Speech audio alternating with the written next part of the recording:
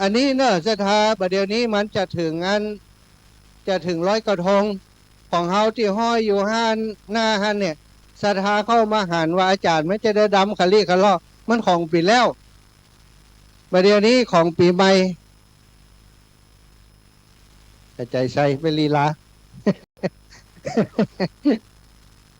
อันนี้จากฝีมือของชมรมคนพิการอำเภอวังเหนือศรัทธาญาติโยมถวายต้นทุนดังเมโดโด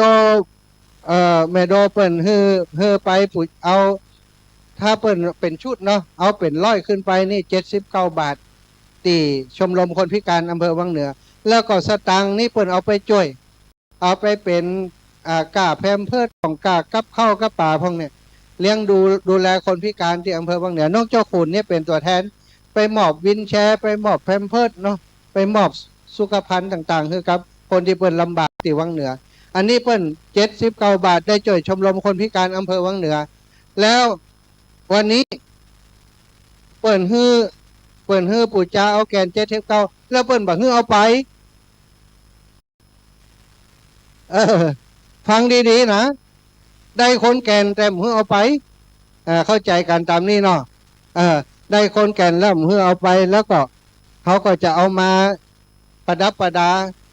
ตีอันร้อยกระทงนี่เนาะคนละแกนเอาขยมคนไหนอาสาจิตอาสาใครจะเป็นขยมเอาไปเอาคนละแกนกำไว้แกนเพื่อก็เอามาถวายเตะคนเดียวกันตัวเจ้ากำไหมกะดิกำเนี่ยอาจารย์ใหญ่มาแล้วยังอาจารย์เพิ่มมาอาจารย์ปัวพิวัฒนวิกรมขอบคุณพี่น้องตังทุกที่ทุกแห่งเนอะตังลำปางตะกี้อีแม่อันโหมังก็กะอีแม่ไหว3 เตือก็อาจารย์ตึ้งพอหน้าสุมาอภัยเถอะมันเป็นพาวเวอร์นะคนนั่งนี่อย่างกับว่าปะแล้วบางคนแต่ว่าบางเตือเปิ่นไหวนี่ว่าหันอาจจะไปขึ้นนั่นขึ้นนี่นะมานี่ทุกคนเนี่ยถือว่ามาเพื่อจะทำบุญด้วยกันมาเอาบุญด้วยกันเนาะอันนี้เดี๋ยวไผ่จะกุจาแหละเอาไปหมดเลยเนาะเดี๋ยวจะหักต้นทุนเพื่อเพิ่นเหียกำไรก็คือได้อันนี้ก็พอช่วยกันคนแกนไผ่จะเอาโยงมือขึ้นจะส่งไปเดี๋ยวนี้ทำเอานี่นะปูจาประทีปดวงไฟนี้จะมีแสงสว่างตั้งปัญญาตาจะสว่างไผ่ที่กำลังจะไปเคาะต่อต้องไปเอาสัก10 แกนเนาะเพื่อนเอาตามนี่มันก็แจ้งเรื่องแหละนะเอาคนแก่นไว้เนาะช่วยชมรมคนพิการแล้วก็เป็นการเอาถวายไว้กับวัดถ้าวัดนี่ถ้าเปิ่นเอาไปเหี่ยนี่เขาประกาศเฮือเปิ่นเฮือเอาไป เอาเนอะเอาละเนาะเดี๋ยวแกเอาตัวนี้ยังมีเวลาอยู่ด้วยกันอยู่79 บาทอาจารย์ถ้าทุลุงเอาจะลดเหลือ80ที่ข้านถอน79 บาทจะลดเหลือ80ส่วนมากคนอันนี้คนกำต้องทอนเนี่ยเป็นว่าไงหู้กำกันเอาอีแม่ล่ะอีแม่สมจิตแม่สมจิตใจเย็นคนนั้นมุนไม่เอาไปปุ่นละเอาไม่ยาไม่เอาแกนหนึ่งเขียนชื่อทิศเหตุว่าอะไรวะเอาไม่ยาสัตตุนยาเนอะอายุวันโนสุขังพลังของเฮือไม่ยาถูกหวยรางวัลที่ 1เนอะดาตุต้านกระถินที่ 1จะมาต้านกระถินครับอาจารย์ท่านพระครูพิวัตรเหรอกรรมนิมนต์ท่านอาจารย์ใหญ่ท่านพระครูพิวัฒนวิกรมเนอะศรัทธารอพี่น้องตังแม่อายชัยประการอยู่ก่อพี่น้องแม่อายเนื้อแม่มาริวันพิเคราะห์งานมาจากแม่อายพี่น้องตังเมืองฝากปัจจัยมาตรงกับสลากบ้านเปิ่นพี่น้องบ้านใหม่ร้อนไปมีไผมาพี่น้องบ้านใหม่มาก็รถนะแม่ร้องล่ะนงรักนงเลิกทำมากันนะเนาะนงรักนี่มาหายเซฟวางนี้พี่น้อง มาจากหลายที่หลายแห่งแท้ๆนะแล้วก็แม่ย่าแม่ครูอารีพันธ์ศรีวิริยะใหม่โอ้ไล่ไปไล่มาประเดี๋ยวนี้ผมนานนักนาละปะใส่เปื่อนทั้งหลังไปปะใส่ญาติกันแน่นหนาบัปะกัน30-40 ปีมาปะกันดีใจกันอันนี้คือสายบุญที่เราได้ทำกิจกรรมนี้ขึ้นมา ถ้าคนแบบมีบุญแบบได้มานี้ถ้าคนมีบุญเนี่ยมันได้มานี้วันนี้ มันจะมีเหตุการณ์เมื่อได้มาเนี่ยบางห้องนี่จะมาอยู่ห้านเต่าอีกแม่บัวขี้ถ้าพอจะให้อยู่บ้านว่าเต่า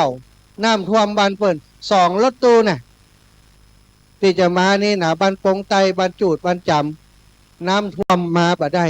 น้ำท่วมปอดเต่าแหมคนที่จะฮื้อมาน่ะซองอยู่ที่เปิ่นมดวันปุกแม่จะไปเจ้านี่ลุกขึ้นมาจะได้หัวไปแปลงน้ำมันเข้าเลิศเต่าเนี่ยต้องมาเป็นน้ำแล้วเนาะทุกท่านที่มาที่นี่ก็ถือว่าเป็นผู้ที่มีบุญวันนี้ครูบาอาจารย์ได้มาเป็นกำลังใจให้กันหลวงพ่อท่านพระครูโสพลพัฒนาวิกรมนี่มาทุกยกเนอะหลวงพ่อพระครูอุดมศิริทัศน์ก็มาทุกยกมาเทศโดยแล้วก็มาเป็นกำลังใจโดยสถานตอนนี้ท่านอาจารย์พระครูอภิวัตรบอกว่าสวดอิติปิโส3 จบเปิ่นจะมาสวดอิติปิโสจบ3 จบเปิ่นจะเข้ามาศรัทธาเอาพร้อมกันดังๆอิติปิโสภะคะวะอะระหังสัมมาคนเป็น200เอาดังๆ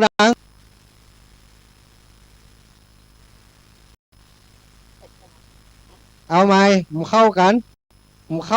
โลเล่ตั้งนาพอจะจบแล้วทั้งมากับเสียอิติปิโสภะคะวะอะระหังสัมมาเอาดังๆวิชชาจารณะสัมปันโนสุขโตกวิโท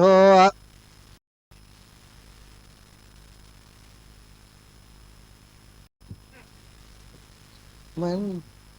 เอาเขียวฟักออกก่อนอิติปิโสภะคะวะอะระหังสัมมาสัมพุทโธวิชชาจารสัมปันสุขโตกัมโทอนุตตโรปุริสัทธสารติสัทธาเทวมนุษย์นาโตภะคะวะติเอารอบสุดท้ายดังกว่าเดิมอิติปิโสภะคะวะสัมมาสัมพุทธวิชาจารณะสัมปันโนสุขโตอนุตตโรปุริสัทธามสารติสัทธาเทวมนุษย์สานังพุทโธภะคะวะติถ้าคะแนนเต็ม100นี่คือเสาถ้าเป่งเสียงกันแต้ๆเต็มทุกคนนะมันดังกระหึ่มไปเลยเนาะแต่ว่าส่วนใหญ่เขาก็เอาออมแอมตัวเปิ่นไปเวลานินทากันนี่พระโทษเศร้าเอาอย่างมาเปลมเปลือมว่าแปลกนะเนาะถ้าสวดมนต์พอดังเจ้าเดี๋ยวก่อนปุ๋ยมะนาวตอนนี้เหลือแฮม3กันม่วนถึงนั้นไผจะกลับก็กลับก่อนได้ม่วนได้เพิ่นก็เดี๋ยวจะมีหมู่แห่มาตัวหมู่แห่นี่เฮาต้าเลยถ้าไผมันเต้นในใจวัดหัวเฮากำมันตึงหัวใจมันตึงเต้นขยอกกับมันเต้นตัวน่ะมันม่วนสลาแห่ชุดนี้เอามาจากแม่เมาะสักกรรมกับมาละนะเดี๋ยวถ้าเปิ่นเตะจบแล้วก็แห่ขึ้นกำเตะจบก็แห่ขึ้นกำแล้วก็ยกที่3นี้จะฟ้อนออกจากนี้ไปแวดซะเป็นเขาวงคตแล้วปิกเข้ามานั่งที่เดิมยกที่3กันสุดท้ายนะเอาละศรัทธาตอนนี้ท่านอาจารย์พระครูอภิวัฒนวิกรมยังมาถึงที่นี่กำเตือแต่มีบุคคลท่านหนึ่งอาตมาอยากเปิ่นได้มามาจ่ามาพบปะมาบอกถึงประโยชน์มาบอกถึงบุญกุศลที่เขาจะได้จากการตั้งถ้ำหลวงนี้เป็นสิ่งที่บัจจัยทำได้ง่ายๆ13 กันมีค่าใช้จ่าย หลายอย่างแล้วก็นิมนต์ครูบาอาจารย์บ่ได้ว่านิมนต์ได้ง่ายๆที่เพิ่นจะมาเทศน์ให้เฮาโดยเฉพาะตนที่เป็นเพิ่นเทศน์เก่งๆเนี่ยบ่ค่อยมีแต่วันนี้ทุกอย่างเฮาทำตั้งแต่ต้นจนถึงวันนี้มีแต่ความราบรื่นทั้งที่บ่มีตังในย่ามนี้สักบาทแต่ว่ามาจากพลังบุญจากศรัทธาญาติโยมทั้งหลายวันนี้ขอกราบนิมนต์ในเมตตาของหลวงพ่อท่านพระครูชลทานพิทักษ์ที่ปรึกษาของโครงการนี้คนที่ช่วยกันครับเพื่อนอยู่เบื้องหลังของคลื่นสีขาวมาตลอดขอได้เมตตามากล่าวสัมโมทนิยกถาอนุโมทนาบุญขอบคุณศรัทธาที่มาจากทุกสารทิศกราบถวายความเคารพนิมนต์ครับ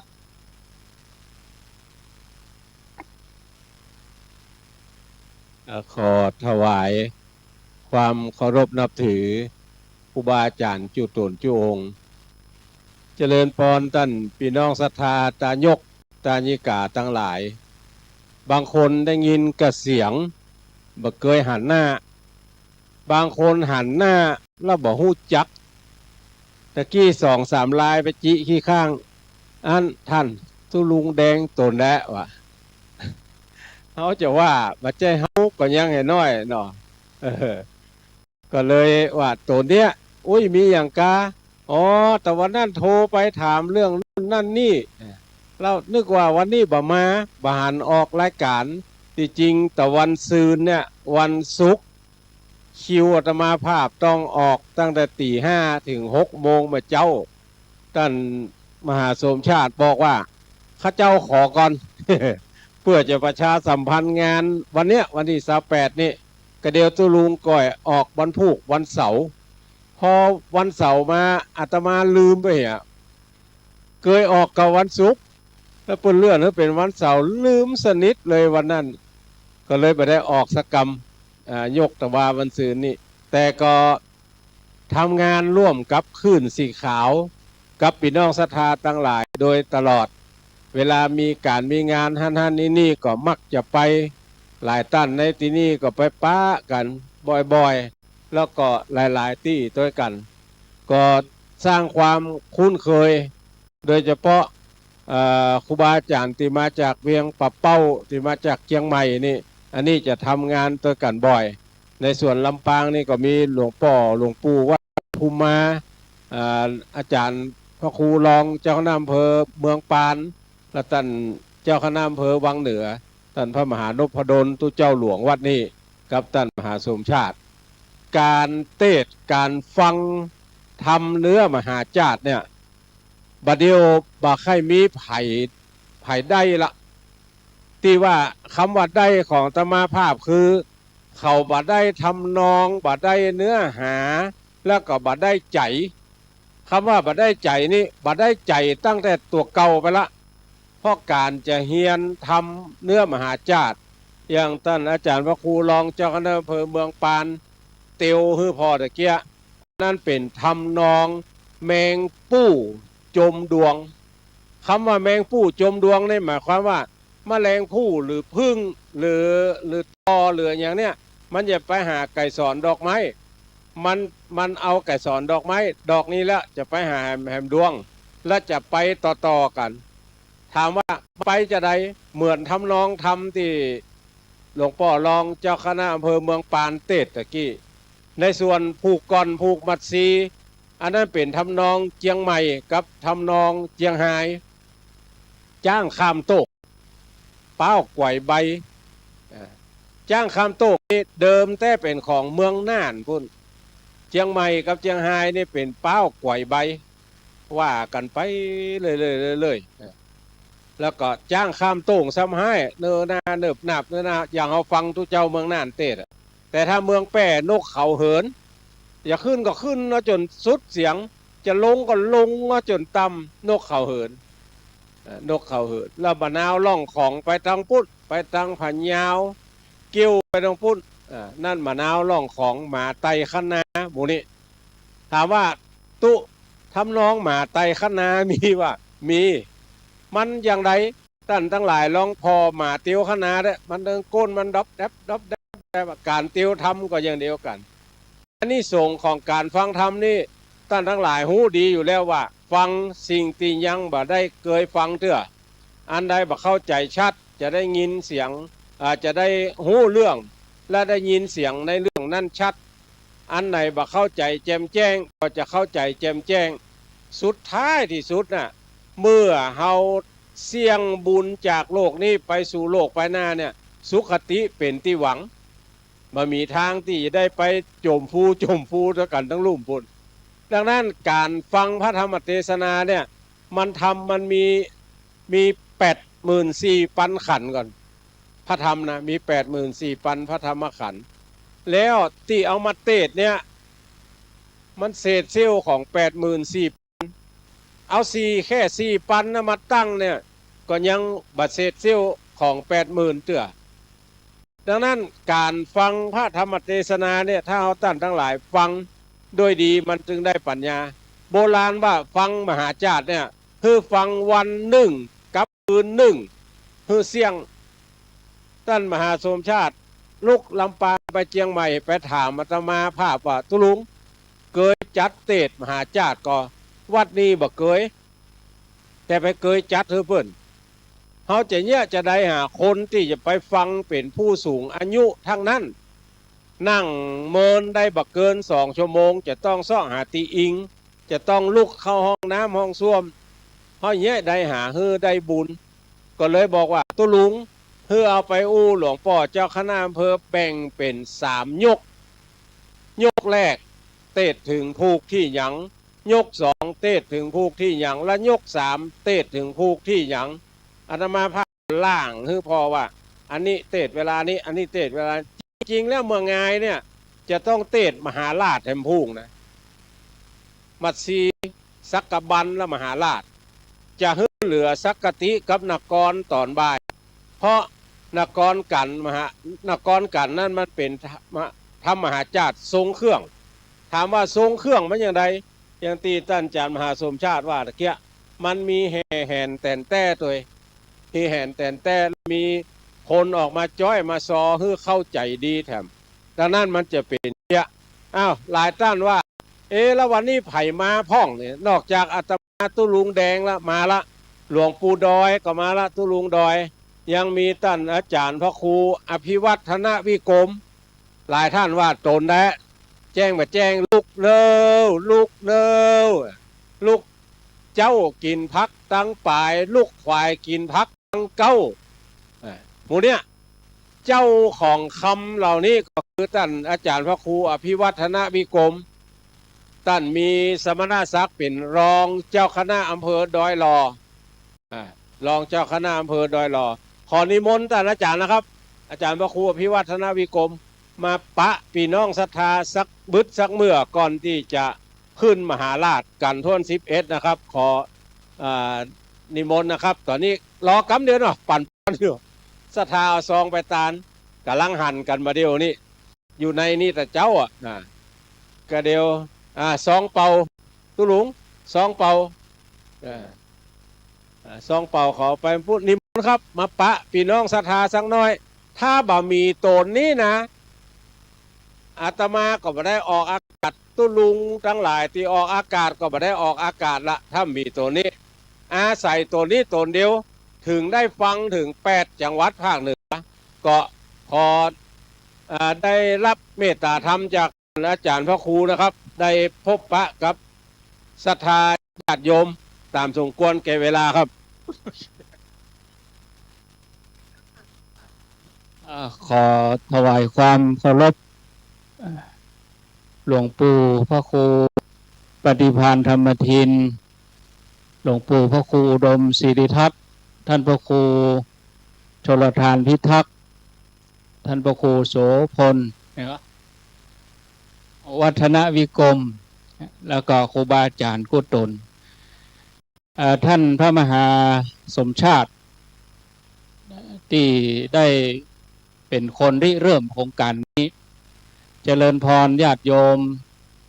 ท่านสาธุชนทุกคนทุกท่านก็ขอสุมาภัยเนอะที่จริงก็ได้ยินเสียงท่านมหาห้องนั่นแหละแต่ว่าไปตัวตุลุงดอยแว่ไหนก็จะไปได้แว่ฮะน่ะออกโรงทานมาตั้งแต่ เตียงเกิงลงฉันหอฉันศรัทธาพกอยู่ประโคนี่สดออกมาจอดท่าน5 นาทีเตียวไปเยี่ยมโรงทานแต่ละโรงทานไปตักเปิ้นให้น้อยอินดูเปิ้นอุตส่าห์ตั้งใจเอาของกินมาเลี้ยงหมู่เฮาก็ไปตักไปอู้ก็ไปเยี่ยมโรงทานกาแฟหลวงปู่หลวงปู่ก็กำลังปรุงกาแฟพยายามได้กินกาแฟจอมพอเดี๋ยวไปฉลองศรัทธาหลวงปู่เนอะที่บ่มีอย่างเดียวข้าวพัดใส่น้ำปู มาตัวหน้าหลวงปู่ยาวมาข้าวพัดใส่น้ำปูนี่นะไปอยู่ตัวหลวงปู่หันแหม10 กว่านาทีเตียวไปศรัทธาก็อู้ก็หยอดท่านหน่อยจอกนิดหน่อยก็เลยจ้าไปขอโทษตัวเนาะก็รอบแรกนั้นบ่ได้มารอบที่2ยกที่2ก็บ่ได้มายกที่2นั่นที่จริงตั้งใจแล้วว่าจะมาแต่เกิดเหตุสุดวิสัยจำเป็นต้องมีงานด่วนเข้ามาก็เลยไม่ได้มาอันนี้ก็เหมือนกันอันนี้ท่านมหาส่งข้อความว่าอาจารย์ทโควันที่28นี่ยกสุดท้ายแล้วนะมาเหตุกรรมเนาะแต่ใจก็บึกกันนะงานกาอย่างกามันเรียงมาก็เอาก็บอกว่าเนาะอันใดสาระได้กับสาระอันใดที่พอจะปีกเวลามาได้กับปีกก็บ่ได้อยู่วัดหลายวันแล้วเหมือนกันที่เอาเนนมาตัววันนี้ก็แบ่งส่วนหนึ่งเอาไว้วัด4-5 ตนนั่นตนใหญ่น้อยตนน้อยนี่เอาไว้วัดบ่ได้ต้องมาตัวก็มาไปลักเล่นน้ำหนองเอาลูกเพิ่นมาเป็นอย่างก็จะเป็นโตธรรมะก็เลยเอามาตัวไปไหนได้เอาไปตัวใหญ่ๆถ้าเอาบ่อยู่วัดก็ดีใจเนาะที่ศรัทธามาเหนียวแน่นตึงภาคเจ้าภาคบ่ายปลื้มใจแทนท่านอาจารย์พระมหานพดลกับท่านมหาสมชาติที่เป็นคนจัดสถานที่เนี่ยอันศาลาเพื่อนเนี่ยได้ใจพื้นที่ได้ใจประโยชน์กู้ตีกู้อย่างลงทานอาหารไปพอตีศรัทธาห่อลูกบ้านมาไปดาพระสงฆ์ได้ฉันเต็มโต๊ะดูแล้วก็ปลื้มปีติมาหันบรรยากาศวันนี้ถึงแม้มันจะฮ้อนอย่างใดก็ตามศรัทธาก็บ่ท้อถอยในใจของศรัทธาที่ตั้งใจมาดังนั้นเพื่อให้กิจกรรมโครงการนี้ราบรื่นลุล่วงก็อยู่เอาจนจบถ้าบ่ฟังไปที่ไหนท่านมหาเพื่อก็จะได้กำลังใจอาจารย์ท่านมหานพดลที่เปิ้นเป็นเจ้าวาดนี่เปิ้นไปงานตั้งหน้าเปิ้นก็บ่ละหมู่เฮาเปิ้นก็พอ Facebook พอการถ่ายทอดของ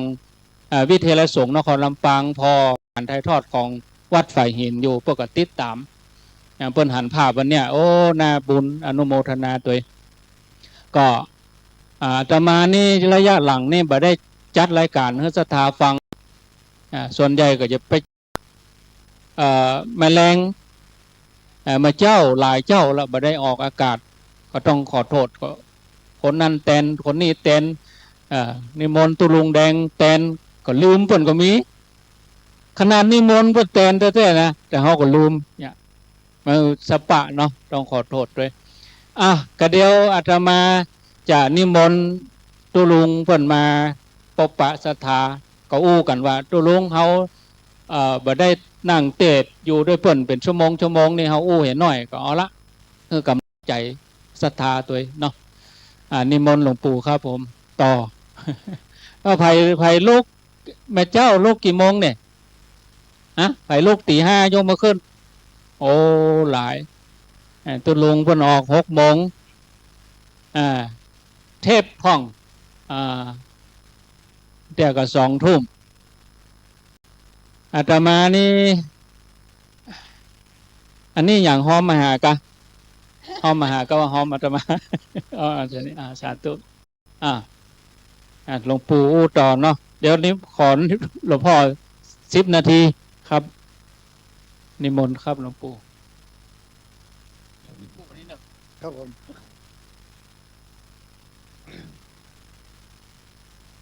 ถวายความเคารพ พระเดชพระคุณท่านพระครูอุดมศิริทัตน์ผู้อาวุโสสูงสุดในเอ่อในวันนี้และในที่นี้ขอถวายความเคารพท่านพระสงฆ์สังฆเจ้าทุกรูปทุกตนทุกองค์เจริญสุขเจริญพรสวัสดีญาติโยมสาธุชนทั้งหลายทุกคนทุกท่าน วันนี้เป็นวันที่เราได้ส่งท้ายการเทศน์มหาชาติเวสสันดรชาดกซึ่งเป็นประเพณีที่หมู่เราทั้งหลายชาวพุทธควรจะอนุรักษ์รักษาไว้ และควรจะส่งเสริมสนับสนุนให้มีทุกปีทุกปีเมื่อเราได้จัดด้วยความตั้งอกตั้งใจด้วยความมุ่งมั่นมันจะมีพระอานิสงส์อย่างที่คาดบ่ถึงกึดบ่ถึงว่ามันจะได้ผลอย่างนี้ ก็ลำดับนึกถึงเอาว่าตอนที่พระเวสสันดรถูกพี่น้องชาวบ้านขับไล่ออกจากบ้านจากเมืองด้วยความบาหันดีบาหันชอบที่พระเวสสันดรได้เอาจ้างปัจจนาเกณฑ์กู้บารมีของเปิ้นให้เจ้าเมืองกะลิงกลาดไปแต่ด้วยพระเมตตาอันสูงสุดของพระเจ้าเวสสันดรก็ถึงว่าบ้านเฮาก็มีความอยู่ร่มเย็นเป็นสุขแล้วมีความอุดมสมบูรณ์ทุกอย่างแต่ว่าเมืองกะลิงกลาดเกิดความแห้งแล้งฝนบาดตกพี่น้องชาวบ้านได้รับความทุกข์ตายกันไปกองก็ด้วยความเอ็นดูอันนี้ก็จึงได้ฮือจ้างปัจจนาเกณฑ์ไปแล้วก็หู้อยู่แก่ใจว่าเจ้าเมืองกะลิงกลาดเขาได้จ้างแล้วถ้าบ้านเมืองเขาอุดมสมบูรณ์เขาจะต้องทรงพิคืนแน่นอนด้วยพระปรีชาอันยิ่งใหญ่ของพระองค์แต่เจ้าบ้านเปิ่นบ่เข้าใจกึดบ่ถึงก็เลยมองไปในแง่อันตรายไปเหมือนกับหมู่เฮาทั้งหลายทุกมื้อทุกวันเนี่ยเขาได้ยินข่าวสภาพข่าวจากเรื่องของทุกเจ้าพระสงฆ์สังฆเจ้าล่าตำรามันแม่นมันต้องอดตึมมาได้มาคืดหาหมอเฮาทำเนาะเอาไว้ที่โต๊ะเลยก็ไปก็มาพระครูบรรยงนี่ยังหนุ่มยังน้อยอยู่นะลูกก็รอเหตุตัวเองมันจะไหววะเนี่ยมันจะรอดวะฮะเกิดความสงสัยขึ้นมาบัดดีเนอะจะไปสงสัยตุลุงดอยนั่นน่ะสำคัญนั่นถึงจะเท่าจะแก่ก็ไปหู้มัน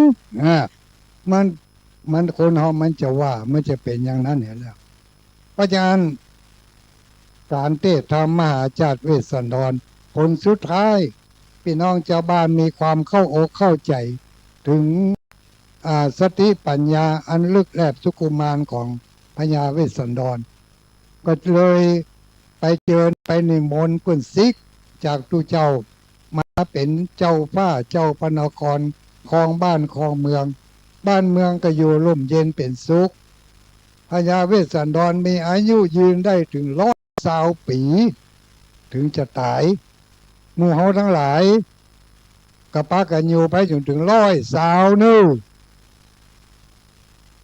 แต่สุขภาพต้องแข็งแรงเหมือนกับบัดเดียวนี่นะไม่ได้เนี่ยเขาแข็งแรงสุขภาพอายุ120เขาก็จะต้องแข็งแรงอย่างเอี้ยวันนี้ขออนุโมทนาแสดงความชื่นชมยินดีการเทศน์ธรรมครั้งยกที่1ตุลุงได้มาร่วมตัวยกที่2ตุลุงได้มาวันนั้นตุลุงไปปลูกป่าปลูกต้นไม้ที่พุทธมณฑลจังหวัดเชียงใหม่แล้วก็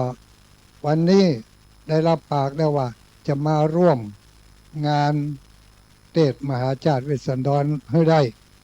ถึงแม้ฝนจะตกบัวลอยมันมาห้างมองล่องก็จังมันบัวลอยมันจะมาแล้วมาก็จังมันเถอะวันนี้ก็เลยเอาข้าวผัดน้ำปูมาละอ่อนเขาลืมน้ำปูเล่มได้ใส่สักกำ ก็เลยเอาไข่เจียวใส่เหียแล้วก็เอากาแฟมาอวดตุลุงตุลุงตุลุงอุดมศิริทัศน์ แล้วก็เอาเครื่องทรงกาแฟอัตโนมัติมาถวายท่านมหาสมชาติอัน เอามาถวายท่านอาจารย์นพดลอัน เพราะว่าเขาก็อยู่ได้กับกาแฟนั่นน่ะมีคนเดียวได้กินได้คืออาจารย์บรรยงจิบหน่อยเดียวมารับมานอนน่ะจกเจ้าอ่ะอ้าวเป็นนะว่าตาเอกกันเนาะวันหน้าวันตาก็ปะกัน ขอความสุขความเจริญความรุ่งเรืองงอกงามไปบุญ ในบรมพระพุทธศาสนา จงมีแก่ท่านทั้งหลาย ทุกคนทุกท่าน โดยเทิน สาธุ เดี๋ยวอันประกาศล่วงหน้า ปีนี้หลวงปู่79ถึงหลวงปู่อุดมศิริทัศน์ก็จะใบอย่างนะบอกอายุเพิ่นบ่ได้นะปีหน้าเพิ่น80อาตมาครับท่านพระครูจุลทาน ลูกหลานพระหนุ่มตู้น้อยกึดใจว่า ปีหน้านี่จะทำบุญให้หลวงปู่ถึง2อายุครบ80เพราะว่าเพิ่นเป็นลักคือหมู่เฮาในการจัดรายการคือว่าเพิ่นอายุขนาดนี้เพิ่นยังตื่นเจ้าขึ้นมาจัดรายการให้เฮาเพิ่นอายุณขนาดนี้2-3 ทุ่มเพิ่นก็ยังจัดรายการให้หมู่เฮาก็เลยเป็นกำลังใจให้ตู้ลูกตู้หลานปีหน้าจะแปลงเหรียญให้เพิ่นเด้อด้านหนึ่งเป็นหลวงปู่ดอยแถมด้านหนึ่งเป็นสีพุ่มไม้อีเนาะปีหน้านะตกลงกันนะสาธุแล้วหลวงปู่บอกเขาหมู่เฮาอยู่ร้อยสาวหลวงปู่ก็จะต้องอยู่ที่หมู่เฮาเลยนะเนาะสาธุท่านทั้งหลายฟังแล้วเนาะหลวงปู่ครับท่านอาจารย์พระครูพิวัตรต่อไปเราจะฟังธรรมมหาจาตุกันทวน11อันชื่อว่ามหาราชก่อนที่จะฟังเทศน์จะได้จุดเทียนส่องธรรมขอได้รับเกียรติจากแม่ครูเกษณีชัยเทพแม่ย่าเลขปวลีอินสุวรรณแม่ครูอาลีพันธ์ศรีวิริยะไม่ เปิดเขียนห้างว่าจะไปได้อ่านห้างด้วยเปิดแม่ครูอาลีพันธ์ศรีวิริยะไม่แม่ย่าเลขปวลีอินสุวรรณแม่ครูเกษณีชัยเทพขอเชิญทั้ง3คนจุดเทียนส่องธรรมตอนนี้เลยเนอะขอเชิญเลย3 ท่าน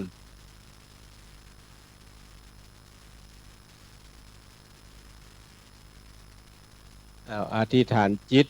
ก็จุดเทียนส่องธรรมกันท่วน11กันมหาราช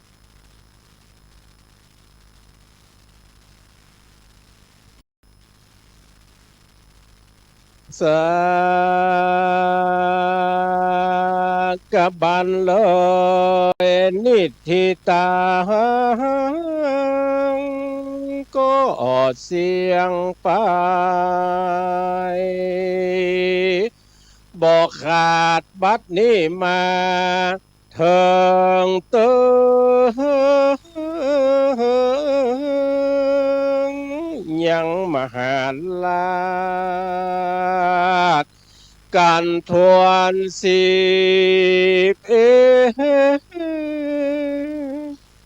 ขอนิมนต์ลูกศิษย์สมเด็จพระผู้บานโตนผ่านเผาติสนายังมหาราชเจ้าเฮเป็นตีแล้วจิตใจผู้ค้า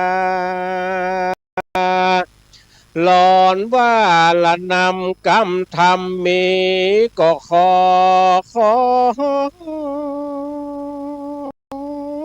ท่านเจ้าได้แผ่นาเตสันธรรมบรรยายยังน้ำ16หายอันเป็นปัจจัยหดหล่อยางก กษัตริย์ตลาดตั้งสี่พ่อแม่ลูกมีใจทวนถูกนั่นนาร้อนว่าละนำทำมีขอลูกศิษย์พระมุนีใส่สักสองสามสี่ห้าหกเจ็ดแปดบางหลอนว่าอิดนิวหิวไหนก็อ่อยยอบยังแล้วก้อยตั้งนะโมไปทำโมทำมังอนุกรรมปิมังปัจจังอาราธทนังกะโลมา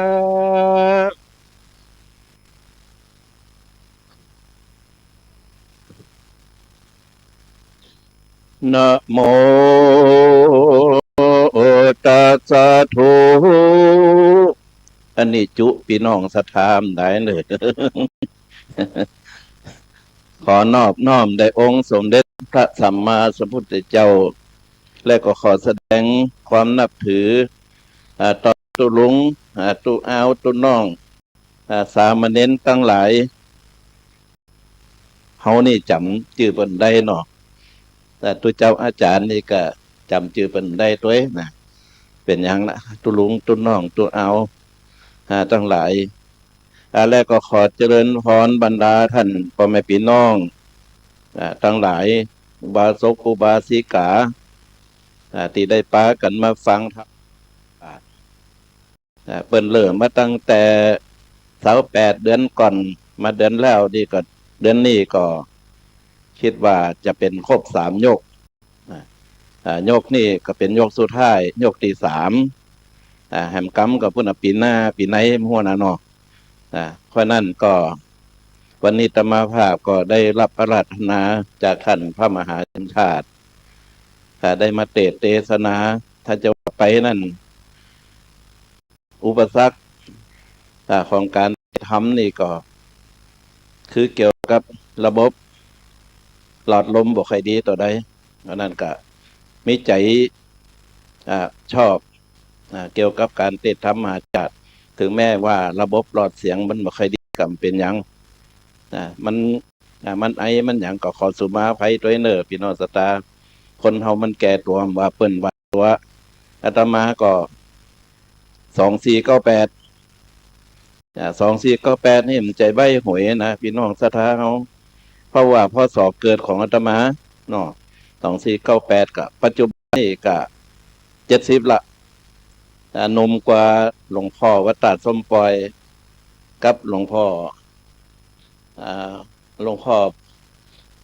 ดอย79นั่นเท่ากับนมเปิ่นไป9 ปีกันนะ70เป็น79เพราะนั้นเอาละพี่น้องศรัทธาเขาได้ฟังธรรมมหาจารย์เริ่มตั้งแต่สปอนหิมปานตนะขันธ์บรรณประเวศจุจกจุลปนมหาปนสักกบันมหามัทธีเมื่อตะกี้เตดสักกบันจบไปละเนาะคือว่าทศปอนหิมปานตนะขันธ์วรรณประเวศจุจกจุลปนมหาปนกุมารบันมัทธีแล้วก็สักกบันเตดจบไปเมื่อตะกี้นั่นสักกบันกับปอน10การของนั้นพระอินทร์เปิ้นปอน8ประการมาพี่น้องสตา8ประการสักกบันสักกะมหาราชนี่ก็เป็นกันตีว่าปูพามเทามันได้กันหาจารีแล้วมันจะกลับบ้านกลับจองของมันไปเขาก็จะไปบ้านก็พอดีไปปะเอาใส่หุ่นตั้ง2 แผ่งแต่ซึ่งเป็นคงจะเป็นพญาอินทร์เป็นละมิดบ่ฮือปู่พามเท่ากลับไปบ้านเลยหลงไปเมืองพระเจ้าสนใจกรุงเชตุดรเป็นกรุงเชตุดรเข้าไปก็ไปถึงเมืองสนใจพญาสนใจก็ไปหันใส่ปู่พามเท่าจักแขนกลุ่มกันหาจารีเข้าไปที่หั่นกะ หันกับผลที่สุดมาเปิ้นก็มาไทยเอากันหาจารีเพราะนั้นในธรรมมหาราชมาถึงตอนที่นี้เพราะนั้นมันจะเป็นจะได้มาจะได้ก็ขอเชิญพี่น้องศรัทธาเขาฟังชีวิตของผู้พามตัวเองเอาละพี่น้องศรัทธาของโอ้โหนอโอ้โหนอตุเจ้าอาจารย์รูปรอนี่นาเลยสาว่ามาดูแก่นฉลาดบ่ยากจัดตาหันตุเจ้าวัดนองลองหัวหมดโคตรจดขึ้นนังธรรมาดฟังมาลาธนาเราว่าขอฮือเราอ่อนร้องออกเป็นหลายเสียงแต่ว่าเสียงแห่งเรานี่นาเลยมันบ่ดังสักกาย้อนว่าบ่ได้กินแกงหางเลปลาดและแกงแค่แมงดาเสียงแห่งเราก็มาดังเหมือนดังก้องแตกเพราะว่าบ่ได้กินซาพักแคบใส่หมูตากับตังห่อหนึ่งแมงมันและหัวปลาทูต้มมาเสียงแห่งเราก็เพราะจะลมจะลมเพราะว่าบ่ได้กินข้าวต้มใส่บาตรทั่วหาดินเนอมันจางเคนเมินตามเมินมันจังปาลิ้นกระดานมันตึงพอเหมือนเสียงปินปาดและมาโหลีลมเสียงแห่งเรานี่แหละก็มาเหมือนดังงมแกงหอยเย็บหาบ้านน้อยจมลงกลถอยติดตลอยติดตลอยติดตลอยกินแกงหอยบ่ได้อ้อยพักกูลิงอมเมียงแจซ้อนบ่ได้สาหายขี้บ่เต็มสติมจุหือปูอาจเขียวเกวตามเกวก็มาพงอยู่ตรงยงหาโตโยมบัดนี้นาเลยพออาจารย์มาลาธนาคืออัตมาน้ำดำกับจ้อยแต่เสียงแห่งอัตมาบ่อนน้อยมันบ่สายละบำเพ็งใหญ่โวหานบ่กาเดียเหมือนดังมาฝึกรถใหม่บอกเคยต่างฟังดูที่แต่ก็มาดังอยู่กลางบอกค้างเหมือนเสียงตุเจ้าอาจารย์ลาธนาแต่กี้อาตมาฟังดูแล้วก็มาตกใจเกือบจะวิตลงธรรมาเป็นหากรรมเนอกันว่าตุเจ้าอาจารย์เข้าใจเอาอันนั้นมาแทนสักห้อยเสียงแห่งเราก็ท่าจะอ้อยหาดีมาอันนี้ห้อยหาน้ำตาลเราแลนาบัดนี้สถาตังละตั้งยิ่งใจใหญ่อีกน้อยตั้งปอนานปอนน้อย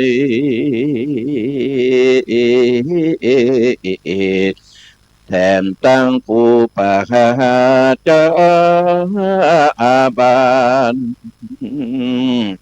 เลยอาราธนาอัตตมาตมาเตธรรมมหาจาตในกันมหาราชก็นับว่าได้บุญหลวงงาละที่หมู่เฮาตันตั้งหลายได้ส่งเสริมวันนะคดีโบราณพอใจน้อยน้อยกันเตศมหาราชได้บ่ถึง500จะขายหน้าเจ้าภาพเต้าเต็มตีเนอบางวันนี้โจกดูเจ้าวัดนองลองสั่งมาดีอาลีเพราะเบิ่นได้อาจลาธนาอัตมามาเตศมหาราธิเอตนี้ ขอพี่น้องศรัทธาเจ้าข้าตั้งหลายปากันอดฟังไปเตนี้ธรรมมหาจารย์ในกันมหาลาชนี้ก็มานาเหลือเกินตึงกวางตึงเบินบ่ใจน้อยน้อยกันว่าเจ้าข้าใส่กันเทศบ่ได้บ่ถึง500จะไข่หน้าเจ้าข้าเก้าเต็มตีให้เนออันนี้ว่าเล่นบ่ได้เนอเราแลเอเอเอเอ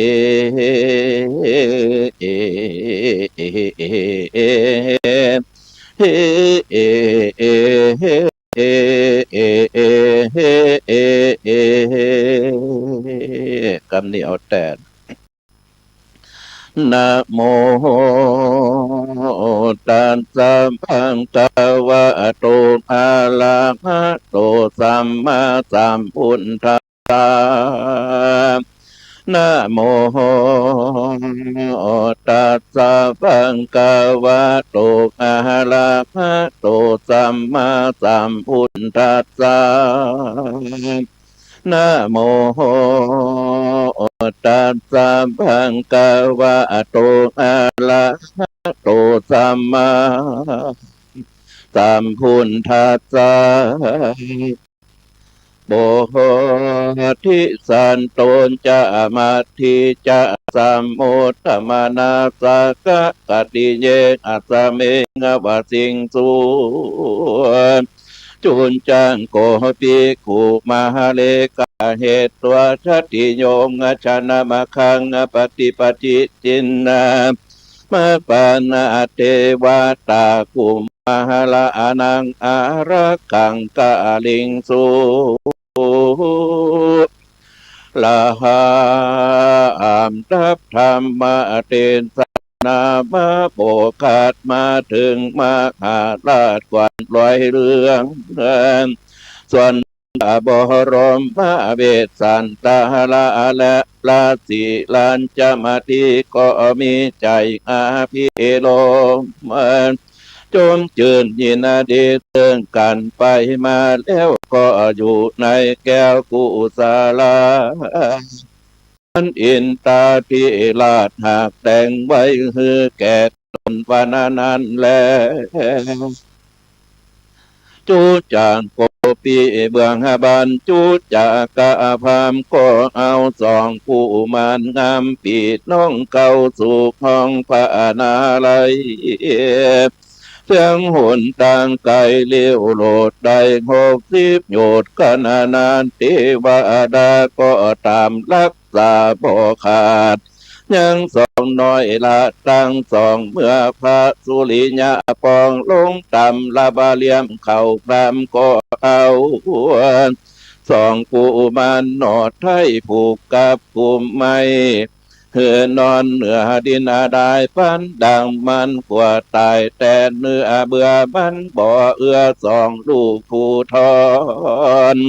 ก็คือนานอนบนงาไม่ตีมาไฟสุมกานวันนั่นและนาตัดสามิงคาเนในขาณายามนั้นมินเตวะพุทธตนหนึ่งงามวิเศษในดามิดาเปตเหมือนดีดุจยาดังกาลสีตนปอกอกไว้นาลอเอามากับเทวาธิดาตนดึงวิเศษในงรามิดาเปตเหมือนนางมันทีก็เข้ามาแก้ปล่อยสองสาลีปีน้องเฮือพ้นจากบ่วงกองเครือเขาก็เอากันนานวดฟันอย่างหัตถบาทที่เจ็บที่เบยคือหายเหนื่อยที่ความที่ก็เอาสาลงเกสีมวนเก่าเข้าเครื่องที่ปลายปาการเพื่อกินอาหารมีรสหลายหลากแล้วก็เหือนอนเหนืออาสานาเป็นพระสุขลามยิ่งปอคอนขิงสาบาดีในรอยที่คืนลุงสายฟ้าปุงคืนมาเทวดาก่อหือสองตีน้องเข้าสู่บ่วงกองเครือเขาหือสองนงเล่านอนดังเก่าดังพรำเท่าผูกไว้เตปะไทยก็อันตรธานกับหายไปวันนั้นแหละนะอันว่าสองผู้มันอันเทวดาทับตามลังสาบคาก็บ่มีพระญาติอาณาใดก็ตามพามวันนั้นแหละนาส่วนจูจังกะพามอันเทวดาหากบรรดลเข้าห่วงใจว่าจะไปเบื้องอกาลิงอกาลาดนั้นเป็นอาวาสแห่งตนก็ลงหนเข้าไปสู่เมืองเจนตุตาลานะก่อนด้วยอานนท์หนต่างประมาณว่าได้15 วันในคืนอนาพรามนั้นจะไปหลอดเต้าไทยยอดสนใจนอนสาลานในภาษาทในเมืองแก้วลาดผู้ดีในรวยที่จังไกลหลวงเต้าก็มุ่งฝันหันนี่มีท่าฝันมีดังนี้ว่าตนนั่งอยู่ที่ลงพิจารณาคำก็หันใจผู้หนึ่งดำนำเอาดอกบัว2 ดอกมาทูลตั้งไว้ในพระอาหารพระกษัตริย์ตั้ง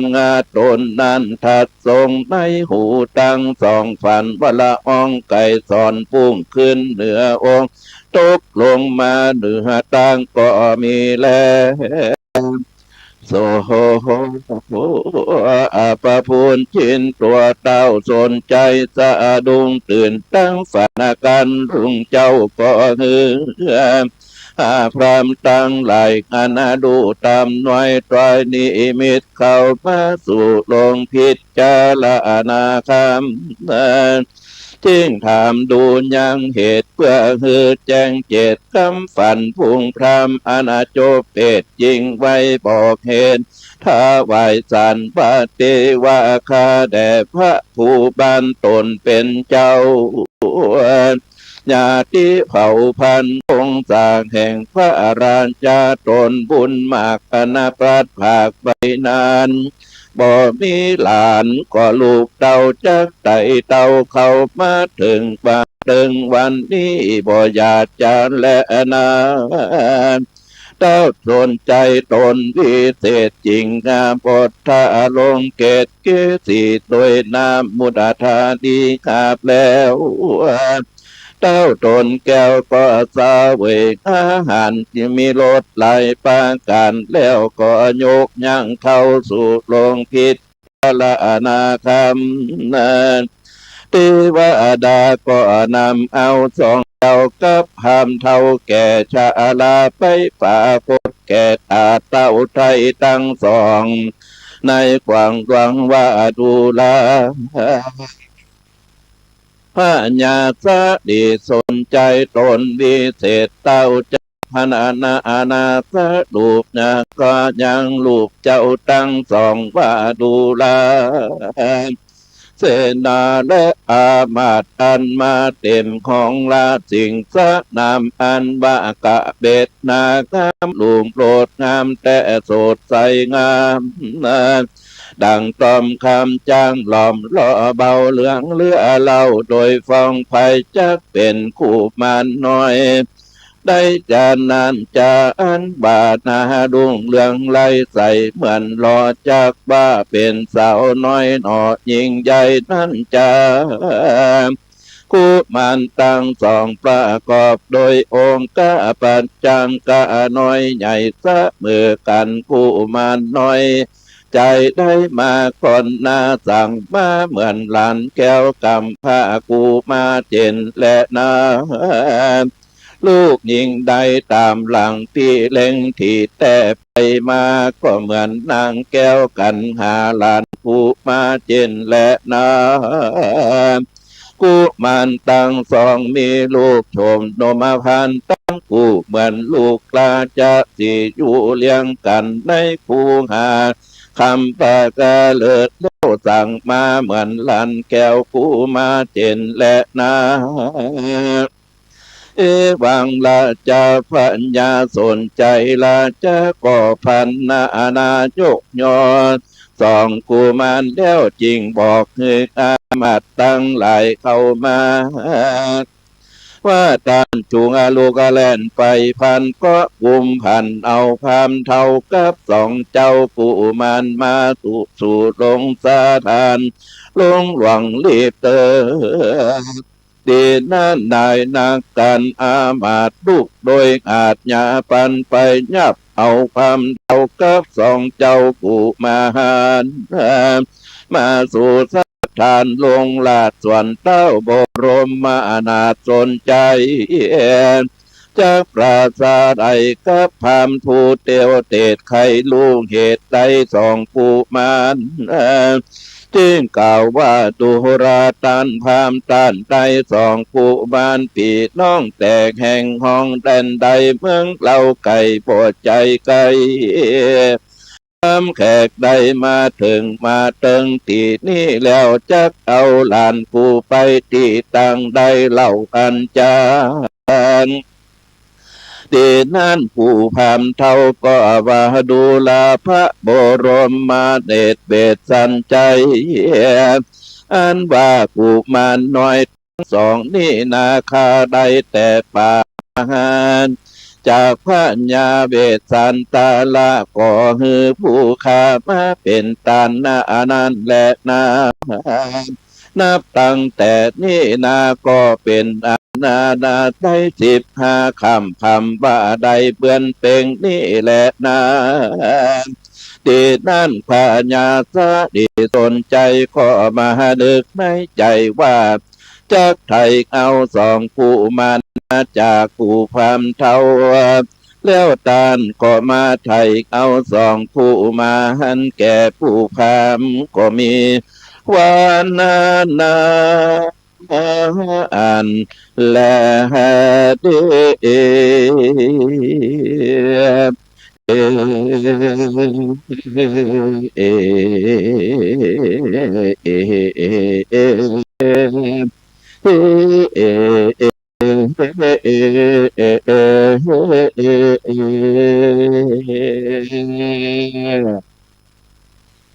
มหาราชบัญใจ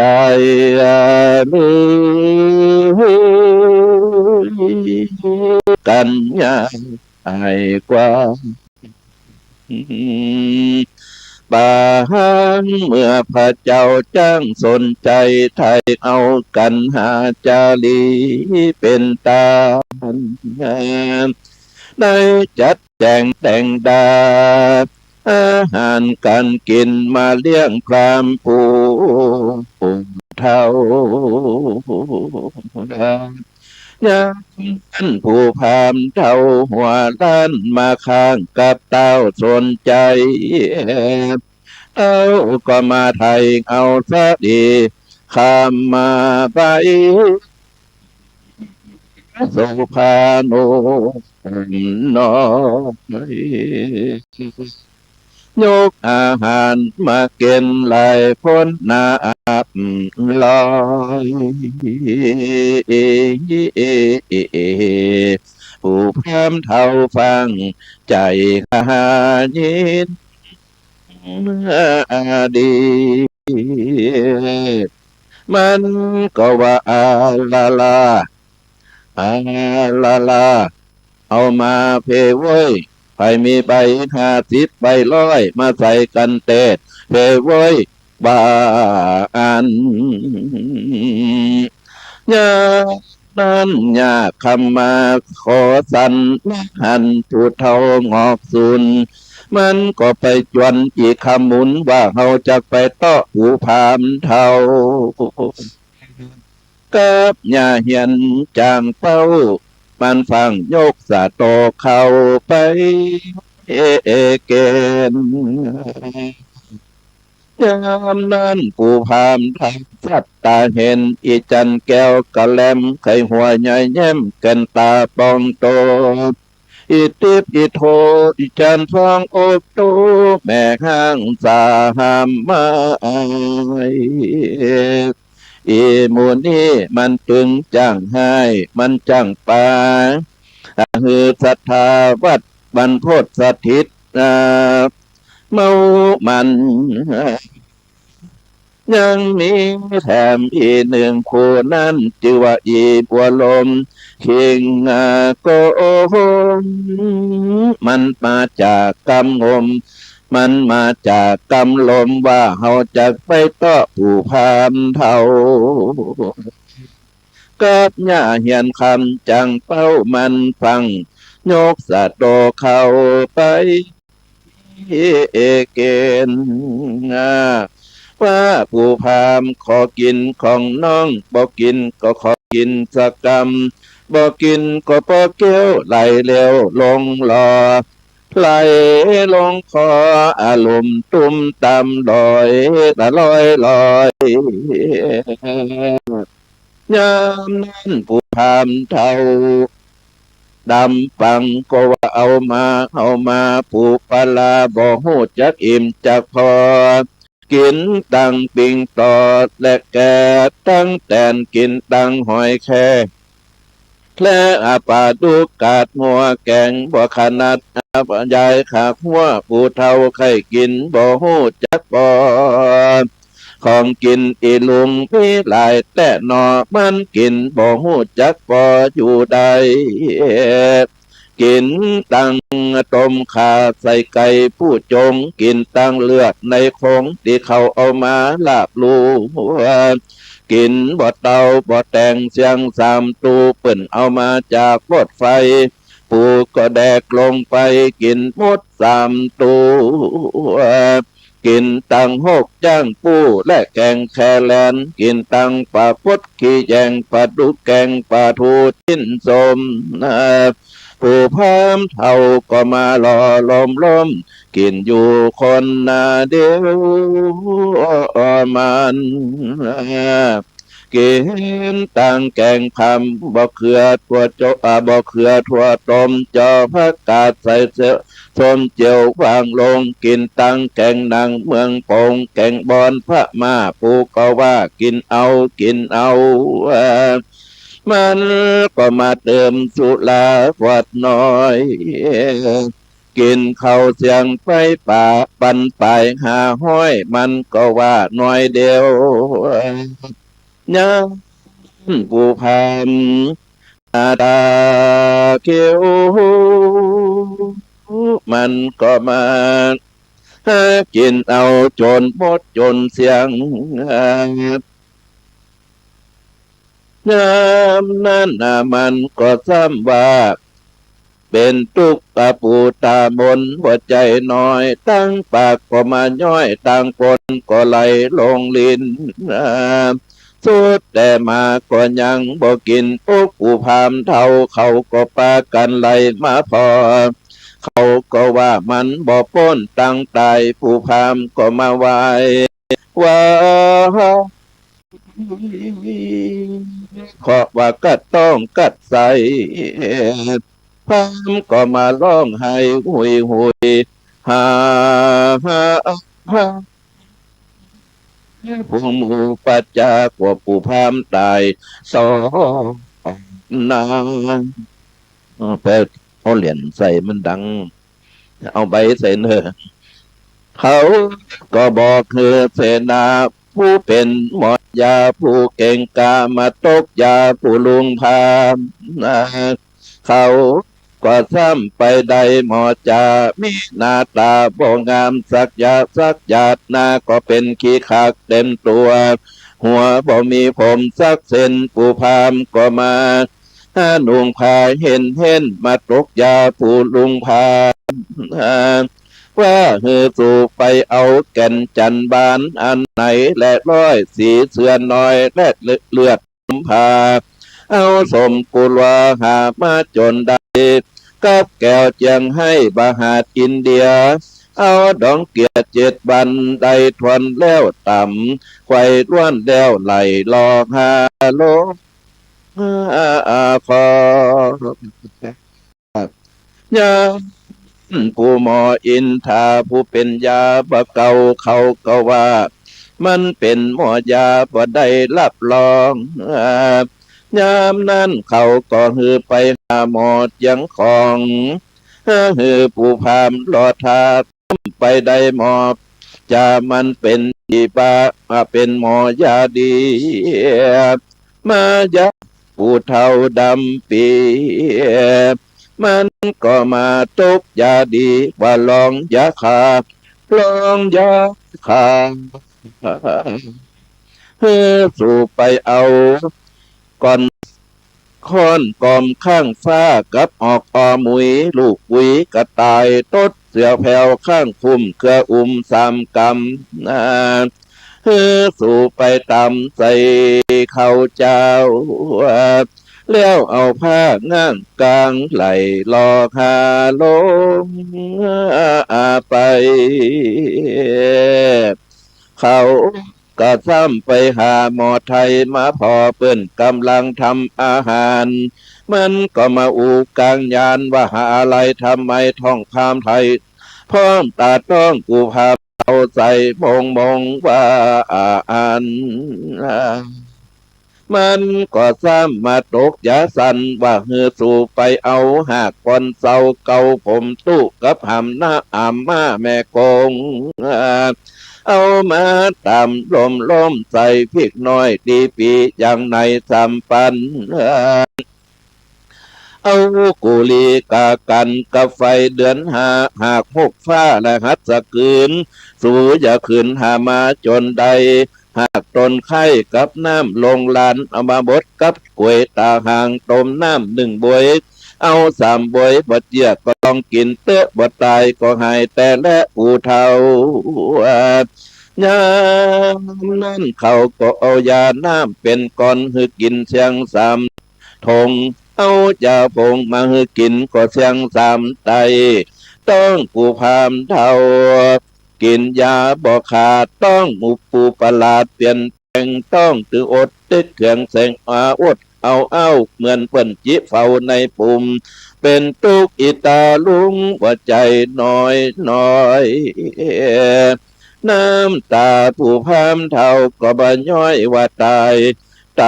ว่า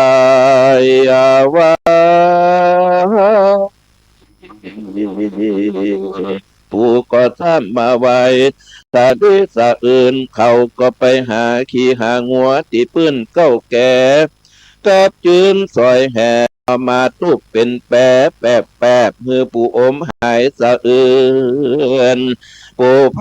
เท่าก็มาลิลาลื่นหายใจสู้สีสู้สี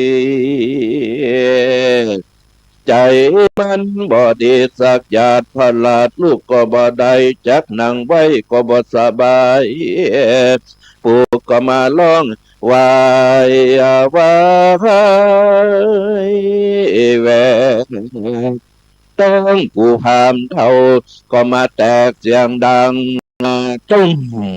พุงคนปอดตาหากเพราะถูกสะเก็ดผู้พามเท่าสะเด็นไปใส่คนเขียวว่าวตายเสียงสามพันตกใส่คนลำสะกันตายลังงางตกใส่หัวล้านตาย11,500ปอดียามนั้นก็ไปตกใส่คนภาคใต้ตายจนนับบ่ได้ตกใส่พระน้อยตกใส่ตัวเราไม่เป็นไรยังมีเสนาผู้หนึ่งร้องเกี่ยวมันร้องจัดเดียวว่าเฮาไปไว้สาปอกพญาเจ้าว่าเฮาขอปู่พามเท่าปู่พามเท่าต้องแตกหาอะไรทำไมพามเท่าต้องใส่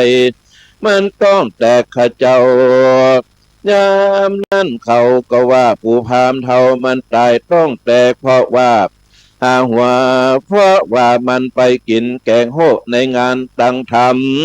วัดบรรพตสถิตตายแต่เจ้ายามพญาสะดีสนใจรู้แล้วว่าฮือเป่าปัจจาเบื่อจักดอปล่อยส่งสะการผู้พามเท่าเขาก็ไปหาจ้างซอจ้างตีจ้างซึ่งมาดิสีตีเป่าพอเฮืองรุ่งขึ้นแล้วเล่าเขาค่อยทำบุญส่งสะการยามนั้นจักเสียโสผู้พามเท่าเขาก็ไปหาทรัพย์ปะเลิมมาได้2 คนจือบ่อสีอุดนาพ้อย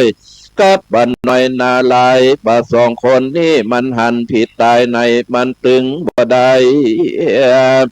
มันเป็นเสนาดีได้รางวัลดีแล้วเขาก็ไปนิมนต์ตุเจ้ามาตนหนึ่งดูลาภาก็หากบ่งามมาย่างต่ำสูงหลังก็โกเพราะขาดว่าเปื้อนขาธาตุเตโจเลยเป็นสันนิบาตเขาก็ไปหาปาดนาแกงกองแกวงได้ผู้คนตาบอดตาโกงมาสะปายทงน้ำนาได้คนมือกอดแก่งกามาตีสวซอแนเขาก็ซ้ำเอาคนปากแหวงมาเป่าแปรดังปิดแผ่ไปสู่ป่าจ้าบ่ว่างเว้นตีในหาเบา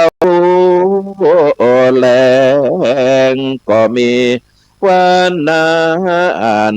แลเด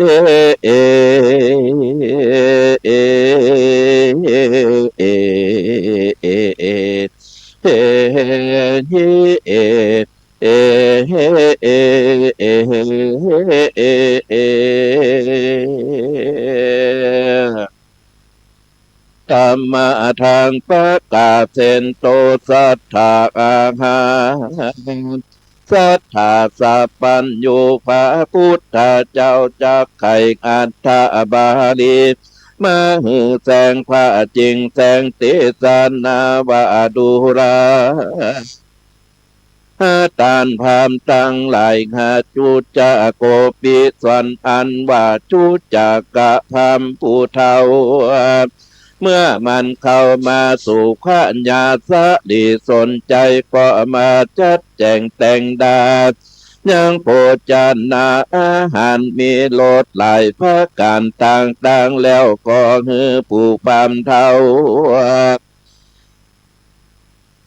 ใดกินก็มีบ้านนั้นแหละนะส่วนอันว่าจุนจากะพามผู้เท่าเมื่อมานาเมื่อหลอดเจ้ายอดสนใจเต้าก็ไทยเอาหลานตั้งปู่แก่พามเท่าปู่อันเดินมาคือตั้งมังกามีเพื่อนเจตจันตังอาสนาอันเจยจมอภิลมปาโหดเขาน้ำโสดโพนจานนาอาหารมีโลดหลายกินยิ่งกินเสียงทุกสิ่งเหลือพามันตามอนาการอันจากต้องผู้พามเท่า ภาคมหานานมันกินอาหารตามอนามักอาหารกัดกังในใจไปต้องไม่บ่อตันต้องเต็มตันอ่านโยนป้นปากอนาความอยากโจกกิน เมื่อมันอยู่เฮือนอาบานเก่าเท่ากินพักบุงใส่กุ้งและตัวพร้ำเท่ากินตั้งหัว เมียมันผัวพรามเท่าอยากมันก็หากินตั้งห่างทำกังขาไว้กินเมื่อแรงบัดนี้ได้มาพวกของกินแป้งต่างๆกินส้มกลางกับมันหมูสองมือถูกเข้าปากจะจูบจะจับสาสุยสาสาบกินตั้งลาบควายแกะและแข่งแค่เป็ดแข่งแกงเห็ดเป็ดว่าวีกินตังปิงจีและปลาเผาแค่หมูมันเอาใส่ละลานเท่ามันเย็นก่อยเกี้ยวปากพามเท่าเบียวเมื่อบนกินตั้งแกงอมต้มดังซะจูดปิ้งไก่หูดใส่ตั้งตัวกินตั้งขางัวและหั่นต้มกินตั้งจินสมและปลาเจียวแกงนางเหนียวใส่สมอ่อยเกี้ยวบ่อย่อยสักกันพรามมันยะหลับตามึนหูพรามเท่าผูกก้อยเกี้ยวงานกินตั้งแมงมันและอึ่งยางกินตั้งกังตั้งดูกตั้งมันกินตั้งหมากไฟและลูกสมกินตังจิ้นสมและป่าจืนยามะหมื่นมะเมากินตังหมากเป้าและหมากตาลกินตังน้ำหวานและหัวเผือกกินและบ่เลือกบ่แยงกินตังแต่งตังเต้ากินตังข้าวสาลีอาหารมีหลายหลากพูนผู้มากนางสาวใจท่าไวนางตั้งหลายก็ยอกใจสำแดงองค์พามเท่าลงอำนาจเขาบวงบาทแห่งภูมิยิงเขาเป่าปิงปอนปากกูพามเท่าอยากละร้อนกินมามอนมามัดสองแก้มกระดามาไม่ต้องพามเท่าใหญ่เต้าให้ตานพามยินลำบากลองต้องออกปากคือตังขึ้นกินตากิงพับผืนอยู่บนศาสตะละลุตะละลาดเรือไปเอาไฟมาส่องโคตรหาจองอยู่ละวันโคตรหาจานก็บอกออกวังจักถอกมือเบาใจกินยาปะจุในก็บ่แป้กินยาแก้ก็บ่ลงกินยาผงก็เสียงสามไตต้องกูพามเท่าไก่ปุ่มปิงปุงเต็กยิงตั้งหลายจิ้งจุงแขนปูลูกแล่นเท่าให้ใจเศร้าจุญาหยดปังจักตกปล่อยซ้ำปองมาแถมเราซ้ำไล่กว่าเก่าแถมกาทะเอายามาลูกให้หวังจักได้เบาใจพรามเต้าให้ใจสะอื้นสาเลดขึ้นหูคอป้านหัวมอสะเศร้าให้ใจเศร้ากลางกับตาบอดรับเลือกขึ้นตาเลือกฟื้นเมื่อบนตีนมือวนเป็นเกี่ยวคันบัดเดียวเร็วลาพุงขักษาอยู่เขาหันผู้พามเท่าเป็นดังจักได้เขาตั้งหลายพรามพร้อมใจลิงน้อมเป็นเกี่ยวเดียวเขาก็ไปหาหมอจุแห่งเพื่อจักแต่งพามหายไปสู่หมอหัวควายก็ว่ากีดขวางไปสู่หมอหัวหลวงก็บ่ได้อยู่ไปหาเท่าปู่กว่ายายำยังอยู่กำบอกออกไปสู่หมอหัวงอกอย่าสู่มาเตอะหลานไปสู่หมอจ้างตันก็มันตายไปเสียแล้วไปสู่หมอแก้วก็ยังจักยากไปสู่หมอปากมากกว่าอย่าสู่มาถามไปสู่หมอไพศาลก็บ่ฮู้ที่ไปสู่หมอยี่ก็ว่าจักให้ไปสู่หมออายก็วันตายไปแล้วไปสู่หมอจ้างแก้วก็พิษเมียมันไปสู่หมอคำปันก็ไปกันแขกไปสู่หมอหัวแตกก็ไปสร้างส่วนมันไปสู่หมอหัวขวัญก็เป็นพยาธิไปสู่หมอหัวกาดก็ว่าเป็นไอไปสู่หมอคำใบก็พร้อมหัวบตันมา ไปสู่หมอผู้ลัวก็หนีไปไล่ไปสู่หมอชัยก็หนีไปนาไปสู่หมอโหราก็มาล่มปงไปสู่หมอสอนหงหมาก็มาไล่คบเขาก็ลบขึ้นมาดังเก่าเขาก็มาแต่งยาปะจุต่างๆฮือกินบะคังก็เสียงสามถงฮือกินยาผงก็เสียงสามไตต้องปูพามเท่ากัดไก่เสียงแตกดังตุ่มพุงควันอยู่งางาเงานั้นอยู่สะเศร้าเสียงข่าวปูพามเรานี่ตายแล้วพ่องก็เบี้ยวปากและไข่หัวพ่องก็มัวไข่หัวและยีเขียวพ่องก็ปากเบี้ยว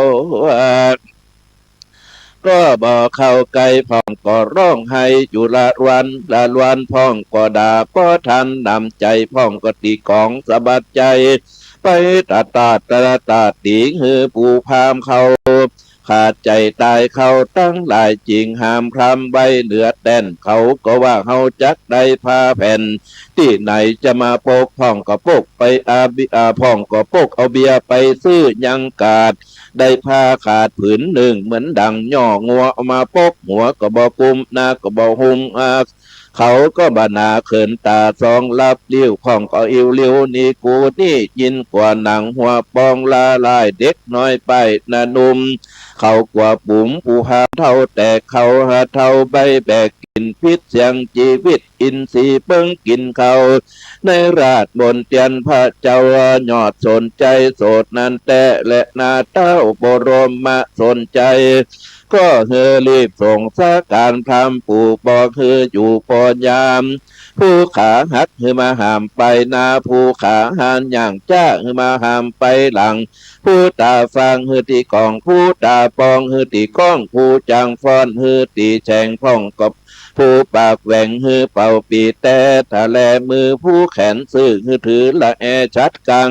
พ่องกว่าย่างพ่องก็ไป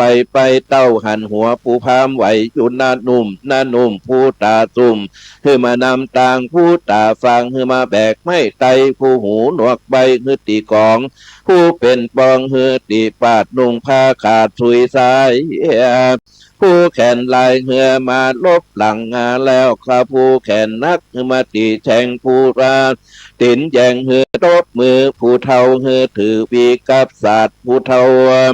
ผู้ปากเดียวคือดังไฟเขาล่ำไหลโศกต้องของก็ฟันดำสาพดผู้หลังพดคือถือตุงผู้เป็นลุงคือถือจ่อผู้ใครให้หมอกคือก้อยตะลวยไปเขาร่ำไหลโศกเศร้าหามพามเท่ากาละกินนีเท่าปอดีจังสัพปาลีบางของก็พามผู้นี้เองนักของก็พังงานผ้าพองก่อนย่างพักทาหมู่พองก็อย่าอยู่เต้าลู่จริงไปหันสับบุพามไหวจุลาลอกพ่องกลางศอกเหนือหัวพ่องก็มัวฟื้นปากพ่องก็ลองด่าว่าเว้ยว่าเจ้าเราเฮ้ยขึ้นเก่าเฮาจักเสียผู้พามเท่าที่ใดจางาเขาก็ว่าเฮาจักเสียอย่างน้ำก็ว่าจักหากินป่าจักเสียอย่างนาก็กินเหนียวแลดวกจักกินเสียอย่างจอมปลวกก็ว่าจักหากินเห็ดจักเสียที่ไก่เก้าพักเพชรก็ว่าจักไว้กินดอกจักเสียที่ป่าพักนอกก็จักไว้กินใบจักเสียที่ไก่บ้านก็ขี้เลียดอ่างเจ้าสอนนาก็จักเกียดอยู่มามงจักเสียที่หิมตังก็กลัวจักเสียตีไก่หัวว่าจักได้อาไว้ไตเต้าจักเสียตีไก่เก้าเป้าก็กลัวเป้าบ่หวานจักเสียตีไก่เก้าตาลก็กลัวตาลบ่ใหญ่จักเสียตีไก่เก้าไผ่ว่าจักไว้กินห่างจักเสียตีไก่เก้าสร้างว่าจักไว้กินหนอจักเสียตีไก่น้ำบ่อว่าจักไว้ตักกินจักสีเตรียมจักเสียตีเมืองดินเจ้าจักเสียตีไก่ส่วนพักก็ขี้เลียดเจ้าส่วนก็จักเกียดอยู่มองจักเสียตีไก่เก้าบงก็บ่นาจักเสียตีปัญญาหัวก็จักกัดจักเสียตีไก่วัดดูเจ้าก็กลัวผีผู้พามหลอก จักเสียติไก่เก้ากอกว่าจักไว้เป็นยาจักเสียติกะปาคาคนกว่าจักเกี่ยวจักเสียติไปเหี่ยวผีก็จักจังจักเสียติวังน้ำก็จักไว้หากินป่าเต้าว่าเสียติแดนอาดินแดนขอกปั้นไปนอกไก่พระเตดใดดินโปรดที่นั่นโสดบดีการะเกณีปังซ้ายดินก็จักไปหวังหาต่างไปขวาดินก็จักไม่ตีสะหนใต้ดินก็จักเหลืองหนเหนือเดือนนาอาหนเหนือหลวงดินก็จักมันเสียตังสีดานก็ควันบางตัดทำกลางดีก็เสียเต้าดีเสียผู้พามเท่าจื่อยังควันเขาจิ่งจวนกันสู่สัตว์เศร้าทุกดันดาวเตะเขาตั้งถึงที่วางพร่ำปู่เขาจริงอยู่จันจากเพื่อจะพาหันนาพาจะผันหาเหล่านิมนต์สาธุเจ้ามาบังสกุลเพื่อจะคือเป็นกุลแก่พามผู้เท่าเขาก็แปรราธนาสาธุเจ้าวัดน้อยก็ว่าขีดขวางไปมนต์ตุเจ้าวัดศาลาหลวงว่าเขาไปบ่ได้ไปนิมนต์ตุเจ้าวัดบงสนุกดันไตว่าเขาบ่เคยเมื่อไปนิมนต์ตุเจ้าวัดบงสนุกดันเหนือว่าเขาเป็นตุ่มไปนิมนต์ตุเจ้าวัดลุ่มว่าเขาเก่งไปนิมนต์ตุเจ้าวัดสาลาเมงว่าเขาไปบ่ได้และต้านไปนิมนต์ตุเจ้าวัดมานวัดเทวาไปนิมนต์พระโยธิยาก็บรางไปนิมนต์ผู้เจ้าวัดท่านจ้างว่าเขาเป็นคนต่างภาษาเขาก็ไปได้พระกุลวาตนหนึ่งดูหลากหันนาก็หากปุ่นไข่หัวตั้งตัวตนก็เป็นขี้เสียนขี้สากหิมปากก็เศร้าเก้ากาก็หยุมปุ่มก็เติบหนังเกิบก็ดีตือสองมือญะสะโพกเสียบอาญาเสียงโศกโกกผิดคองสองตาปองรับหลิวอกก็กิ่วแถวแนวแอวก็โคตรหลังก็โกงโคตรบุญกัวหัวก็ซ้ำมาเปิบนาเกิบเงอปะผุนดีดูสองหูก็หนวกจากกำสวกบัดยำตัวเอาผ้ามาโปกหัวคอมคอดยะบอบปากรอดยันจากก้อยลีลาย่างบาดตีแต้พานย่อมฝาดตูก็มากัดตาละปัดก็ขาดสายสะดุกมาดก็เป็นเหตุนาก็เป็นเกตบ่หอมขมอมก็ก้องคนถ่วงก็หัวเขาว่าที่ชั่วบ่เชียงเขาก็ยืนสะเมียงสองตาก่อยแขนมาหยาดุยหยาย่างมาตื้อยืนเตรียมฟังข้างกองหลัวบุญดีไข่หัวกว่านักเจนเบนาญะจิโลกว่าอุบาสกเผยเขาจักบังสกุลสะน้อยเอาไม่ต้อต่อยกองหัวญะกะปุกกากำปากก็สวดปามอตอสอดนะมอตาสั่งกุศลธรรมังอกุศลธรรมังผู้พามเท่าตายกันยังว่ากำหลังแถมเก่าซ้ำกรรมละซ้ำกรรมเก่าไปมาเขาก็ว่ากุศลบ่ได้เสียงเมียงในปากก็บ่ลุดบุรีขี่สุดก็บ่ขว้างถงขยางก็สบายแล้วก็มาปั่นปอนหลายคือพามปู่ว่าขอฮือป่อออกไปอยู่อเวจีจะได้หนีไก่เมืองฟ้าจุมกรมนารับบาปกรรมเว้นคือไปอยู่กับเถนเตวตัดลุ่มไตจะหาได้เกิดมาเป็นคนซ้ำปอสองว่าอันก็มีวันนาอันแล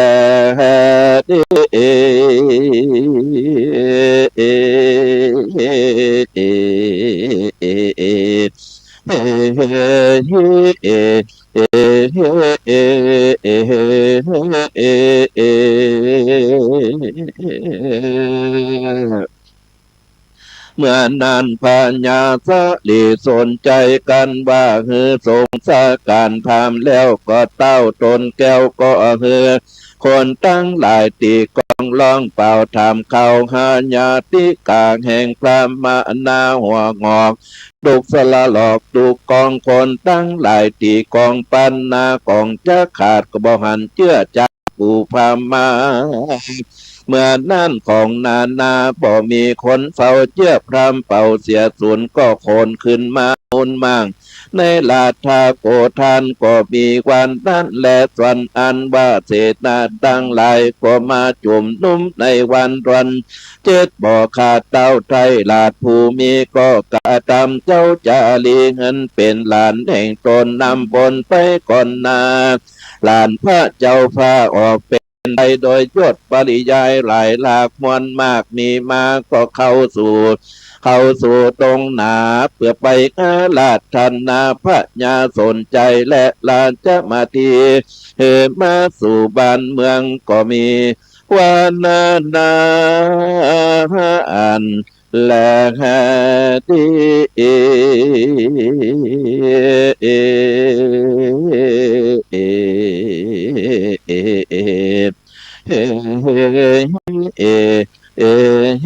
เอเอเอเอมหาลาจะปะปังนิธิตังกีญา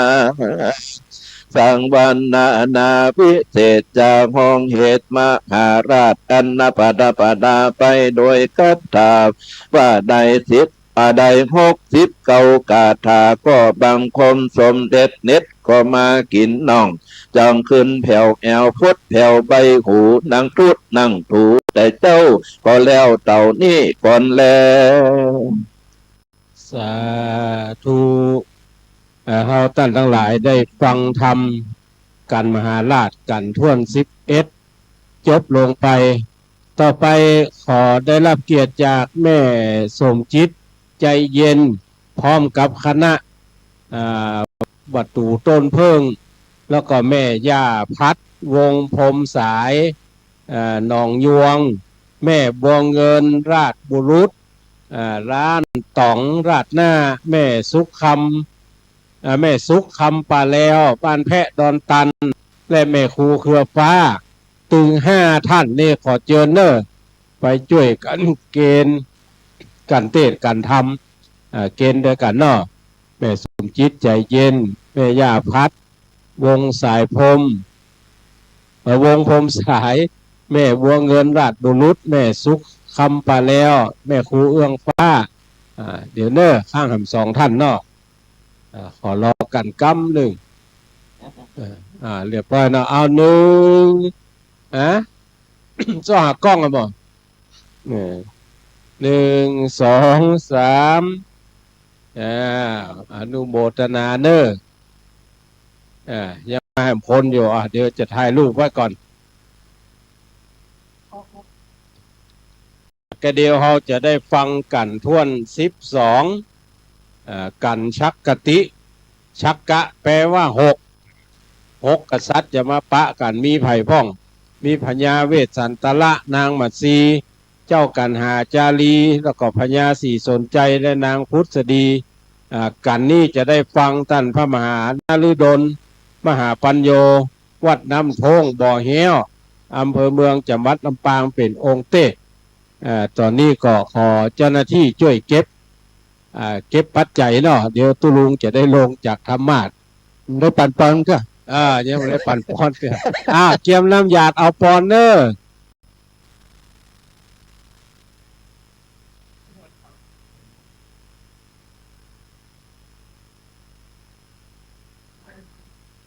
กราบที่มนต์ครับ ต่อไปเจินสถาของฮับปอนเนอร์วังหนตุสัมปติชามีดีและอาจารย์ในวันนี้ก็เป็นบันดีสลิสุภาจยมังกะละอันประเสริฐลำเลิศยิ่งก็เวลยามตั้งหลายเป็นวันตั้งธรรมหลวงวัดบรรพตสถิตตั้งไปในก็ไม่หมายมีสมณะศรัทธาตั้งไปนอกก็หมายมีปออกไม่ออกกูคูกูคนก็ได้ป้ากันโตกแต่งแปลงของพ่อมน้อมนำมายังกันเตศกันทำมหาบิบากมหาจาตมหาจาตในกันมหาราชมหือเป็นตานประธานเนติจักปาถนาเอา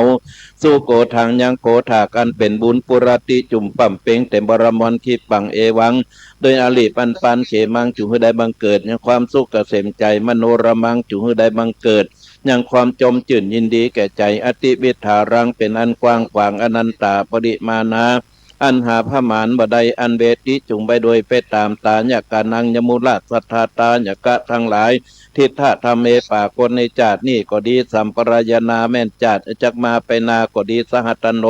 จงประดับกับตนตัวมุลราชสัทธาปัจจัยใจปรากโตจึงได้ฟังกำนาสุวรรณโสปานังจงเป็นดังเกินเงินเกินคำไก่ขึ้นเมื่อราชยานังจงเป็นนางมาแก้วกาตรวจชื่ออาจนัยได้ขี่ไววัตตะสงสารสุวรรณนาวาจงเป็น นังเลือสะเปาคำอันประเสริฐอาจลาอันบวันใบพระวะสาคาเลในน้ำสมุทรสาครอันใหญ่กว้างตะลิตัวได้ขี่ข้ามจติปลังสู่ฝั่งกำนายาวานิปานังตลอดต่อเต้าหล่อเนลปาในอนาคตการจะมาเป็นนานั่นจุงจังนี้มีแต่งแต่ดีๆพระผลบุญผลกุศลขอได้ปกหุ่มบุ่มคองกองหักษาเฮืออยู่ดีมีสุขอายุมันขวัญยืนเฮือป้นเสียจากโรคภัยไข้เจ็บตั้งหลายข้อ13น้ำ15ข้อไปหลังอย่าได้มาทาข้อเป็นนาอย่าได้มาปานฮือปากันอยู่สุขสำราญไป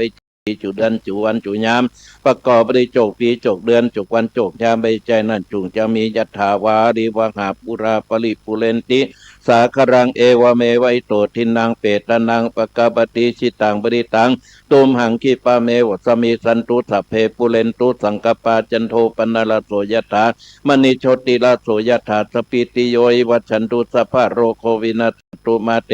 ภวตวันตรายโยสุขีทีคายุโกภวะอภิวัตนาสีลิสนิจังพุทธาปัจจัยโนจัตตารุธรรมาวัฏันติอายุวันโนสุขังพลังพุทโธอายุวันโนธัมโมอายุวันโนสังโฆอายุวันโนอยู่ดีมีสุขมีโจกมีลาภตึงเปิ่นตึงตัวเนื้อ ตัวเก่าก็จะเอาจงเขาอีก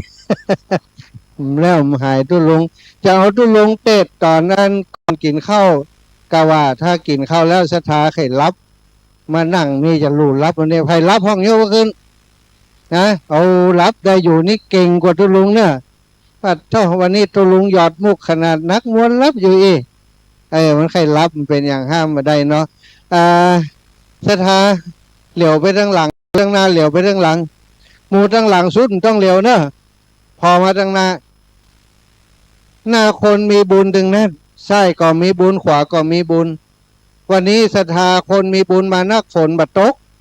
คนบัดตกบ้านเฮานี่บัดเดียวตกเมืองเงาตกเชียงใหม่ตกตังเกาะคาเพื่อนน่ะแล้วบ้านเฮามันอย่างพระพานเนี่ยแจงลึ่งนี่เนาะกองบดตึ้มได้เก้าอี้มันเปี้ยไข่ลูกติ๊ก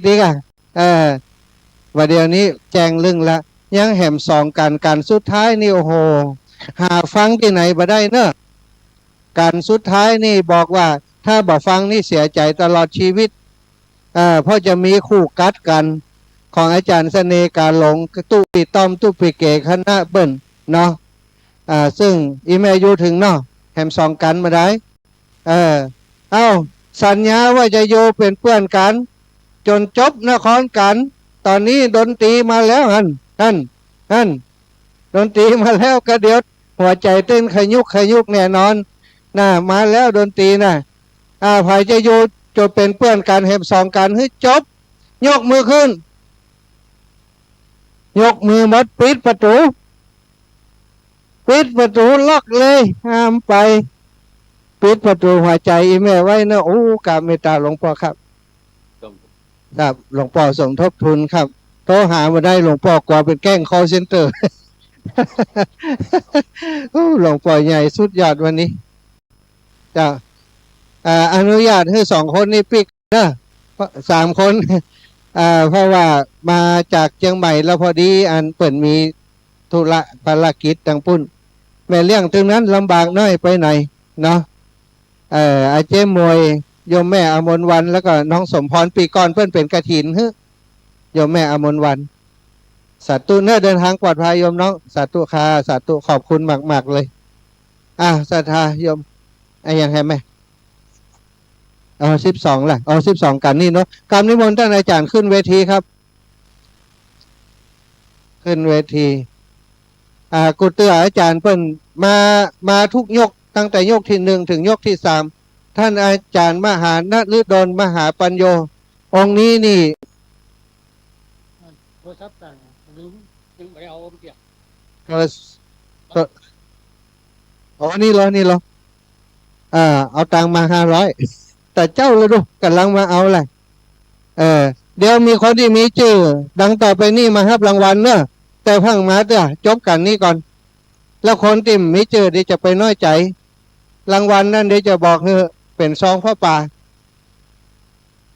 แม่สีนวลวงชมพูแม่แก้วโทนาบุตรแม่สุขคำป่าแล้วแม่บุญมีกาจุมแม่ติบกาพังแม่แก้วโทนานนเต็มแม่บัวเย็นจันทบน้องนงรักเนอะชัยชนะ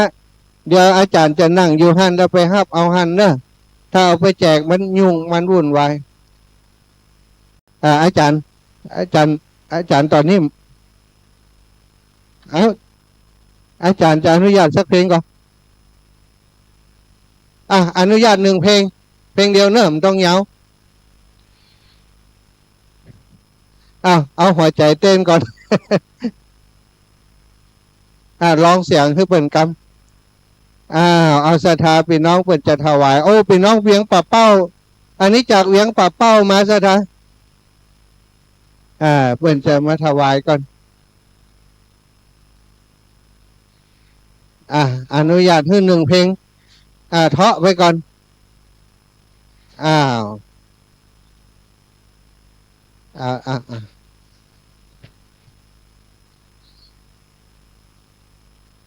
หลวงปู่เหรอหลวง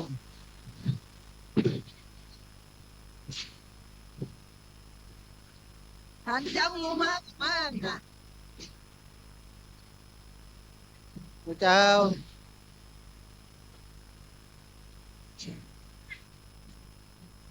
ตัวใจสาธุชัยยาสิทธิดีลีจะในวันนี้หากก็เป็นวันดีสลีสุภมังคละอันประเสริฐล้ำเลิศยิ่งกว่าวันและยามทั้งหลายบัดนี้ใหม่มีเจ้ามูลศรัทธาคณะศรัทธาจากอำเภอเวียงป่าเป้านำโดยเมตตาบารมีของหลวงปู่พระครูปฏิภาณธรรมทินวัดม่อนจอมพรและสัตธิวิหาริกโยมศิษย์ทุกคนทุกท่านได้น้อมนำปัจจัยต้นสตางค์มาถวายร่วมบุญกองทุนเผยแผ่พระพุทธศาสนาของวัดบรรพตสถิตบัดนี้ตนต่อแห่งธรรมาภาพเป็นศิษย์สลีสัพปัญญูพระพุทธเจ้าได้เมตตาเป็นตัวแทนของครูบาอาจารย์ในเมตตาของพระมหานพดลสุวรรณเมธีได้ปฏิฆาหารับเอาแล้วก็ขออำนวยใจให้เจ้ามุลศรัทธาเมตตาธรรมในหลวงปู่ขอให้หลวงปู่ได้เจริญในธรรมของพระสัมมาสัมพุทธเจ้ามีสุขภาพพรรณนามัยสมบูรณ์แข็งแรงศรัทธาญาติโยมทุกคนทุกท่านให้ได้อยู่ดีมีสุขให้ได้มีอายุมันขวัญยืนกันเจ้าจากนี้ก่อปันมาจากหาก่อปันใดแม้จะเดินทางขึ้นเหนือล่องไตก็ขอให้ได้ปลอดภัยในทุกเส้นทางยะถาวาริวหาชัยยาสิทธิอภิวาทนาสีลิสานิจังพุทธาปัจจายโนจัตตารธรรมาวัฏันติอายุวันโนสุขังพระลังกระเดียวฟ้อนออกกันเพลงนะฟ้อนฟ้อนใดฟ้อนใดฟ้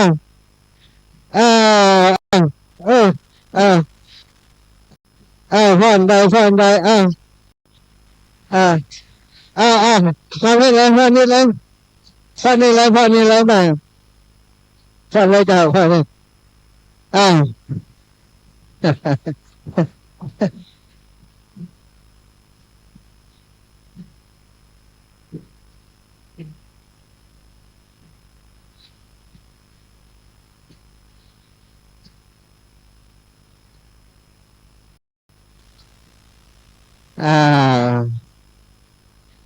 สาธุชัยยาสิทธิดีหรือจะในวันนี้หากก็เป็นวันนี้สลีสุภมังคละอันประเสริฐล้ำเลิศยิ่งกว่าวันและยามทั้งหลายมูลศรัทธาพี่น้องบ้านหนองแหวนบ้านม่อนหินแก้วได้ร่วมบุญร่วมกุศลถวายปัจจัยสมทบกองทุนกองบุญเพื่อการเผยแพร่พระพุทธศาสนาของวัดบรรพตสถิตบัดนี้ตนต่อแห่งธรรมาภาพเป็นตัวแทนของท่านอาจารย์พระมหานพดลสุวรรณเมธีได้ปีคาหารับเอาแล้วขออำนวยใจเจ้ามุลศรัทธาโยมพี่โยมน้องโยมพ่อโยมแม่วัดบ้านหนองแหวนบ้านม่อนเห็นแก่ทุกคนทุกท่าน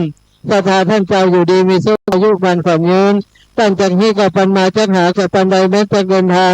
ขึ้นเหนือล่องไตก็ขอให้ได้ปลอดภัยในทุกเส้นทางนะจงจังมีเต้งใจดีลีพิวาทนาสีลิสานิจังรุทธาพระจายโนจัตตาโปรธรรมาวัฏันติอายุวันโนสุขังพระลา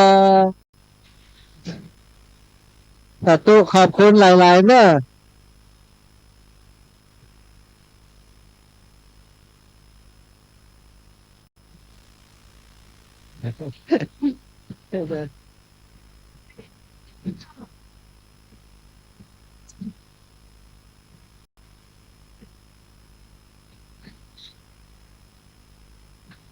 90 ปลายนะย่าแม่แก้วโทษนาบุตร90 ปลายคนเขาเนี่ยอารมณ์ดี มีโจก92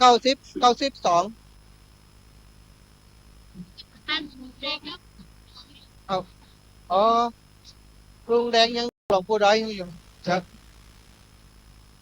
ครับ อันนี้เป็นเพียงน้ำจิ้มนะครับแต่เดี๋ยวกันสุดท้ายเนี่ยกันนครกันเนี่ย จะมีการแห่พระเวสสันดรกษัตริย์ทั้งสี่เข้าเมืองนะครับเดี๋ยวก็เต็มที่เลยนะครับ กันต่อไปกันสุดท้ายกันนครกันนะครับ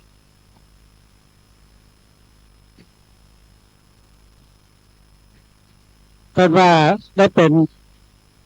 นางรำนะฮะเกิดมาจากนาก็ได้เป็นเทวบุตรเทวดานะครับ สตุชยาสิทธิพนังลาภังถิงพระคยังสุขังพลังสิริอายุจาวันโนจะโพคังวุติจะยัสวาสตาพระสาจาอายุจาชีวสิทธิพันธุเตอายุวันโนสุขังพระลา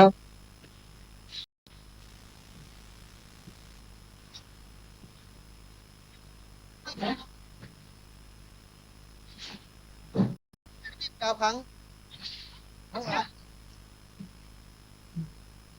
จะพอก่อนเด้อมดอันมดรอบมดรอบเข้าตีพักนั่งตีเดิมก่อนแม่อยากแก้วโทษนะบูธเอามา500กาลำวงตะกี้เข้าตีพักก่อนเนอะเข้าตีพักก่อนเอาเนี่ยเอาจอยมันได้ก็เดียวยกที่2ก่อนเต็ดนี้จบก่อนนะเต็ดจบก่อนอาจารย์พักได้เลยศรัทธาต้องจิตต้องใจเศร้าไปเห็นแล้วเนี่ยอย่างไรดีใครรับตะกี้เราอิติปิโสนี่หายนะยาแก้โรคสปาเนอะคนโอกันนะถ้าอิติปิโสเขาจะยั่งนะใครให้เขายั่งก็อิติปิโสภะคะวาสามพุทโธวิชาจารสัพพะโลกาวิโทอนุตตรปุริสธรรมสารทิสัตเทวมนุษย์สานังพุทโธภะคะวะติขอบคุณทุกคนที่เงียบเนอะไปบางเงียบขอให้เป็นนกจอกไปบางเงียบเกิดมาแห่งชาติคือเป็นนกจอกนะลำดับต่อไปจะได้ฟังธรรมกันที่อีกการหนึ่งที่มีความหมายที่เป็นการที่มีครูบาอาจารย์ที่ผู้ที่เทศเนาะมีเป็นห้องว่าถ้าเป็นนักมวยก็เจนวิธีเป็นพระสงฆ์องค์สังฆเจ้าที่อนุรักษ์รักษาการเทศพื้นเมืองเขาก่อนเปิ้นมาเป็นผู้อาราธนาหลายคนว่าเสียงไผ่อย่างมาม่วนอย่างมาวอนอีแม่ม่วนใครฟังวันค่ำถ้าอย่างอันอีแม่ต้องไปโรงพยาบาลสวนปรุงถ้าจะฟังวันค่ำนี่นะเนาะวันนี้อาจารย์ตั้นเจ้าได้เมตตามาสวมบทบาทแทนอาจารย์ใหญ่หลวงพ่อพระครูวินิจวรการเจ้าคณะอำเภอแจ้ห่มหลวงพ่อบัดสบายแต่ว่ามีเข้าสลากที่บัดสบายเขาเข้าใจกาปั่นปอนนักคอมมีเสียงหลวงพ่อบ่ได้เลยว่าอันก็ขอเมตตาท่านอาจารย์ได้เป็นองค์ที่เป็นตัวแทนของหลวงพ่อแสดงในการนี้เนอะศรัทธาญาติโยมก่อนที่จะได้ฟังการอาราธนาและฟังธรรมผูกที่12ขอได้รับเกียรติจากโยมแม่คำนะโยมแม่คำอย่างก็แม่คำอย่างก็แม่คำอย่างก็แม่คำแก้วนาลีอันนี้โยมแม่อุปถากอาตมาหมู่ใครจำน้ำสกุลนะเนาะเหงาจำกับแม่ถ้าแม่คำแม่วันนี้ใครกินอันนั้นอันนี้ได้กินสมใจนึกบางลำพูเนาะปลาลูกศิษย์ลูกหามาทำกับข้าวจัดดอกไม้จัดอย่างนี้ก็โยมแม่เปิ้นปลาลูกหลานคณะเปิ้นมาเปิ้นก็ฮู้จักกับแม่ครูอาลีพันธ์ศรีวิริยามัยโอ้เป็นไปกันว่านั่นเป็นว่าฮู้จักไหลไปไหลมาฮู้จักกันหมดซะทาเนาะก็ถือว่าทั้งหมดที่อยู่นี่เป็นครอบครัวเดียวกันครอบครัวเดียวกันอาตมาเป็นแม่ทุกคนเป็นพี่เป็นน้องทุกคนเนอะวันนี้เป็นงานของเฮาวันนี้เฮามาแสดงออกถึงพลังความฮักที่มีในจิตในใจของเฮาทุกคนที่มีต่อพระพุทธเจ้า โดยมีอาตมาภาพและอาจารย์มหานพดลเป็นสะพานบุญ จัดกิจกรรมนี้ขึ้นมาบ่ได้มีตังค์สักบาทวันนี้ในกระเป๋าสักบาท แต่หารที่เขาถวายตนละ3 ปัน แล้วก็ติดต้นสตังค์พิเศษแถมส่วนใหญ่อาจารย์เพิ่งเอาคืนหมดอะอันนี้ก็มือคืนนะเขาก่อนก็เอาคืนหมดเสร็จวันนี้มือคืนเอาไปเลยเนาะเอาถวายท่านอาจารย์จิตใจดีงาม เอาเข้ากล่องทุนหมดวันก่อนเนาะก็ต้องขอบคุณแต่วันนี้บ่เอาละวันนี้ขอถวายในนามศรัทธาทุกคนทุกท่านเอาแม่คำลูกขึ้นมาจุดเตียน2 ธรรมยมแม่ย่าตัวลูกแหมกำ1 2 คนพี่น้องป่ะ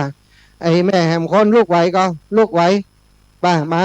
าจากเชียงใหม่ตั้งแต่ตี 5ลูกมาไปเปิดห้องแล้วก็ลูกขายใจ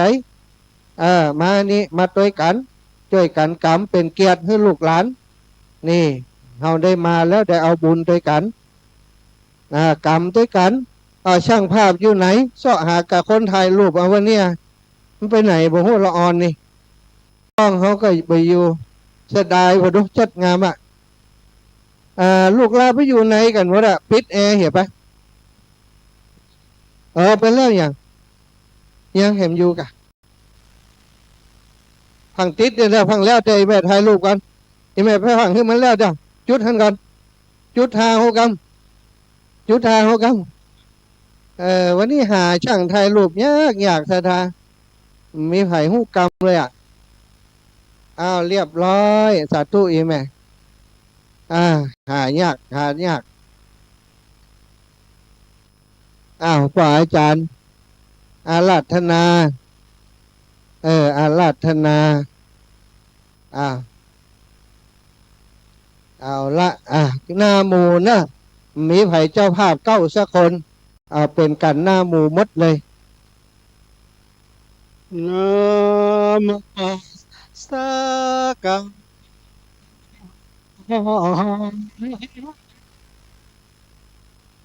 ขอยกมือสาวคาบไว้มหาลากันไงก็แล้วเสียงขอบัดนี้ก็มาถึงสักกะเตลอดกันบ่เศร้าฟางเมื่อ6 ท่านเจ้ามาพบกันในป่าหิมมาวันเลย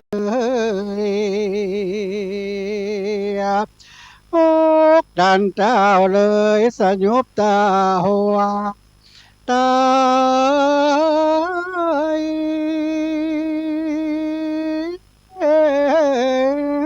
กันเป็นหมู่ยามนั้นฝนโมกลพัดก็ตกลงสู่จวยล่างเจ้าจ้างหลวดเตือฟื้นนาคืนมา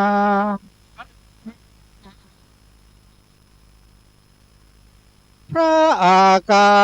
ศ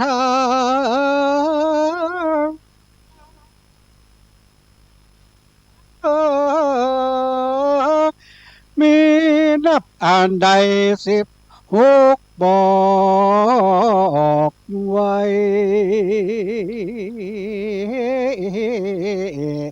เป็นหมายขอนิมนต์ลูกศิษย์พระโมเนนาย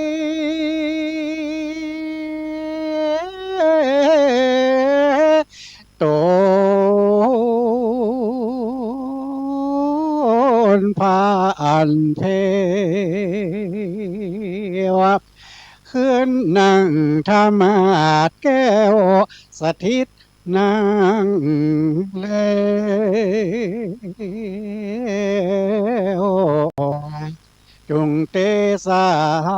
นา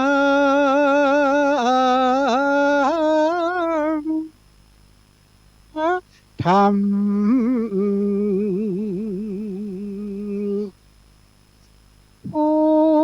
ข้าหากบ่ได้แกงข้าบจา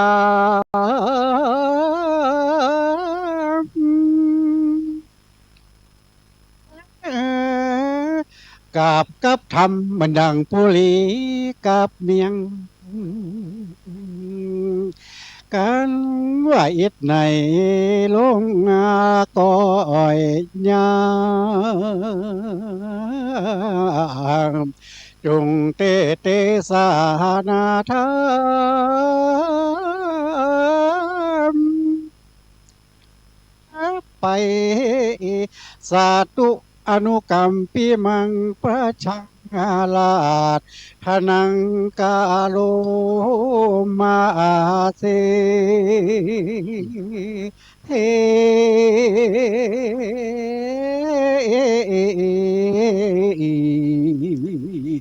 เอน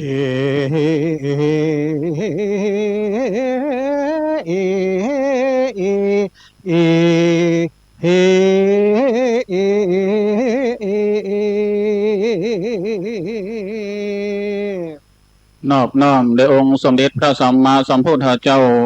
ขอถวายความเคารพหลวงพ่อพระครูโสพลพัฒนาวิกรมรองเจ้าคณะอำเภอเมืองปานวัดบ้านตุ้งขอความผาสุกในธรรมจงบังเกิดมีแด่พุทธศาสนิกชนคนดีท่านทั้งหลายณโอกาสจอดจากนี้ไปอาตมาภาพจะได้เป็นผู้แสดงธรรมมหาจารย์เวสสันดรชาดกในกันที่12สักขติหรือชะกษัตริย์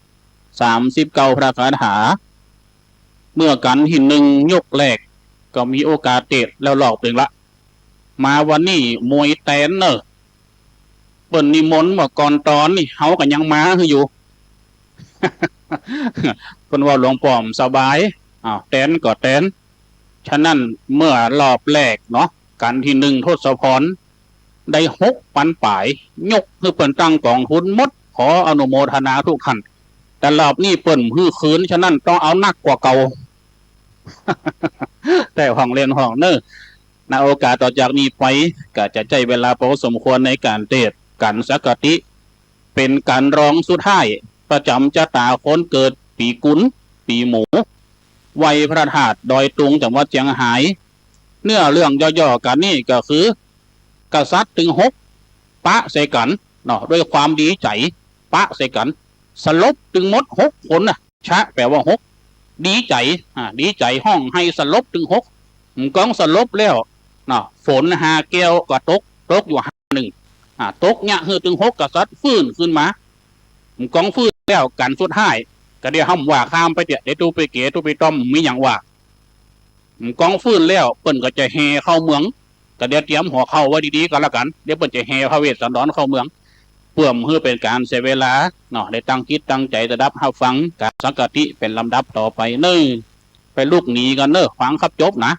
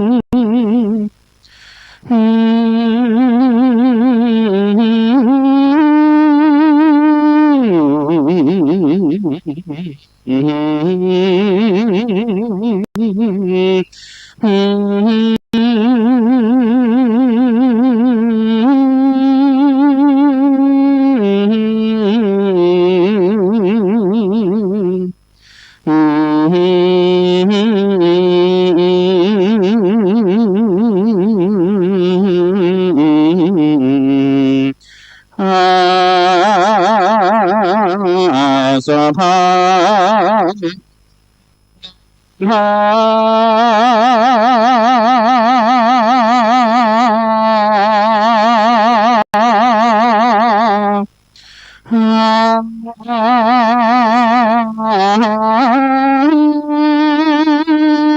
เนโมตามัง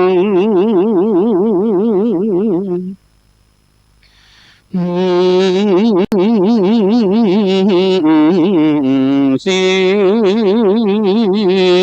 หา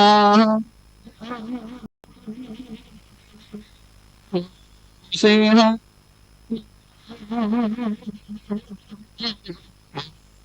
หา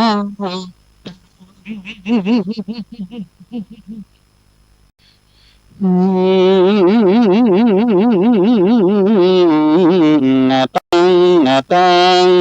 เท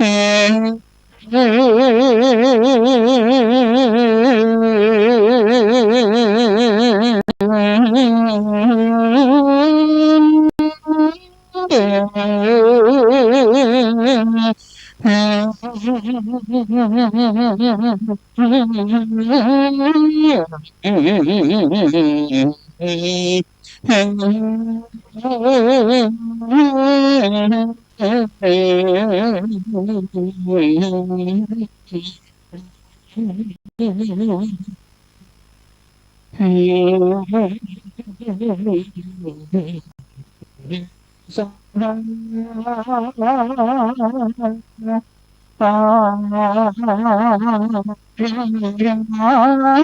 โสสานา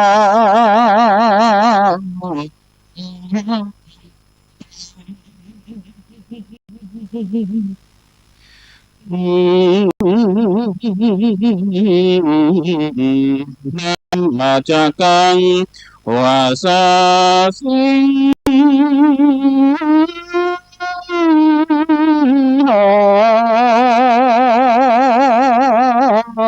โห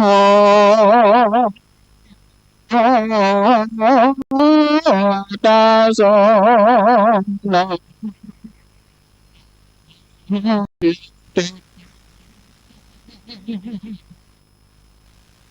เอสัพเพยาวังสุรนันตรังเทนติอาเตเกเนะ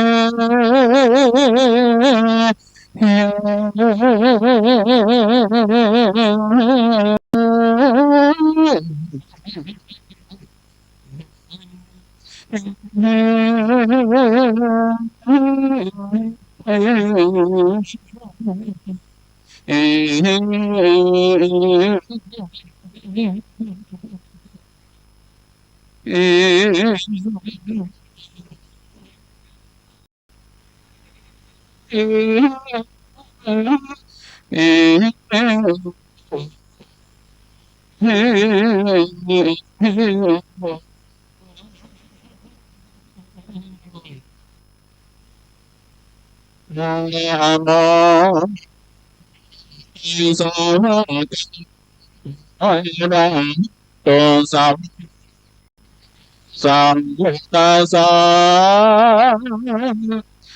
นะโมสัมมากัมวะโตอะระหะโตสัมมาสัมพุทธัสสะนะโมตัสสะภะคะวะโตอะระหะโตสัมมาสัมพุทธัสสะจาจารินทาสัมมาทิเลขานาเต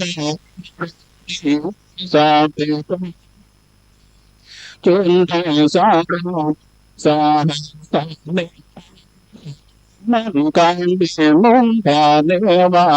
เปโกตันสาเก่งกาเจสิงสีให้นายังคันติอังคาติสุขังโสสังเวนทีอาจินังสัทโธมหาสิสา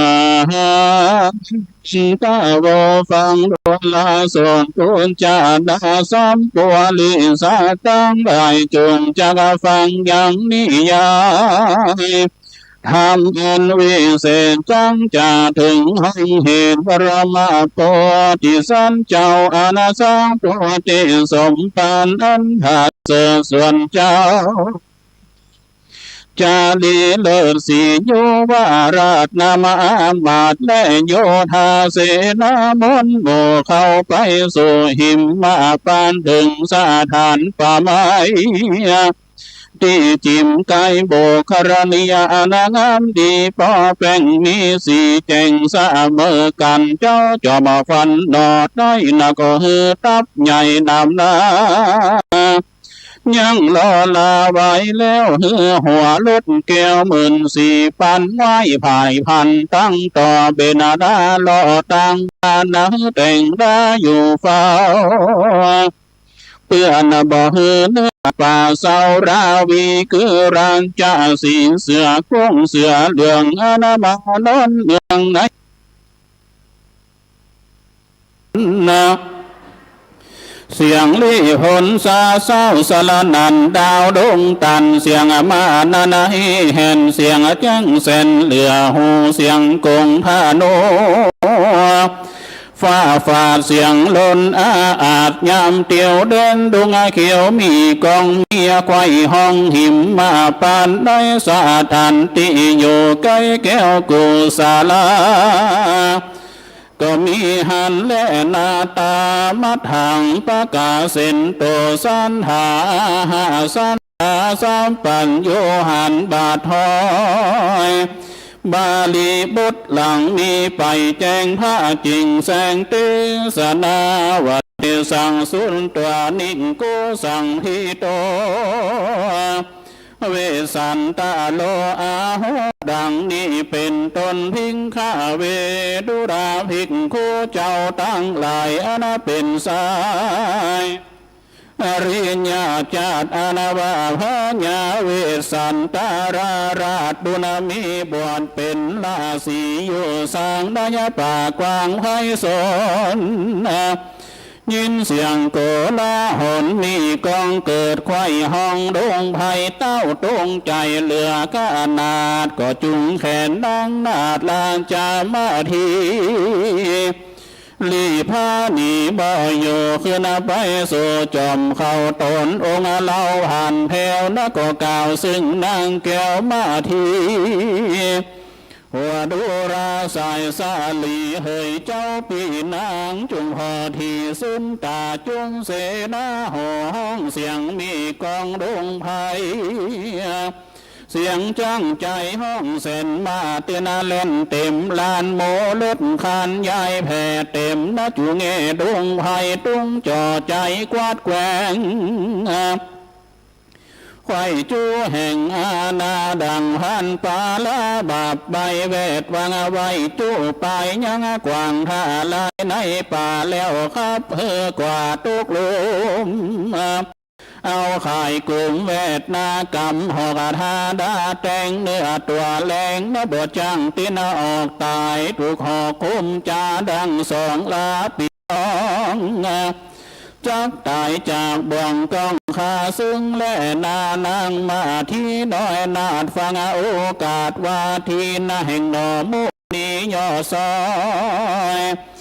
นางห่อคอยไปมานักโหว่าเป็นโยธาเบื้องเก่านางจริงอารมณ์เล่าเตียนจาว่าข้าได้มาหาลาเจ้าตนเป็นปิ่นเก่าเหนือหัวขออย่าได้กว่าเหลือขนาดข้าซึ่งก็บ่อาจลาวีย่างตนบุญมีเจืองเจ้าโศกเศร้าถึงตายเป็นดังใจผู้หนึ่งเล่าเอาเฟืองเข้ากำเดียวมัดเป็นเกี่ยวจี้ใส่ไฟเผาน้ำใหญ่สากอนน้ำก็บ่ร้อนจากค้อนบ่ลูกคอนเป็นเปียวเฟืองกำมาเดียวตกน้ำลวดหมอดซ้ำหายตาอุปามาแต่ใต้ไข่หมอกไว้ได้ข้าศึกได้ลูกลาก็บ่อาจข้าลาวียังตนบุญมีเจืองเจ้า โศกเศร้าตายไปก็อุปาไม่ดังอันนะขอเจ้าปีจันเป็นจารณาอย่างกำขุนอินาตายศยาวหากได้กล่าวไข่ปันว่าหอจันตนปอจักขึ้นต่อข้านิ่งหาวาเสนามวลโมเข้ามาสู่ไรสนนาราชธานาตนลูกเต่าปยาเป็นเจ้าสาเวยเมืองยาสาเหลืองตัวนาเมื่อเนิ่นจ้าหึงนานกำจากขานว่าไว้แห่งตาไออินตาโคสามีกาปีเจ้าจุงกึดเล่าตามมีแด่เตืออนาวาพระนมหาสัจเจ้าฟังกรรมนางบ่อเดามาทีตัดเครื่องขี่ขาดแล้วนะก็ปานางแก้วลงมาจากดอยผาไว้ว่องนะมานั่งอยู่ห้องศาลาก็มีหันแลนาตามัทังปะกาเส้นตัวสันหาอาหาสัทธาสาปนายุตนเป็นครัวแก่โลกหันนาโภกบาลีบุตรหลังมีไปแจ้งผ้าจริงแสงตื้อสนาวัตโตปรมาสัญจโยราชาดังนี้เป็นต้นส่วนเต้าบุญขวางยนใหญ่นะคือเต้าไทยสนใจจริงจะไข่ตั้นต่อสิ่งนางแก้วดอปุนสาดีนุลาลานจาเทวีสีอาขาวเฮาสีเต้าองค์คานปู่ย่าหลานมอนโมจักไปสู่ศาลาแห่งลาจาบุญตาบุญใหญ่พร้อมหน้าไข่ทีเดียวตุกเป็นเปียวอาณาใหญ่จักอูไม่เพิ่งมีความเครื่องขี่บ่น้อยเตียงจองหอยตัวมาเฮรานาปีจังไปก่อนนางจึงเอาหอนตัวไปตัดนั่นหลานใส่ใจกำหาจุงไปตามยาไปล้วนกวนจ้าเลนาพญานสลีสนใจกล่าวแล้วก็ลงจากขอจ้างแก้วตัวงามเตี้ยไปตามตั้งไตจางสละใหญ่มนจาลินไปหาสายผัวมีนลูกตาอันอยู่ดาวศาลาก็มีหันนั่นแหละนาตามาถังประกาศเส้นโตสัทธาอาหาสัทธาสัพพนโยยอดซอยหันบาทต้อยบาลีโบนาลังมีไปแจ้งพระจริงแสงเทศนาวานิวันตายินตัวนาลาทางนาวุตาเป็นตัวนาเสนิโยดังนี้เป็นต้นพิงข้าเวดุลาพิงคู่เจ้าทั้งหลายอนาเป็นสายอริยาจาเจือนักผ่าตาลงยานส่วนเต้าหูบานยดยาวมาจากดาวเด่นไก่คือเต้าสนใจตนปอกึดใจต่อบุตตาเข้าไปหาลูกแก้วใดหานาแล้วลวดจุมบานส่วนสององค์อาคารข้าญาจาดคือพระญาเวสันตรราชบุญมีและนางมาทีนอดดาวหานาเต้าเจ้าสนดิดมาก็รีบลีลาฝั่งฟ้าออกไปฮับป่อเต้าองค์ข้ามาแล้วนำมาสู่ยังแก้วกูอาสาลมถวายบังคมอาภิวาทแต่พระบาทเต้าหูมีส่วนลานจำมาที่ยอดซอยนักก็กล่าวไทยกำใหญ่หัวข้าใส่ใจซาไปขอข้าไว้พระบาทไทยปิตาบารณีและนาส่วนวญาสนใจผู้เฒ่าก็กอดลูกเต่าตั้งสองปุกขี่มองก็บ่น้อยน้ำตาย้อยลำไหลพายมือไปลูบเนื้อด้วยใจอ่วงเอื้อคนนาจักถามขี่ยาลูกเต่าจริงตานาเล่ากาดาว่าการจีโวกุศลางดังนี้เป็น ลูกฮักหนอใส่ใจเจ้ามาอยู่ตรงไผ่ป่ากว้างตั้มเพียงสร้างป่าละมียังอยู่ดีก็บ่ขาดและบ่มีพาญาติมาเบียนจ้าหรือสองใส่ใจลูกเต้าอยู่ป่าสาวดวงตาลนะเลี้ยงชีวิตด้วยหัวมันลูกไม่ยังหาได้บ่ฉันจะเลืออันหนึ่งเหลือบยุงบ่มาตอมไตโง่น้อยใหญ่ก็บ่ราวีราจาสีเสือคงมีจุลงดงดอนก็บ่มานอนไขว่คว้างที่จิมข้างอารามสัตว์ไล่ตามในป่าก็บ่มาลาเบียนขวีจะเลือเมื่อนั้นมาหาสัตว์เจ้าจริงตานเล่ากำไปวันที่โนนชีวิกาเทวาดังนี้เป็นเก้าว่าข้าแด่เจ้าพระพิตาข้า2 ปีน้องอยู่เตือนทองดงตันจุ้มหัวบันลูกไม่น่ะก็ยังหาได้พอได้กินเหลือกยุงบินหลายสามนงูใหญ่น้อยพรำยังมีสัตว์ดวงอลีตัวลายบ่มาต้องหายเบียนแล่นาคาแด่ป่อพระญาเป็นเจ้าข้าลูกเต่าทั้งสองได้ขี่มองตุงยากย้อนได้รากสมบัติโทมานัดมาต้องข้า2 ปีน้องตั้ง2ได้หานากองแจ้งคือหูจ้องตั้งดีตั้งสารทีตัวนาสอนให้มาตามกำตุกหน้าดำไหลแลน่ะคือตุงบ่ได้หานาตั้งพ่อแม่2แลนาเอวันจาปนาวันตัวกันมาหาสัตว์เจ้าก่าวดังนี้แล้วว่าการที่ข้าเจ้าจังได้สืบวงศาเป็นพญาภาพดาวนางแต่นาเต้าสาเวยลมไปตันโสมาโอกาสข้าประสาทตันไปนักแก่พรามเข็นใจผู้เท่าพรามลากส่งเจ้านำไปตีหลังใส่จำแลนนะดังใจน้อยแกว่นตีงัวป้าจอมาหัวยังโอ้ว่าส่องข้าอยู่เด่นได้ขอรีบไขบอกกล่าวเฮ้โหข่าวเลี้ยวปั้นแดดเตอก็มีน้อยพาการดังกล่าวมานี้แลดีบิงกาเวนุลาบิงโคเจ้าตั้งหลายอันเป็นสายอริยญาติเจือนั่งหาตาลงยานเมื่อ3 หมู่บ้านป่อลูกกุ้งตานถอยผูกไปมาเมื่อนั้นพระมหาสัตว์เจ้าจริงตานเล่ากับนางดอเท่าลานจะมาที่ไหวปุณสาดีแม่แก้วนางอยู่แล้วสันดียามนั้นเจ้าจาลีน้อยนาดนางเกี้ยวอาจกันหาผู้โสภาบ่น้อย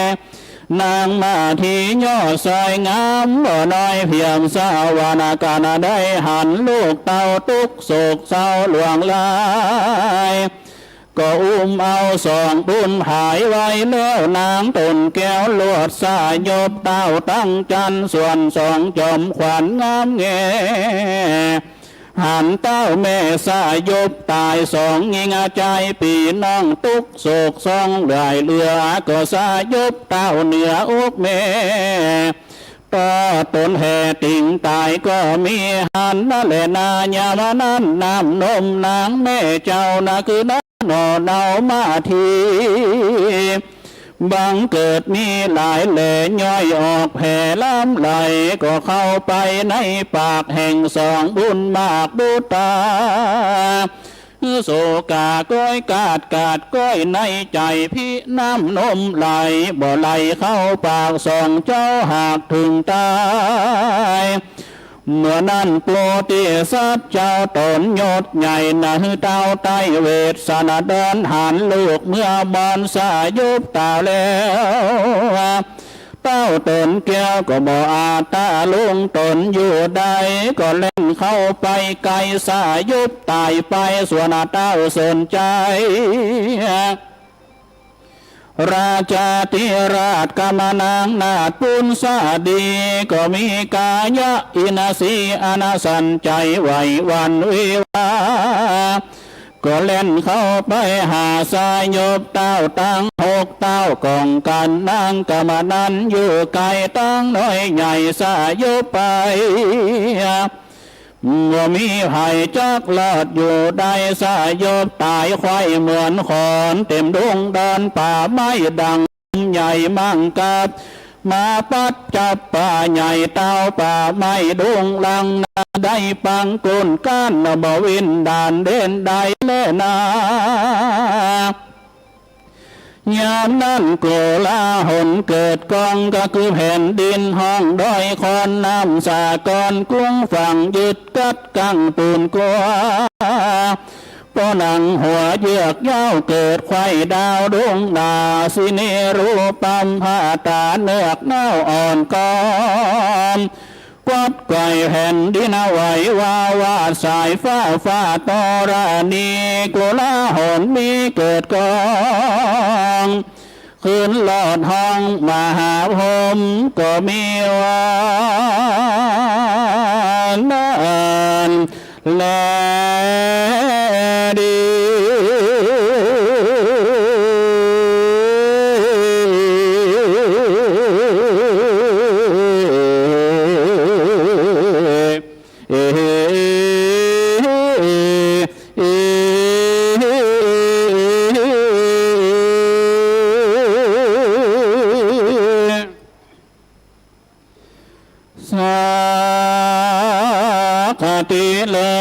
สักขติเล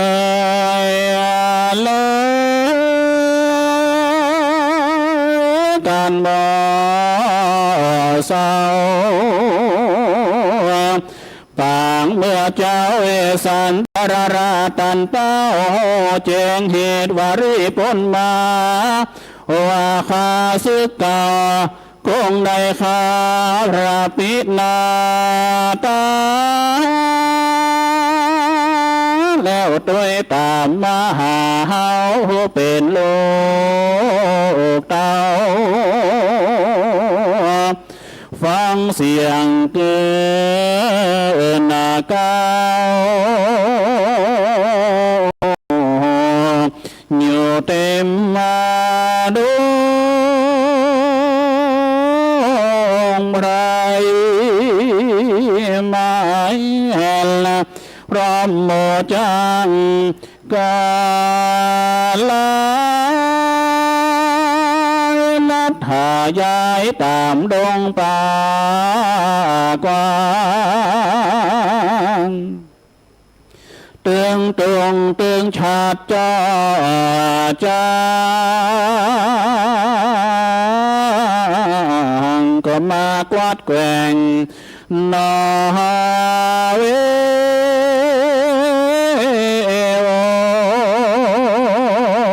เมื่อยาเวสันดอนตันเต้ามีความชางนหวังว่ารีปลจากมาคำมาคานางมาทีจุงเลี้ยวไอยาจาจุงได้ดีนอ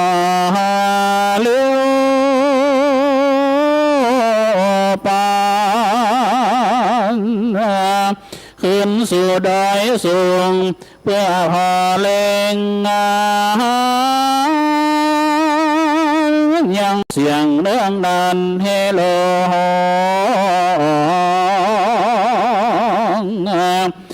มีตั้งปินและปานากองปากันเฮนอนา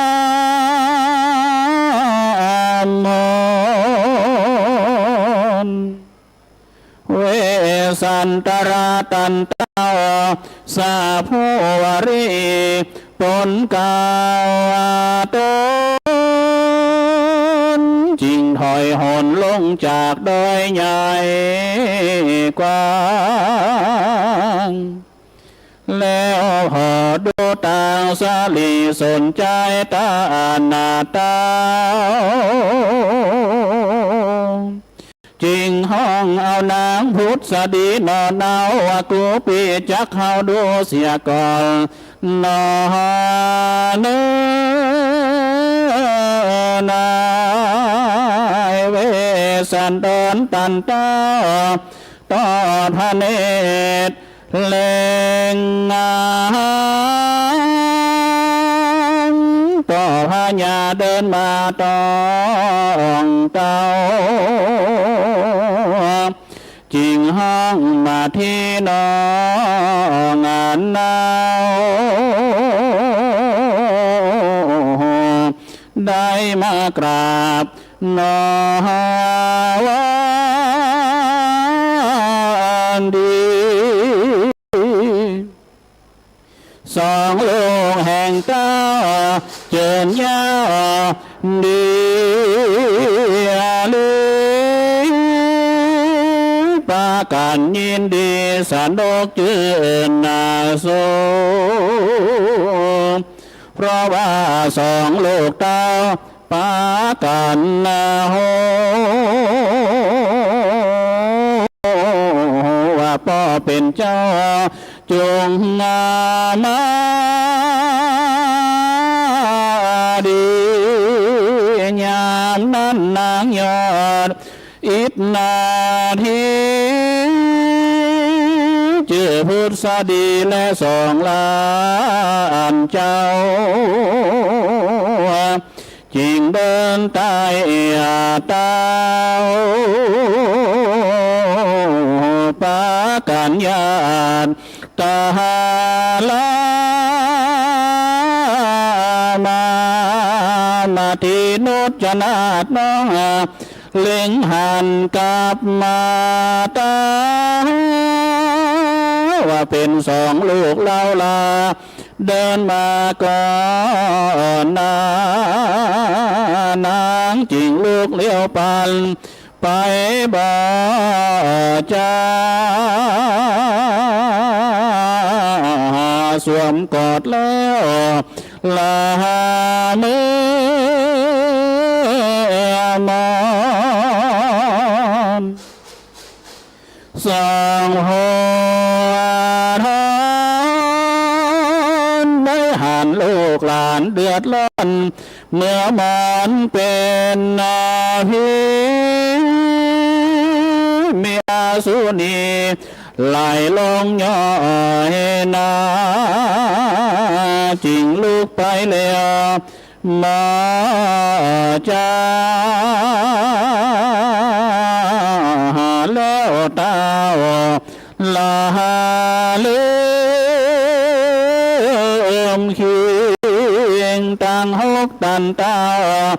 เริ่มสติตานนาพิงเทพเต้าองค์อินได้หันโหแจงเต้าจริงแสงช่วยสร้างนอสมปานได้มีฝนโบคลปัดตกลงสาสา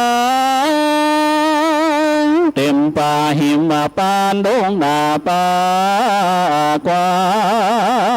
งเปียจุมถึงลิปนโมจาหังตัวพานา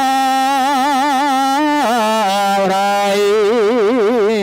ว่าตั้งหกเจียตา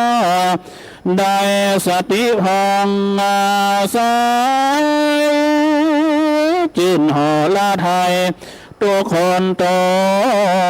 นาพญาสลีสนใจเจ้าฟ้า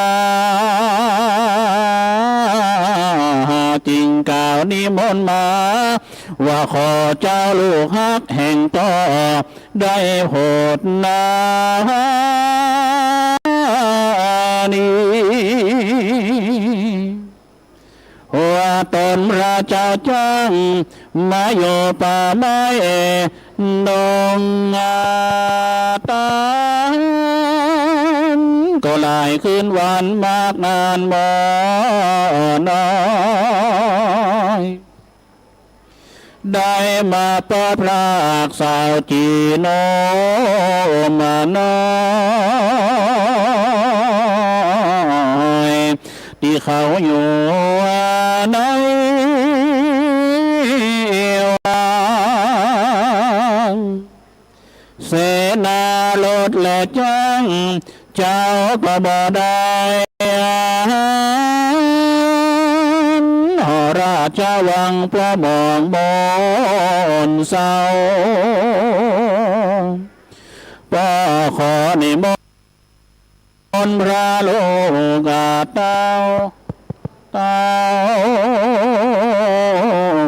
จงเสด็จปอกนาไปเมืองเสนามาพร้อมเตรียมปอกเมื่อไปกับโลกเต้าว่าขออินดูพ่อแม่นี้อัลลาก็ป้ากันแก่ชาลางามฝูงประจาไรฟ้าบ่มีภัยเสนบ่มีภัยปกครองเฮสุขจืนนอนามนพระเจ้าฟ้าปอนอบุญมียามนั้นนาเลยสลีบุญเหลืองเวสันตราชกอกปากเจียนาจาวัติปอพญามานิมนต์โลกเต้ากันว่าเจ้าเมืองมาไล่แถมมาลาวข้าก็จักมีข้าจากนาเมืองไปยามนั้นนาเลยสาลีสนใจตนปอก็ซ้ำนิมนต์ลูกน้อยนอสองตีส่วนสองสาลีนาแก้วก็ได้หาบนิมนต์แห่งปอแล้วจริงขึ้นเมืองป่าไปนาก็มีวันมันแลดี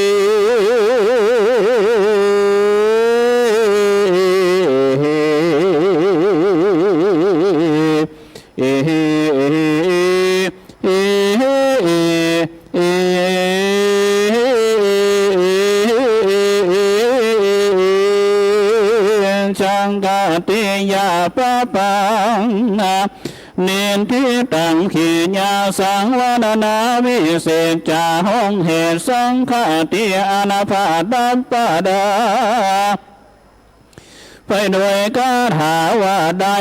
30ก็คาถาก็บังกลมสมฤทธิ์สรดินแล้วเต่านี้ก่อนแล้ว สาธุทดสอบ2-3สาธุ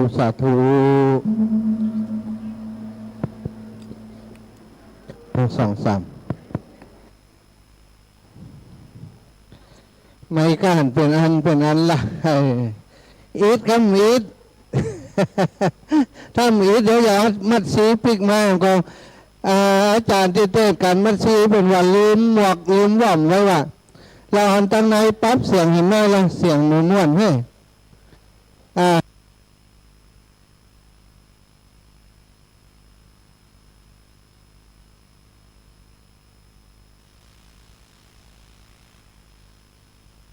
เดี๋ยวปั๊บเสียงนั้นไม่เห็นไหมแล้วมันอ่อนๆอย่างไร เห็นไหมได้ยินพวกกับเอ็กเอาอะนะเอาแล้วศรัทธาจบลงไปเนี่ยท่านอาจารย์ได้ตั้งอกตั้งใจเต้เต็มเป้งเลยบัดตัดถ้าตัดนี่เวลาเอาไปลง YouTube เนาะมันเป็นมาตรฐานกันเลยอยากจะรักษาของเก่าไว้พยายามจะบัดตัดแต่ว่ามันก็จะทำให้เวลามันยืดไปสักหน่อยเนาะอย่างไรก็ตามวันนี้เรามาเอาบุญวันพรุ่งนี้บอกผู้สักคนนะตึงอาตมาตึงอีแม่วันนี้เอาบุญให้เต็มวันนี้เอาให้เต็มที่ให้จบ13กันแล้วก็ได้กลับบ้านด้วยกันอยู่ด้วยกันจนแล้วเนาะอันนี้ปูจาเสียงเนาะได้200,000 ปลาย เหรียญมันนัก ศรัทธาตอนนี้ก็จะเรียนเชิญคนที่ได้ช่วยการช่วยงานช่วยเตรียมสถานที่ช่วยเตรียมดอกไม้ดอกดวงอย่างต่างๆเนี่ยเนาะในงานตั้งธรรมหลวงในครั้งนี้แม่บัวเย็นจันทบพร้อมกับคณะลุกมาเลยเนอะที่ได้ยินชื่อแม่แก้วปาบัวคำน้องติ๊กวีนัสนีน้องพนิตาพรหมินทร์ออกมาประเคนกันนี้ตัวกันหมู่นี้ได้ช่วยกันแม่ยาคำเต็มคมลูกมาโชดว่ามันลูกเมืองปานมาบอกแม่คำกันวะแม่คำคนเนี้ยลุกขึ้นมาเปิดประเคนด้วยเปิ้ลแม่ยาคำลุกขึ้นมาแม่ยาแก้วนนเต็มบ้านนากวางอีแม่เข้าแถวรอกันนะน้องลาพนิตาพรหมินทร์นี่คือคนที่เข้ามาตั้งหน้านี่ปักจ่อปักตุงนี่แหละทุกครั้งแล้วก็ดาเครื่องเป็นเครื่องอย่างก็แบบขันตั้งนี่แม่บัวเย็นจันทบพร้อมกับคณะอันนี้เรียกใจได้ทุกเวลาจำเป็นต้องใจนะเดี๋ยวรอกันเนอะรอแหมคนดังพูดป้าแก้วเหรอผู้อยู่เบื้องหลังมาป้าแก้วอยู่ไหนไม่ย่ามาไม่ย่าเอามาเข้ามาไม่ย่าลูกมันได้พร้อมกันเลยเนี่ยกล้องถ่ายรูปที่ไหนล่ะช่างภาพมันบัดตุยเลยเนี่ยช่างภาพเดี๋ยวกันเนลานเนอะตัวปิดแปลงกล้องกันช่างภาพมันประจำตำแหน่งนับ1นับ2นับ3ตุ่มเรียบร้อยสาธุเป็นตัวแทนหมู่เฮากุคนเนอะอีแม่อีปอทุกคนนี่ได้ใส่หมดละพระอาจารย์นี่เอาโซะรวมกันแล้วก็เอามาใส่ซองคือเปิ้นเจ้าสาธุโอ้โจรคนงามกับคนล่ำโจรกันกราบนิมนต์ท่านอาจารย์ครับก็ขอเจริญพรกับคณะศรัทธาสาธุชนท่านทั้งหลายไม่ไหนมีโอกาสขึ้นธรรมะแถมเตื่อเนาะรอบ2ยกแหลกกับยกสุดท้ายยกแหลกมีโยมแม่เพิ่นมาเกณฑ์กันเตดแล้วเพิ่นก็มาถามว่าถ้าอาจารย์ออกวันใดเขาก็คิดในใจออกไปที่ไหนเนาะเพิ่นหาว่าออกรายการวันใดปีกไปพี่แอมไปก็เลยจัดเวลาคือออกวันจันทร์5 โมงถึงทุ่มเนาะบางเตี่ยก็เล่าพ่องบางเตี่ยก็เอาทำยังเตดพ่องแต่ช่วงปลายตะกี้ต้องขอสุมาอภัยด้วยตอนใส่กาบเขาก็ว่าเสียงตีมันได้ยินเสียงตัวเก่าตะกี้นะว่าติ๊กมันได้ยินเสียงตัวเก่ามันอิดแม่บอกกันซื่อๆเนาะเขาก็ว่าจนหมดมันได้ยินเสียงตัวเก่ามันเขาก็ว่าออกไม้มันไปดังใดเนาะอาจจะไม่ได้ยินชัดถ้อยชัดคำขอสุมาอภัยตัวแต่ประชาสัมพันธ์ล่วงหน้าเนาะเขาจัดรายการวันจันทร์5 โมงถึงทุ่มแล้วเขาบ่อาตมาภาพบ่ล่ำได้เปิดสายให้เปิดโหพอเวลาปิกมาโหอูแล้วเขาไปตอมจังเนาะเดี๋ยวอูแล้วมันติดลมมันไหวมันจัดรายการหัวอูอย่างเป็นอย่างละฉะนั้นก็ขอเอาภัยตัว แล้วมีโอกาสไปห่วมงานหนึ่งวันนั้นเนาะโยมแม่พิสมัยถ้าจำพิษนะอยู่ด้วยกันหันกึ่งตอนติวัดเนาะหันหน้ากันนะตามองตากันเนี่ยแต้มหุ่นกันปุ่นไปถึงที่จะจบปุ่นสถานีสุดท้ายกองไปส่งศพถึงพระเจ้าแล้วเปิ้นประกาศจีวเข้ามาหานันโดนจุดลูกหนูหนึ่งหู้ว่ามาฟังกันเตียดทำหันหน้ากันได้หูจักจือกันก็มีหูจักละเนาะอันนี้หูจักละหันหน้าละเนี่ยตัวน้อยๆเตียดทำเนี่ยว่าต้องปิ้นเนาะนะโอกาสเราจะนี้ไปหับก่อนนะครับเนื้อเพื่อให้เป็นการเสียเวลาเดี๋ยวเราจะได้ฟังทำกันสุดท้ายกันนครกันเป็นการเตะสองธรรมะของพระอาจารย์ดนุพลกับท่านพระอาจารย์เสวตหับก่อนเนื้อยะถาวาริวหาปุราปริปุเรนติสาครังเอวะเมวะอิโตทินังเปตานังอุปกปติอิชิตังปะทิตังตุมหังขิปะเมวะสมิจตุสัพเพปุเรนตุสังกปาจันโทปนารโสยะถามณิโชติระโสยะถาสัพปีติโยมาเตวันตรโยสุขีติขายุโกภวะพิวาตนาสีริสนิจังวุฒาปจายิโนจัตตารโอธรรมาวัฏันติอายุวันโนสุขังภาลังมโหรีหยอกเลยป่ะ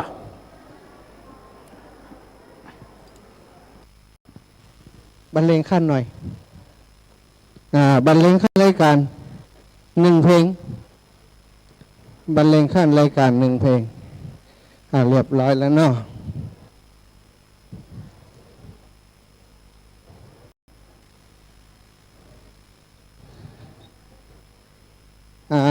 ศรัทธาญาติโยมแห่งการเดียวกันสุดท้ายประสบความสำเร็จพร้อมๆกันเนาะสาธุเจ้าดีใจศรัทธาท่านเจ้าทั้งหลายอยู่ด้วยกันคนเฒ่าคนแก่ปกตินั่งสัก1 ชั่วโมง 2 ชั่วโมงนี่ก็ไหวแล้วนะแต่แปลกใจเหมือนกันวันนี้ฟังธรรมกันโดยเฉพาะแถวหน้านี่สู่เหยียดตั้งแต่เจ้า แขกผู้มีเกียรติแม่ยาเล็กปวลีแม่ยาครูอริพันธ์ศรีวิริยามัยแม่ยาพัดวงพรมสายแม่ยาพัดนี่ถ้าเป็นนักมวยนี่นะถ้าบาหามลงเวทีตุ้มหลงถ้าข่มจบตุ้มกับนะตีอันเป็นเตะตีวัดบุญญาวาสเนี่ย4 ทุ่ม 5 ทุ่มก็กลับบ้านเนี่ยสุดยอดนะ1 เพลงบรรเลงได้มือพินไม้นามาหน่อยเพื่อจะได้หันนะนะว่าอันนี้ท่านอาจารย์สุวรรณอันนี้เก่งอีแม่เป็นคนตั้งอีสานเป็นมาอยู่แม่เมาะสอนละอ่อนนักเรียนตัวให้เราเอาละอ่อนมาเล่นให้บ้างไม่อยากแก้วไม่ไหน ไม่อยากแก้ว ไม่อยากแก้วไม่ไหนเป็นวงอนุญาตให้ยืดเส้นยืดสายไหมเดี๋ยวเขาก็ฟังกันสุดท้ายเอาให้มันสบายใจไม่อยากแก้วเอา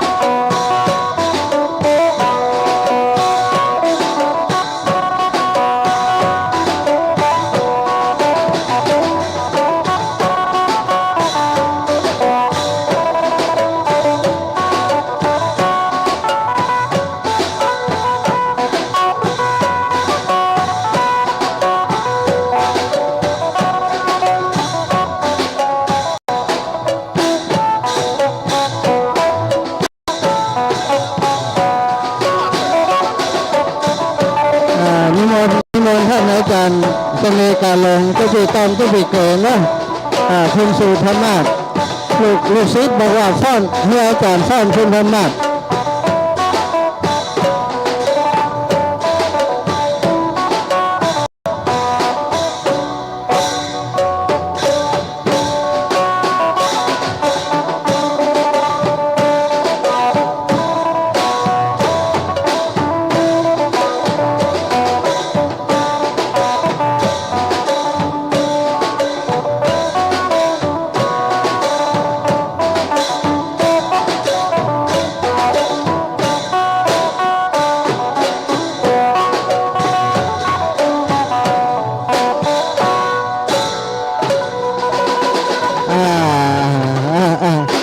เอาข้างไว้อย่างตะกี้นั่นเอาข้างไว้ก่อนข้างไว้ก่อนเอาข้างไว้ที่เก้าอี้ก็เดี๋ยวต่อกลับโอ้โหวันนี้น่านวลได้นวลว่านี่โอ้ดีใจตาเจ้าป่ะไม่อยากได้ออกยืดเส้นยืดสายแล้วสดชื่นแล้ว ไม่อยากได้ฟ้อนกัน อิติปิโสภะคะวาอะระหังสัมมาสัมพุทธวิชชาจารณะสัมปันสุขโตโลกวิทูอนุตตรปุริสธรรมราธิสัทธาเทวมนุษย์สานังพุทโธภคะวะติติปิโสภะคะวาอะระหังสัมมาสัมพุทธวิชชาจารณะสัมปันโนสุขโตโลกวิทูอนุตตรปุริสธรรมสารถิสัทธาเทวมนุษย์สานังพุทโธภคะวาติอันนี้คือคาถาไล่ผีตะกี้ผีเข้าฟ้อนยับไล่ผีออกเลยยังถ้าออกเอาแหมล่ำออกเลยยังนางหายง่วงแล้วเอาละศรัทธาตอนนี้ครูบาอาจารย์พร้อมแล้วท่านอาจารย์ฟังตั้งเพศวันนี้นครกันครั้งแรกในโลกที่นครกันมี2 ธรรมาสนะฝั่งนี้ท่านอาจารย์เสน่ห์กาหลงสีน้ำเงินฝั่งน้ำเงินเสน่ห์กาหลงฝั่งแดงพรมแดงนั้นท่านตู้ปีเก๋นะพระอาจารย์ดานุพลมุนิวังโสอันนี้เป็นกู้กันมาตั้งแต่เป็นละอ่อนเลี้ยงควายด้วยกันบวชเป็นเนนก็อยู่ด้วยกันเป็นตู้เจ้าก็มาเคี้ยวกันแหมเคี้ยวกันบนธรรมาสเนื้อศรัทธาเตศ2 ธรรมาสตีลำปางของเฮามี2 รูปนิตานท่านอาจารย์เสน่ห์กาหลงตู้ปีต้อมแล้วก็ตู้ปีเกนะสำหรับศรัทธาที่จะใส่กันเทศเอาอุ่นๆไว้งั้นก่อน ห้ามลูกเตี้ยถ้าลูกมาเขาจะมาได้พิธีสักตัวเดี๋ยวมันจะค่ำจะมืดแล้วศรัทธาฟังมาเตี้ยนะพอแล้วนะก็เลยจะยึดมดฟังมาเตี้ยใจเย็นอันเนี้ยพระเอกตัวเอกขึ้นเวทีแล้วกับซองมาวุ่นนี่เอาจะเริ่มประกอบพิธีตามศาสนาแล้วอีปอดเตียนส่องทำอย่างเอียงคลิงคิงน่ะตั้งบนเนี่ยแป่งตรงๆละตรงเตียนส่องทำตรงๆเพิ่งมาด้วยนะก็เดี๋ยวตอนที่ปะเคนเดี๋ยวบอกให้มาเดี๋ยวก็มาตอนนี้ไปใต้อย่างแต่เป็นยังแบบหน้าโมสกรรมเจ้าน่ะ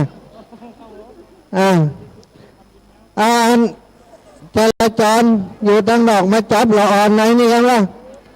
อ่อนลึกข้างเตี้ยวันยังบัดเตะเตี้ยบัดฮื้อเตี้ยเดี๋ยวมันจะได้ทำพิธีสักเตี้ยนะถ้าลูกมาพร้อมกันหมดนี่ก็วุ่นวายนะเนี่ยคนลึกกับตรงนี้นะสดานี่อิทธิพุโสไล่แห่งกรรมล่ะเรียบ อิติปิโสภะคะวาอะระหังสัมมาสัมพุทธวิชชาจารณะสัมปันสุขโตดังๆจะกลับแล้วเอาดังๆให้ดังๆเชื่อว่าผมต้องสนใจว่ามนุษย์สานางพุทโธภะคะวาติอีไปทั้งหลายถ้าเป็นบอกอิติปิโสสวดดังๆเพราะอย่างอันนี้หัวใจของพระเจ้าสวดสรรเสริญคุณพระพุทธเจ้าบัจเจหามีง่ายๆบัจเจหาสวดได้ง่ายๆเวลาเป็นบอกสวดอิติปิโสตั้งดังๆเลยพอเขาสวดมูลละหมาดอย่างที่ในมัสยิดเป็นสวดดัง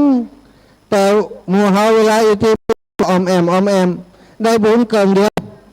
นะเอาบุญหนักๆเอาละพร้อมแล้วปอจานโอ้ปอจานก็ ยังเหลือแล้วต้องเดียว ตายแล้วเอาคนเท่าเนี่ยบ่จำบ่ใจเนี่ยเอาใครใจยากขึ้นแล้วเหรอใครใจยากขึ้นแล้วเหรอมาฟังแต่เร็วๆหน่อยก็ดีนะฟังมาแต่กระไดเหรอไอ้ยังน่ะเป็นใจมากำนี้เป็นเข้าใจนะท่านอาจารย์เสน่ห์การหลงว่าถ้าห้องเตะฟังหอมเถอะเป็นจะเตะเป็นจะนี้ก่อนโอเคปนานก้านตัวเจ้าเนี่ยคำเดียวติดละ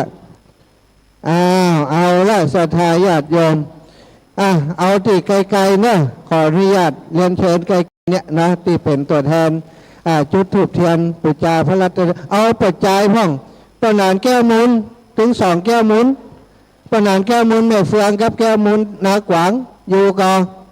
ปนานแก้วมุนอยู่ไหนปนานอยู่นอกเห็นแล้วก็เอาปัจจัยพ่องป้อแสงแก้วอีป้อแสงแก้วมาปนานแก้วมุนมา3 ป้อนี้ลุกขึ้นมา3 ป้อนี้ลุกขึ้นมา4 ป้อกัน4 ป้อลุกขึ้นมาตะกี้แม่ยิงหมดเลยเอาปัจจัยแล้ว4 ป้อนี้ก็คือคนที่อันนี้เทวบุตรเนี่ยสถาน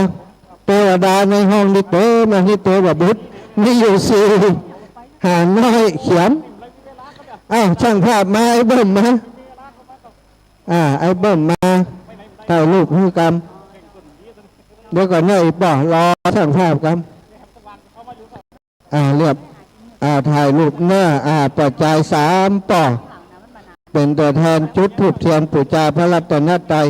เพื่อสั่งทำมาดังเพื่อแหมมาดังเพื่อแหม2 ตีปนานไรมะ2 ตี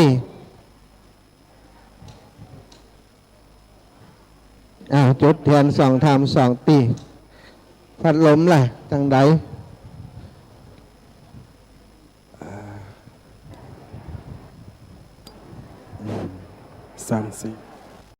เรียบร้อยเนาะจะลุกก็ว่าจะดับพัดลมเป่าเหมือนโอเคเรียบร้อยประจานตีก็ว่าจะให้ประจานการสุดท้ายนี่ประจานประนานแก้วมูลเรียบร้อยละ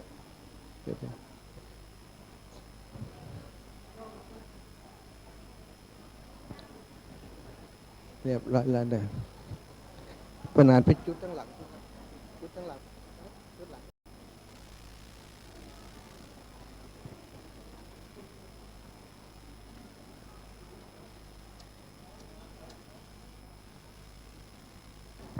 ไม่ให้นั้นอย่าปล่อยจุดไม่ให้กับมิดเลยครับนี่เหรอโอ้น่าจะอันนี้ปิดเลย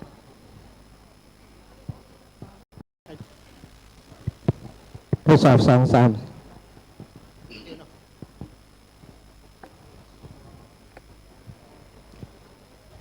สกาติปะปัง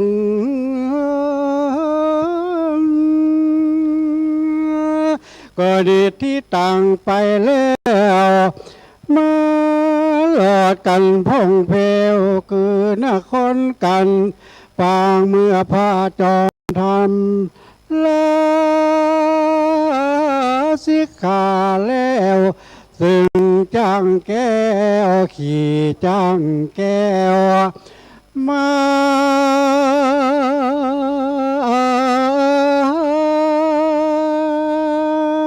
เมืองอินตาลื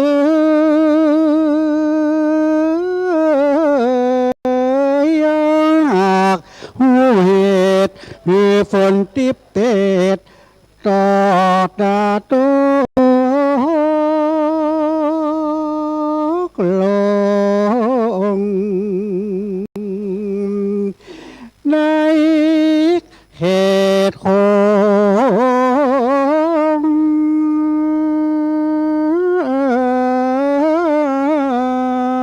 พระ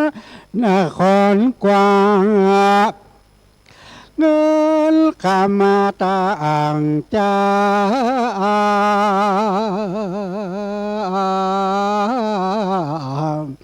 เต็มมาวิยังใจฝุ่งคนนาได้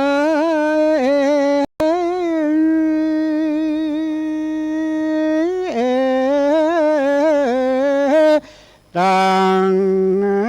ใจพระนอไทยเวสสันตลาลาดต่างได้โอกาสนะเตตาด้วยใจอาบานจมเจนจอยกาถามีบ่อน้อย48 บาทนะบาลี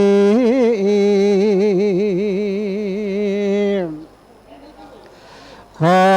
ราธนาลูกศิษย์พระโมนี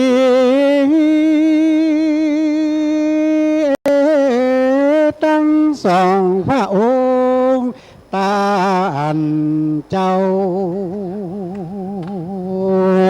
คือนั่งธรรมาสแก้วสถิตนั่งเลวจุงเตเตสาดาทา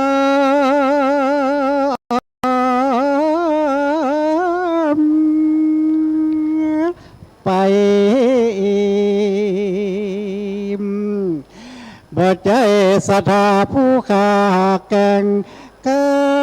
บจาง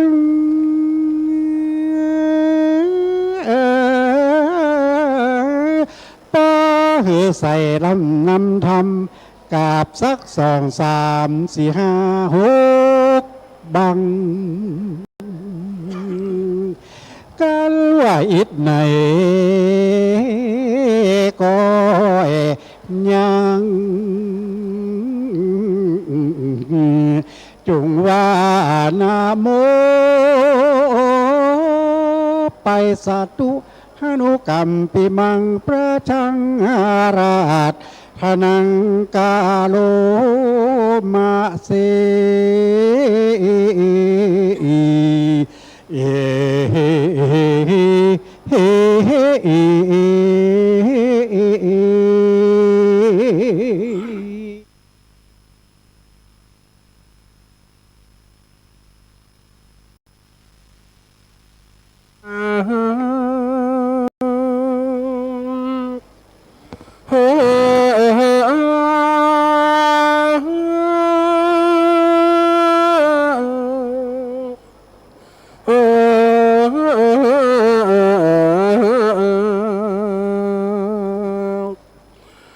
ธรรมเทศนา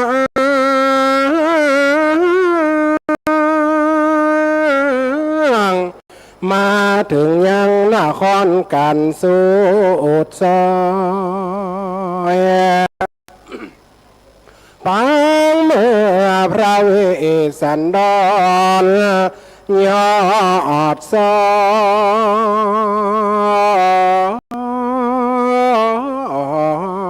ยความจะยากูห้อยแม่มาทีหกองค์นอนให้ได้ปิกปอกลาน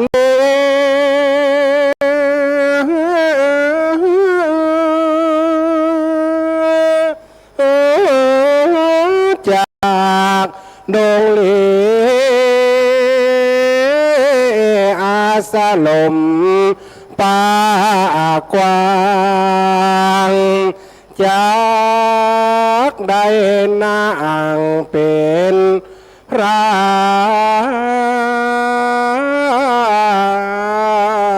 กษัตริย์เกษมศรี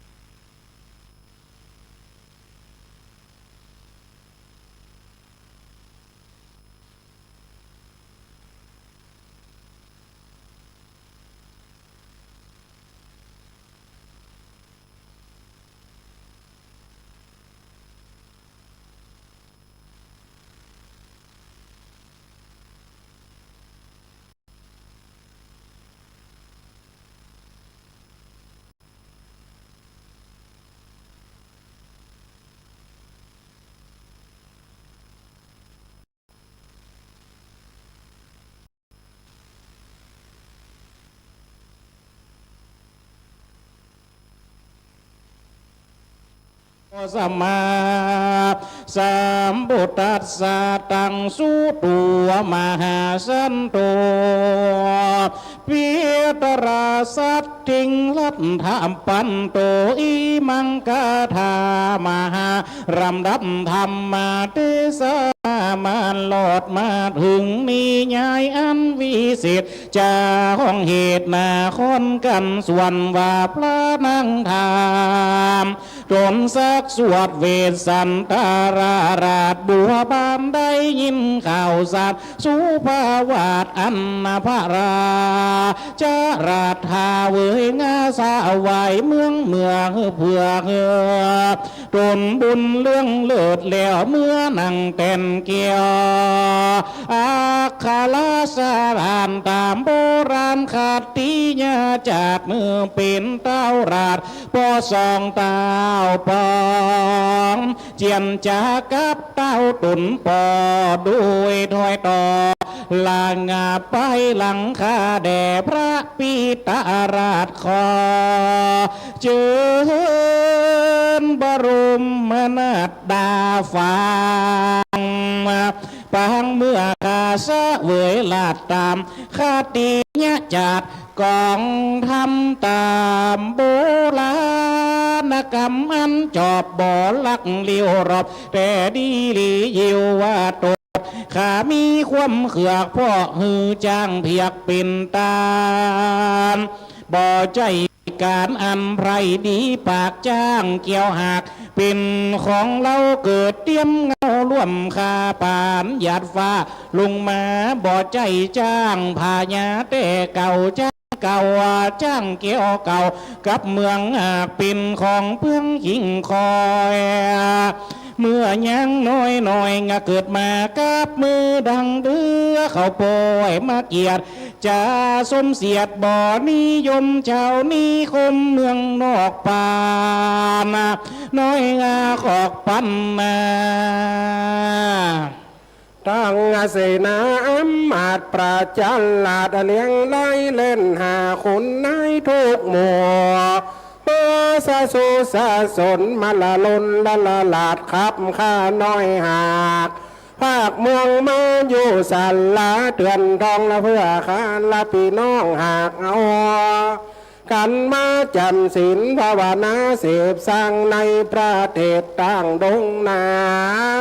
หรือดังหรือป้อยมาอาราธนาเมื่อเล่าเฮอเป็นกา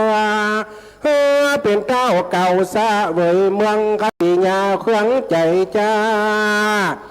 ยินพิษเปิดนาแก่หมู่คนขอพระปิดตาเอาฝนมือสู่ตีเต้าอยู่สะเวยอารมณ์แดดเตตะโตปัตตะกาลานันเต้าสนใจอมลินก็ได้ยินลูกเก่าใจร้อนเผาหนักอกเต้าถ้าลงยกละจุดเดาจึงเฮอเต้าโอลาสาเฮอขอขมาเสียยังโตดอันได้โคดกาตำพิษในบ่อพิษลูกตนจุ้งตันถอยกล่าวว่าแลนากาละข้างนั้นพระยาเวสสันดรอีปล่อยแม่ตะกี้ผูกตะกี้เป็นเชื่อพวกอย่างก็ทุกปี ตะกี้ผูกสักกติ สักกติเกิดอะไรอย่างขึ้น เกิดอะไรอย่างขึ้นที่อาจารย์เพิ่นได้ติดไปกษัตริย์ตั้งหกมาปุ๊บกัน ไม่ไผ่ฟ้อง ก็มีพญาสนใจหนึ่งสอง พระนางราชพระนางพุทธดี สาม พระยาเวสสันดร สี่ พระนางมัดหี ห้า แล้วก็เจ้าจาลี หก เจ้ากันหา เจ็ด หมดเสร็จตรงนี้มึงจะเช็ดมามั้ง สักกษัตริย์ไปว่าหกคน ครับอยากมาปุ๊บกันในวันดีอกดีใจเลย ก็ดีใจกับพระเวสสันดรหนีออกบ้านออกเมืองมาอยู่จำศีลพระนะพระวนาในป่ากี่เดือนตุปี เขาตุปีเหยกาดตุจกเดินทางไปได้ระยะเวลากับหันกับตึงการนี้ในทำเรื่องนั้นบางทำหาก็บอกว่า7 เดือนก่อนนะ 7 เดือน ครับบางทำหารู้บางตำราก็บอกว่าอยู่ได้ปีป่ายดูนี่ไปพระวนาอยู่ในป่าครับผม เพราะว่าเจ้าเมืองด่าจำหนีครับพ่อยังมาบัดนี้ไล่ลูกหนีกว่าโอ้กันในข่าวในทำก็ถึงว่าไว้โลว่าจะได้เจ้าบ้านปักกันไปสนชอไอ้ยะสนชอว่าจะได้โอ้โหตีเก้าตีไปเขานั่นพระเวสสันดรเนาะเข้าไปอยู่ในป่าแต่ผู้เป็นราชบิดาคือผู้เป็นปอบเป็นตัวหาครับในธรรมที่เขาว่าเป็นตะกี้พระเวสสันดรหน่อยใจโลแม่นหลังจากสลบไปปืนตื่นจืนพื้นขึ้นมาตะกี้ฝนยังตกกระบาดตกแล้วหัวกระปิงลึงหันตกสักเม็ดเมื่อกี้ตำลังมันจะตกอยู่5 นึงเหมือนกันทุกท่านเพราะว่าพระเวสสันดรพระอาจารย์มหาไทยจำว่าแล้วนี่ว่ากะคุณว่าแล้วเราอาจารย์เนาะว่าแล้วก็ให้ย่ำเปียอยู่ไหนเพื่อนห้องเอเพื่อนคนละตีโลฮะระวังมันอมน้ำฟูมึงนะมันถามจีนี่มันคือฟัตเตอร์ตกไปแล้ว5 นึงเพราะว่า5นั่นเป็นกี่ว่า5อย่างทุกท่านผลตะกี้นั่นผลบกขลพัดตกลงมาเพื่อให้6 กษัตริย์ฟื้นจีบใจดีว่าอันนั้นตะกี้นั่นเป็นน้ำใจใครโลเอาครับพญาอินอยู่บนกลมแล้วมาพอต้องลุมโอ้ไผ่จ่วยไผ่มันได้สักคนพระเวสสันดรกระต่ายพระนางมัดทีกระต่ายพระยาสนใจตายกันหาไอ้แม่พุทธดีตาย จาลี ตาย ต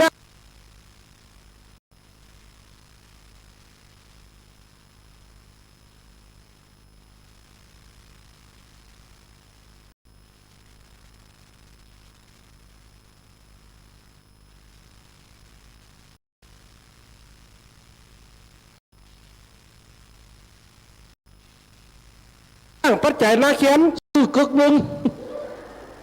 เสนาอามาตย์หมื่นอาโข น้ำใจใครบางตีกระเทียบเทียมใดว่าเป็นน้ำจัน น้ำจันทร์ น้ำจันบนห้องว่าอย่างสุขคนทะลดบางทีก็บอกว่าเป็นเหล้าแฮ่ อ่า เนี่ย ครับ ครับที่ว่าดำดนบรรณาเศษเนี่ยนะพระยาอินใจอย่างนี้อย่างจุบสวัสดิ์ตัวไปเหย เพิ่นขึ้นมาแล้ว ครับ อู้กำนันหันหน้าป่อมาถึงกันละก้อนตีเขาว่าเพชรตะกี้ ครับ พระเวสสันดรไม่ใจมิ่งเลยปล่อยแม่เอ๋ยขนาดเป็นโพธิสัตว์บำเพ็ญจิตล่ะนะครับ พระเวสสันดรจะมิ่งอยู่สองข้างหนึ่ง ตอนตีจุจกไปเอากันหาจาลี เอาเลยอย่างถึงมิ่งเฮ้ยแล้ว พอกำเมงจะตีลูกปนสองหน้าสองตาปอพันพ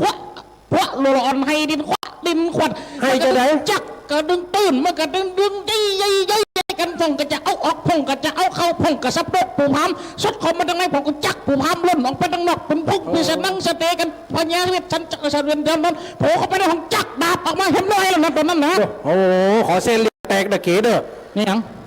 เป็ดจะได้เป็ดหน้าดำหน้าแดงตาวิทยุอีแม่เปิดฟังตะบันแตกแน่ หายใจยังเขาต้องคือมันในของแกะของแกนกันมัน พระเวสสันดรโคตรข้างที่หนึ่งแล้ว ตั้งนิดนึงแล้ว แล้วข้างที่สองมาถึงกันสุดท้ายเนี่ยพระเวสสันดรตีตะกี้เนี่ย อันตะกี้นะคือการโคดเต็มเดียวนี่คือการหยัง เวสสันดรเวสสันดรเอ้ยอันว่าราชบิดาพ่อแห่งเจ้ามาแล้วเวสสันดรได้ยินที่พ่อพูดไหม ได้ยินติ่มซองหัว ทำไมเป็นหน้าต่ำผาเนี่ยโอ้พ่อสกรรมแล้วลูก งอน จะไปงอนพ่อทำไมเดี๋ยวพ่อพาคนมาเยอะแยะนี่เห็นไหม ป่อเฮ้ย นี่หยัง กระตอนป่อไล่ลูกออกบ้านออกเมืองป่อว่าจะได พ่อก็ว่าเวสสันดรเฮ้ยพัดเดี๋ยวนี้เจ้าทำผิดแก่อาชญาบานเมือง ยกจ้างตัวเนี่ยเกิดมากับบ้านกับเมืองเนี่ยลูกยกให้คนอื่นสิทธิมันเป็นของไผมันเป็นของบ้านของเมืองลูกยกให้คนเดียวโดยใจสาเหตุเนี่ยลูกผิดลูกต้องยอมรับผิด ป่อขอถามกำหนึ่ง สองกรรมก็ได้ลูก ถ้าป่อซื้อรถ ท่านป่อซื้อรถ สมมติว่าป่ออันนี้ซื้อแหมกำหนึ่งแล้วโอนรถนั่นคือลูกแล้วเนี่ยป่อโอนแล้ว แม่น แล้วก็ตัวไอ้มาเดียด ตัวไอ้มาเดือด ว่าอีป่อคือลูกอีหยังมันกำจะเป็นลูกป่อ เปรียบเสียนะอามาตย์นี่เนาะ นี่แล้วก็เดี๋ยวนี้ถ้าว่าป่อโอนคือแล้วแล้วสุดท้ายเขามาเดียดมันโดนนะแล้วซิปรถกันนั่นมันเป็นจื่อของไผกับมันเป็นจื่อไผ มันก็เป็นของพ่อแต่พ่อ อันนี้แล้วอีป่อ ฮะ เนี่ย แสดงว่าพ่อเพชรกับลูก เรากำแล้วยังมาพูดตัวเนี่ย อันเป็นหยังพ่อก็ขอเทศเหตุกับเหตุอะไรเนาะเฮ้ยมึงรู้มันเหตุสักคนเนี่ย ขอโทษ เนี่ยป่อเอ๋ยจ้างก็เหมือนกันเกิดมาด้วยคาเลย โอ้เป็นหยังลูกเดียวนี่พ่อก็เอามาตัวเนี่ย ไหนเอาอย่างไร พ่อแตงดังจุ๋งมาตัวฮะน่ะ อันนั้นมันวัว แตงดังมาตัวฮะน่ะกันนั่นพระเวสสันดรโคตรโลกก็เลยเข้าใจกันปั๊บคมเข้าใจกันลูก ครับ พ่อก็เข้าใจลูกอีแหละพระเวสสันดรว่า ดูลาลูกลักเหยป่อลูกลักป่อเหยป่อนี่เกยใดดอยปัญญาเหตุว่าฟังกรรมสวนสอเป็นกรรมหมอแก่เจ้าเมืองใดครับบุญเลืองหนีจากใดปัดผากเมืองมาพระบุตรตาบ่มีโทษพระบุตรตาคือไผ กับพระสันดรนั่นแหละลูก ป้อนี่มันโสดกระทำเป็นทุจริตอันใหญ่สิ่งที่บ่ใจจักดีเพื่อเสียทีแก่ตนลูกเป็นตีถูกแก่คนทั้งหลายแต่บ่ถูกใจลูกลักแห่งพ่อฟังเล่นหน่อสายตา แน่นอน พ่อจะจ๋าสั่งไว้ปฏิโคตรพ่อโคตรแม่นะลูกเนอะ ลูกเอาไฟหุบ ถ้าลูกเอาไฟมันเดือนเนี่ยพ่อว่าเขาเสด็จไปบ้านไปเมืองบ่ เนี่ยหยัง กับเจ้าบ้านเจ้าเมืองมาขันเด่นหนาเขาปิกบ้านไปเมืองปะ เขาอีปอถ้าจะให้ลูกปิกนะ ลูกสละตุนออกทะลุงพดเป็นละสีมาอยู่กีรีป่าไม้ ค่ะ การมาปฏิบัติได้อยู่นี่ก็หลายเดือนแล้วบัดนี้กูสิ่งกูยังที่ลูกได้ปฏิบัติมาปั่มเป็นโดยบารมีมานี่ก็คงจะได้ถึงพร้อมแล้วความจริงลูกถ้าว่าจะไปกับเฉนที่อะไรยังบรรณะศาลายังเกหาตูบหน่อยอันอยู่กับพนังมาดีเจ้าจะนี่แหละปัญหา ฟังพ่อก่อน บอกว่าอย่าง บรรณาศาลาหลังหน่อยเดียวถ้าลูกแกบวชแต่ปิ๊กอยู่ในวังป่อจะแปลงปราสาทแปลงเป็นวัดให้ก็ได้รู้จะเอากว้างในวัดบรรพตก็ได้รู้ โอ้พ่อเอ๋ยถ้าว่าไปอยู่กับคลองเหตุสมณะอย่างเก่าอันลูกมซิกดีกว่าอัน จะมีคนไปส่งข้าวทุกวันอยู่ให้ลูกได้กินอย่างเป็นคนตกทุกวันนี่ได้ป่อจะถามมาทีเฮ้ย เจ้า มาที เจ้า อันนี้ป่อขอถามลูก ได้ได้ปอ มาทีลูกอยู่ทุกวันนี่ลูกอะไรหากันหาจารีก่อ อะไรหากันเจ้าทุกวันนี่นะ ลูกตกใจก่อ เสียงดี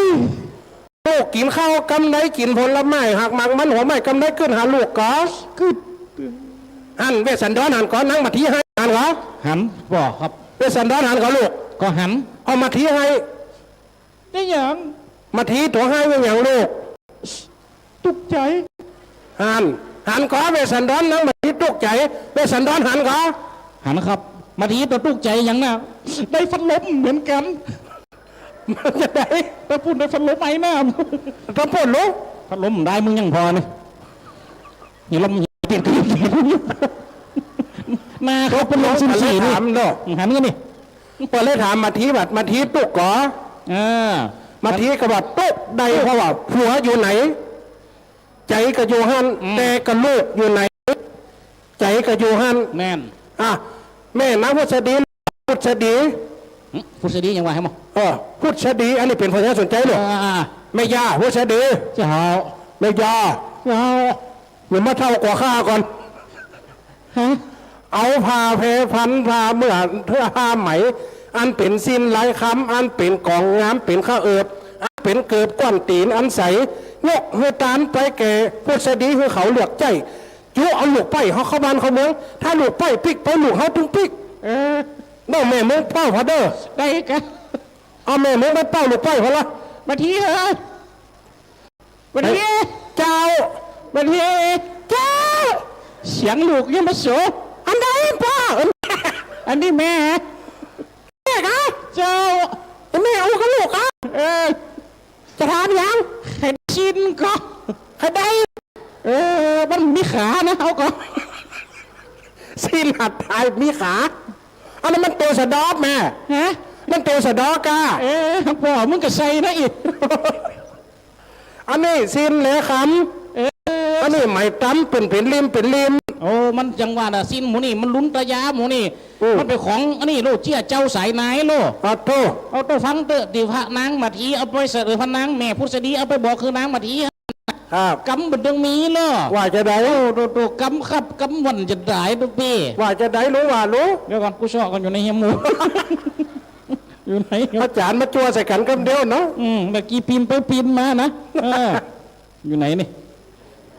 นั่นกูถึงว่าแล้ว เอามาหาโพธิสัตว์ได้บอก เอาไปเลย เอาตั้งเก้าได้เนาะมาหาปุณติสัตว์ส่วนพระมหาสัตว์เจ้าตุนองค์อาจแม่นไข่สาเวยราชสมบัติเจ้าก็จัดจาคำเก่าเส้งจักมาเล่าแก่ปีตาส่วนว่าพระญาสนใจญาดีราชก็เฮือราธนายังผู้ลูกน้อยก่าวกำอ่อนอ้อยอ่อนน้อยกำมาสากำกวนนะเมื่อเฮออามาตั้งมวล60,000นะก็จื่นจุ่มไม่คู่คนนะก็มาเตรียมตุนพระบาทเอาก็มา รู้ว่าเจ้าราชนี้มันเป็นมงคลวิเศษเกียรติเขาลาจาส่วนว่าพระบุญนาตุนนาสักสวดก็ได้กล่าวสีหานาดว่าดูสีนาอามาตลายจุนจอยสู่จุงยังก่อนทาลาอันว่าปันนากาอันว่าบันนาศาลาหลังวิเศษปางติดต้องวงกุเป็นตีกูมาอดอยู่สร้างมังกิเลส ภาวนา7 เดือนนัทราสะลำอยู่สังพรหมาปารามีญาณมีตันเจ้าจามีตันเจ้าจะมีตันเจ้าจาลีงาสะอาดกับนางน้อยนาดวงดีตังนั่งมันที่อ่อนนาแก่เจ้าฟ้าขุนอินแผ่นดินด้านไหววันสตานลันไปมาพระราชาถวายแล้วเต่าตุนแก้วนี้ท่านก็พระทักษิณา3 รอบไว้นอบน้อมอำลา เข้าสู่บ้านสู่เมืองผมเพราะว่าอำลา ครับ อำลาเปลี่ยนตัวปีสั่ง อำลาสั่งอำลากับหยอกติเป็นก็อยู่นโลบรรณาศาลาน่ะนะ นกลาหนูลาอันหยังพ่องลาสันละอัน ครับ เป็นน้ำใหญ่ ครับ ลาอันสิ่งตีหาได้ก็คือหัวมันและลูกไม้ ครับลา ที่เคยกินใจถึงวัน ครับ หานางมาทีกับสิ่งที่เป็นอันจื่นใจเพราะว่าได้แก่ลูก ครับ ปัญหาแล้วจารีเข้ามาเลยมันก็ แม่นครับ ลาหลักกันนั่นเข้าบ้านเข้าเมืองเขานั่นเสวยเมืองเด้อเมืองจุนะพันว่านะเป้าว่าเมื่อไปอยู่บ้านอยู่เมืองเขาจะมีการมาเล่นหลายอย่างเด้อลูกเด้อเพื่อการต้อนรับพญาเวสสันดรเขานั่นพญาเวสปกครองลูก ครับ ได้ขึ้นหลังลาดอาจสมุนเทียนได้หู้นะว่าเป็นตีจักปกครองเกประชาลาดตั้งหลายเพราะว่าป่อยกเฮอ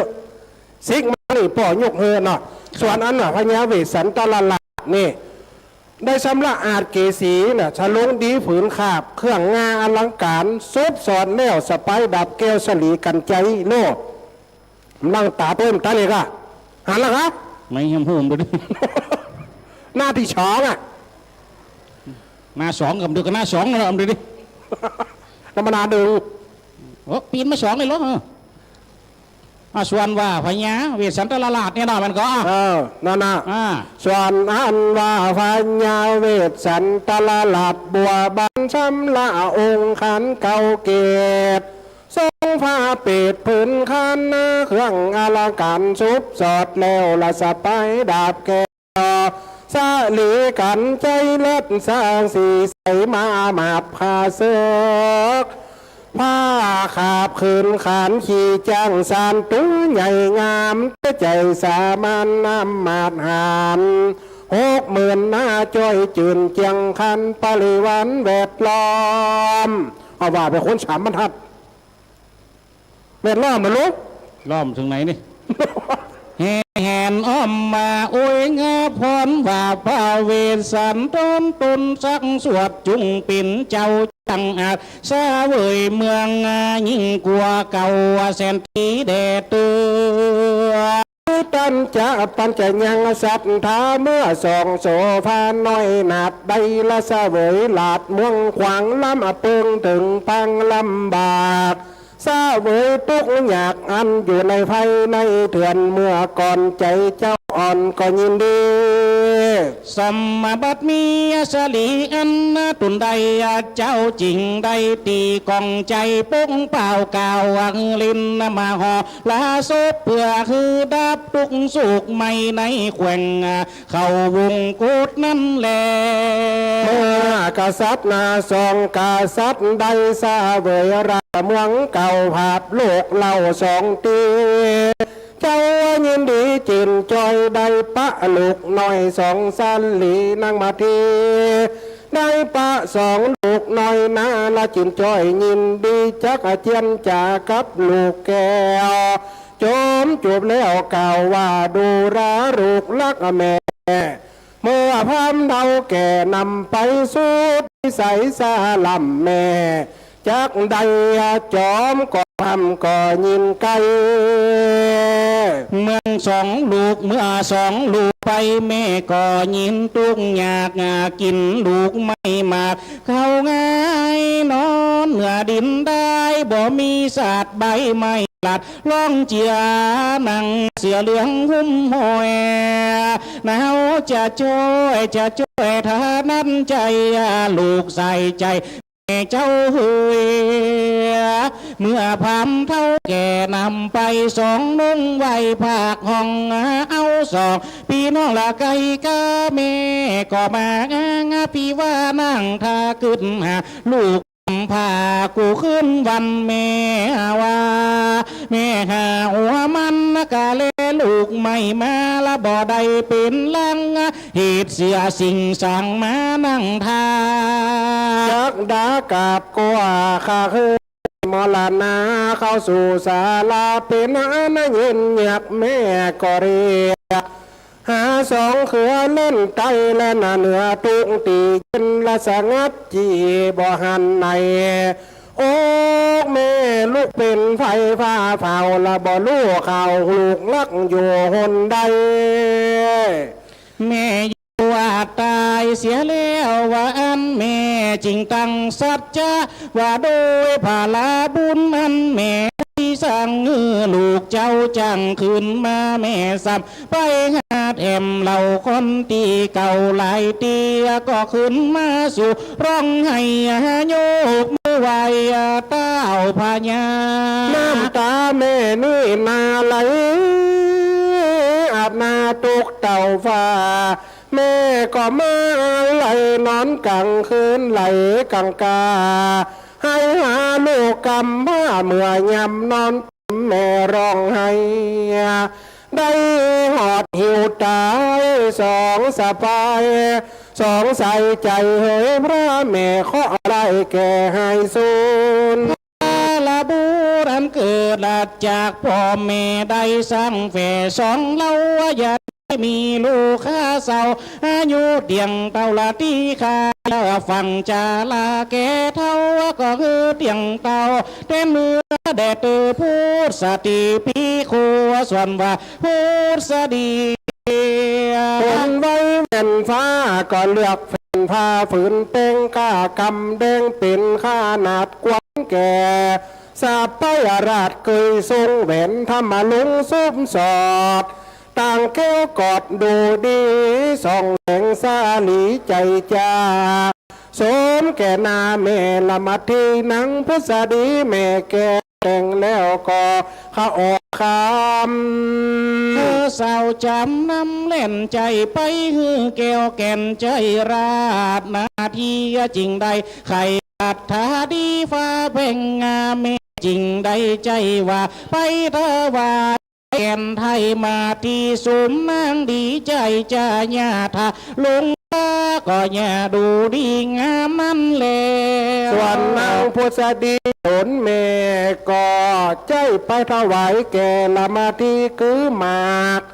ปัดคำดีเล็บน้อยปัดดับโดยซอยสั่งวันดูเชียงขันใจจะใส่ส่องนาจำนำเกิดคำลองหลับบาดควันนะแก่นางราชอุดมสองนางนมคำขาดแก้วมุงอาจขาดสะเอว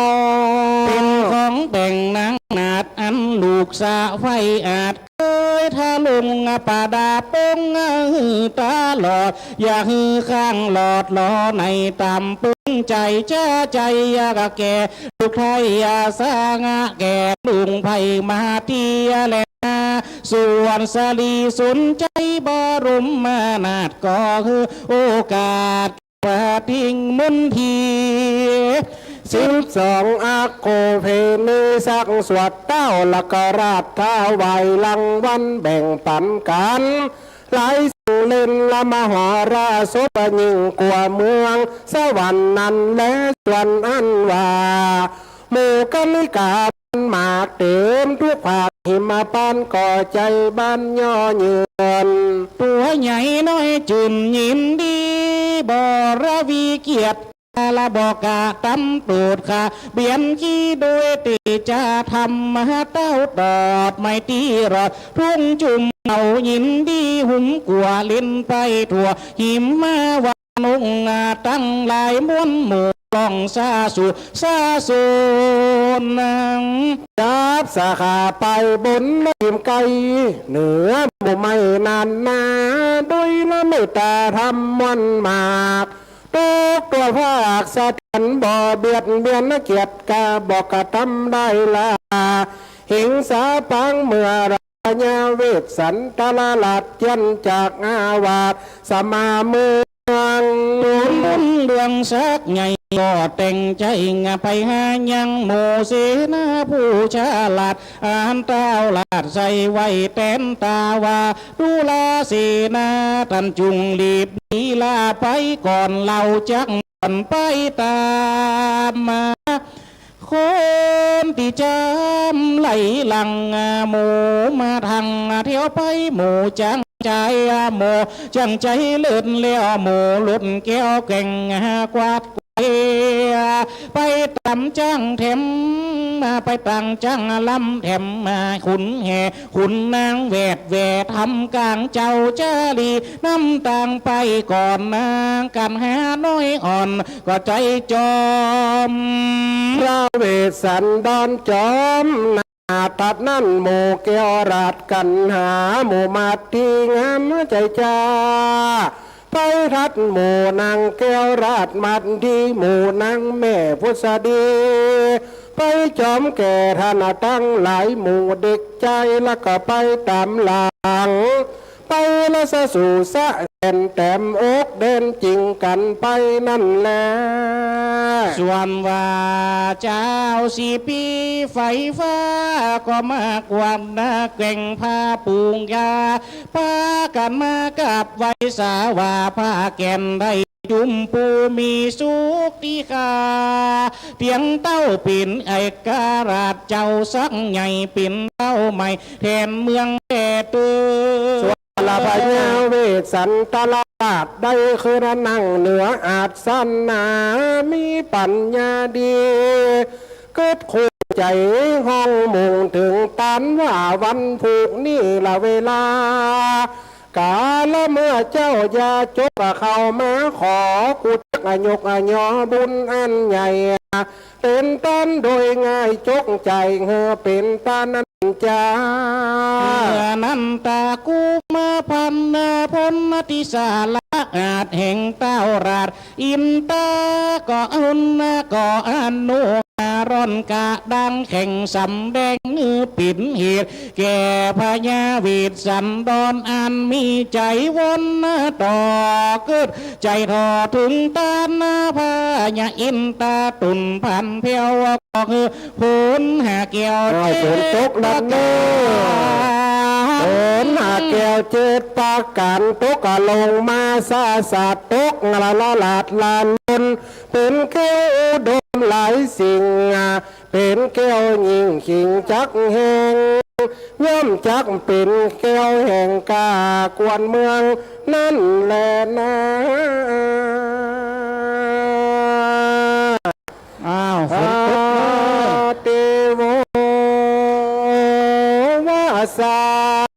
ติกางอิตุฝนหาแก้วเทวดาตนเลิศแล้วจริงสั่งฝนตกเจอตนหนองคำเมื่อเสร็จหลอดแล้วสู่วังเกลหนลังตกลงเสน่ห์สานาคอยเมืองบานตกเหนือออกใต้แห่งนา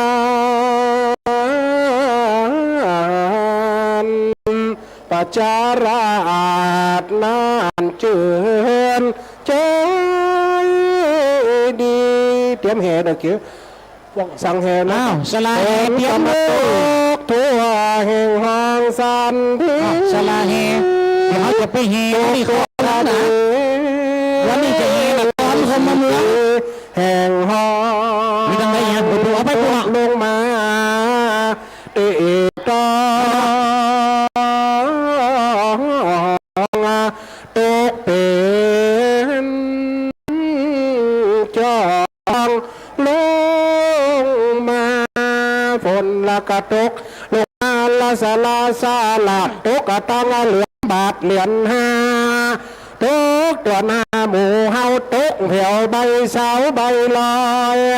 ตกบ่อน้อยตีสายามนั้นละหมูเสนากัดกังก็มาทางอารมณ์มาโหลีตาตุ่มตาตึงแห่ตึดตึงกันมานั่นน่ะเลยนะ เดี๋ยวเขาประกันไปเฮให้ก่อนเด้อ นี่ที่จ นิติตังชิญาสังวันนาวิสิยาห้องอิทธรรมเทศนานาก่อนกันว่าโดยภาคาถา13ภาคาถาว่า48ภาคาถาก็บังคมสุ่มเล็ดสารเดชเสร็จแล้วตอนนี้ก่อนเลยอ้าวปากันไปแห่ให้ก่อนเด้อถ้าคนได้มีอย่างแห่เก่าโกมนี่ไปกำแห่นี่แกนละ79 บาทนี่ ำทำโมกินกำอาจารย์ว่ากรมที่ไหนเสียขี้แกน นี่วัดเหลี่ยมกี่แกนนั่นน่ะนี่นะเอาไปกำแห่ได้เป็น แกนไปไหน เป็นผู้จ้าทิศเหรอโกมนี่นะแน่เป็นผู้จ้าทิศข้อ13มันได้ว่าข้อ13น้ำ15เป็นมันมี8ทิศโลมันจะมีอยู่3เหลี่ยมจะเป็นรูป3เหลี่ยมอยู่ด้วยกัน8อันเนี่ย8อันถ้ารวมกันละหมดมันจะมีอยู่8ทิศพอดีนี่กระดาษทั้งหลาย ทิศหนึ่ง เอาอาสตังเสนีเนาะนะครับ79 บาทกำไปแห่ด้วยกันบนพรเราเจ้าก็เอาไปนาบนเนื้อนะครับคนใดจะห่วมรำบุญนี่นะ19 บาทเนาะแต่เขาได้หอมเลยบัดหอม อาทิตย์ที่หนึ่งทิศอย่างที่ว่าตะกี้นะ ทิศที่1กับทิศตะวันออกดูหล่ะพาเนี่ย ตาปิวเอาไปตั้งโต๊ะบนเลยนะให้เพิ่นออกไป เดี๋ยวพ่อผมไปแห่กำมาคนแก่นในสถานทั้งหลายเพื่อผู้จ้าอย่างที่ปันหลวงนี่นะ เดี๋ยวก็แห่เรียบร้อยก็เอามาตานพร้อมกับพระเวสสันดรเนาะ แห่เรียบร้อยกรรมฐานกับเวสสันดรเลย แห่ตั้งนอกขึ้นเพลงเลยท่านอาจารย์สุวรรณขึ้นเพลงเลยขึ้นเลยขึ้นเพลงเร็วๆ อ๋อก็แล้วก็ขอ เดี๋ยวเอาหน้าประตูเพิ่นเปล่าหน้าประตูไว้พุ่นเลยเอาไว้หน้าประตูเพิ่นเลยให้เป็นไปเย็บเอาคนแก่นให้เป็นเย็บคนแก่นไม่อยากได้แล้วมั้งไม่อยากได้แล้วสลายแห่ต้องพูดขึ้นเลยพี่น้องศรัทธาญาติโยมป้าหันหน้าไปทางปุ้น ให้เจ้า ไป เล ทาง ย ปุ้นฝ่ายได้แห่กับพระเวสสันดรไปกับพระเวสสันดรกลับบ้านกลับเมืองจะได้บุญได้กุศลครบนะวันนี้จะได้ภาพงามๆที่ปล่อยแม่ใส่ชุดขาว แล้วก็รอบเขาวงกฏมาสดที่ศาลาหอประชุมธรรมสภาที่นี่สิ้นสุดโครงการที่นี่อีแม่เอาใส่ไหนเลยเอาใส่ไหนเลยเอาใส่ไหนฮั่นอีแม่อีแม่เอาหน่วยนั้นออกมาก่อนละเอาหน่วยนั้นออกมาเอาออกมาอย่างอีเนอะอีแม่เอาสตังค์ใส่ในนี้อันนี้ปิดแล้วเอาสตังค์ใส่ตรงในนี้มันของไหลของมันเนี่ยเอาสตังค์ใส่ในเดี๋ยวเขาจะเก็บเอาบัลเลนเนอร์ เอาเลยมาเอาจนเลยเด้อสำหรับคนที่เดินง่ายให้โอกาสแรกเพื่อเข้าใจลูกเร็วเอาออกสุดออกข้างนี้ก็ได้บัดต้องใส่รองเท้าเนอะเร็วดิอีแม่ใส่แล้วอย่ากลับไว้เดี๋ยวเกิดตันเจ้าละเขียนเล่นเนาะโอเคอีแม่ก็กลับเลยตัดตู้เจ้าท่านอาจารย์นั่งรับอยู่บนก่อนนะเอาเลยแม่ลุกไปเลยแม่เอาเรียนเชิญเลยเรียนเลยใส่ที่บาแปลงแห่งมีอันนี้ลูกทางใดมาใส่เล่มมั้ยโอ้อย่างมาเลี้ยวนะโอ้ได้อย่างเดินเลยเด้อออกเลย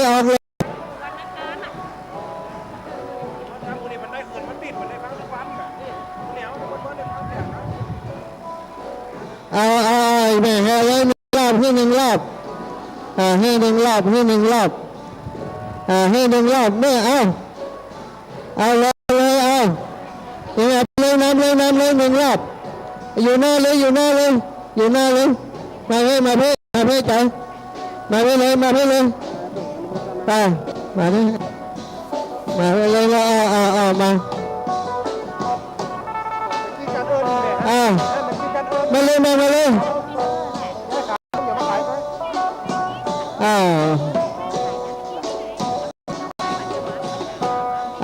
เข้าใจเนอะเร็วเร็วเร็วเร็วมาให้เลยมาให้เลยอ้าวอ้าวแม่น้ำเร็วนำหน้าเลยไปไหนไปเลยเอามาเลยเนอะอ้าวมาแล้วเจ็ด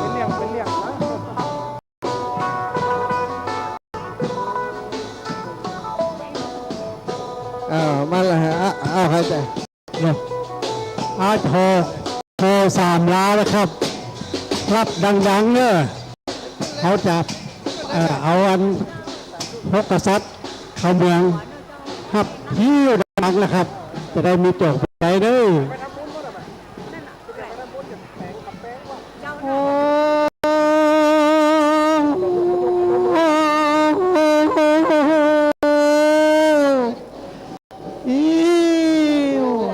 ฮับกาได้มีเสียงเลย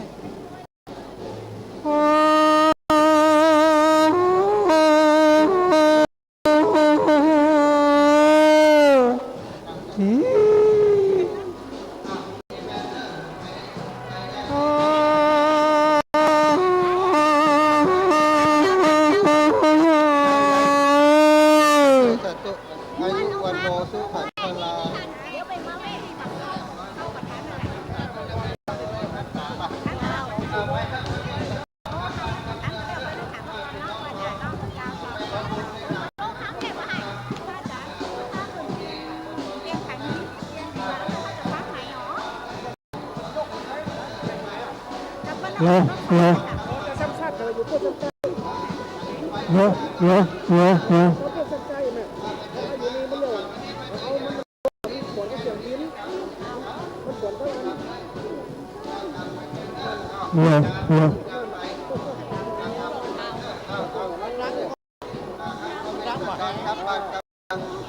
บ้านใจเร็วๆพระเมธเปิดใครกลับบ้านกลับเมืองแล้ว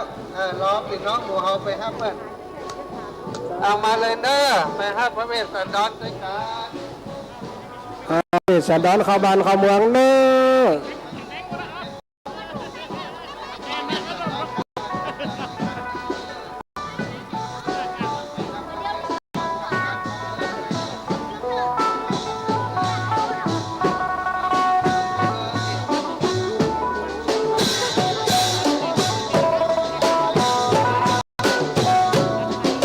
นี่กับคนเอาปูมาเฮอเกี่ยวมเชียงกันเนอะดูดูแบบขอตามหน่อยพระเจ้าจะป้อนพระเจ้าจะป้อนขอตามให้พระเจ้าหน่อยพระเจ้าจะป้อนพระเจ้าจะป้อนเนอะอยู่ที่แม่เนอะครับวันเนอะ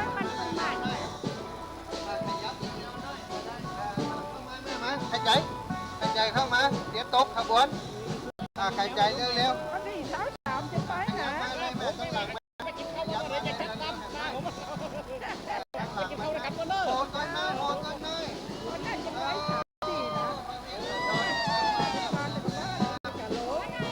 ไปห้าเปิดประตูลุ่มพวกนี้มา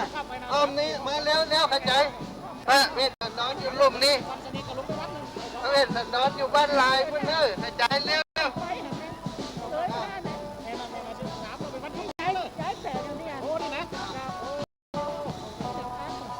เอาไปห้ามพระเวสสันดรกับบ้านกับเมืองเอาขยับมาอย่างนี้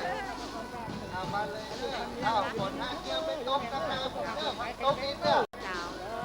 ฝนห้าเกี่ยวไปตกตั้งบนเขาอยากก้อนงามอยู่ข้างหลังล้อหายใจเอามาเร็ว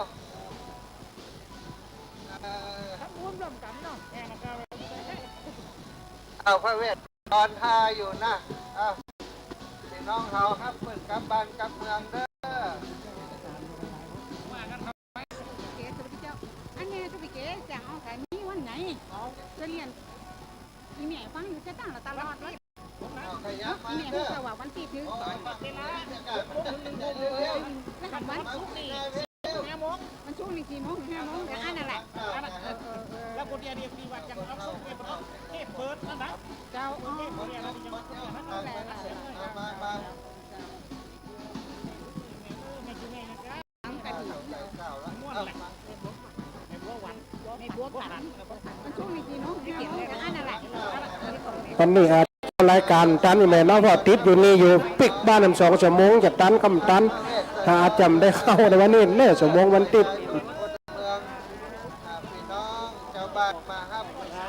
เอากันมากลับกันแล้วไปปกปักรักษาไปปกป้องก็ เอาไว้ตัวนั้นก็ได้มาเดี๋ยวเราลองเอาป้อนกันเนาะที่เปิ่นไปฟ้อนกับไปฟ้อนกันนะ ได้ สาธุนะโยมแม่เนาะ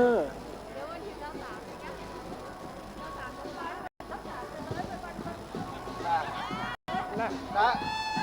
ะนี่จริงหาจารีไปลบนะกะ ขอคือกำลังอกกำลังใจเนี่ยคณะสถาบาลที่เป็นน้ำท่วมด้วยนะตอนนี้บันปงไตบนเนาะนะครับเดี๋ยวบนนึงอาจารย์มหาสมชาติกับลูกตุ๊พี่ไอ้ไปจะไปแวะไปเอวหานะบ้านที่น้ำท่วมนะครับเพราะฉะนั้นขอคือกำลังอกกำลังใจคนเราคนแก่ที่ฟังวิทยุด้วยกันเน้อแม่เน้อพ่อเน้อขออยู่ดีมีสุขบรรจุด้วยนะครับเดี๋ยวจะไปนะครับบรรจุไปได้เปิ่นกะ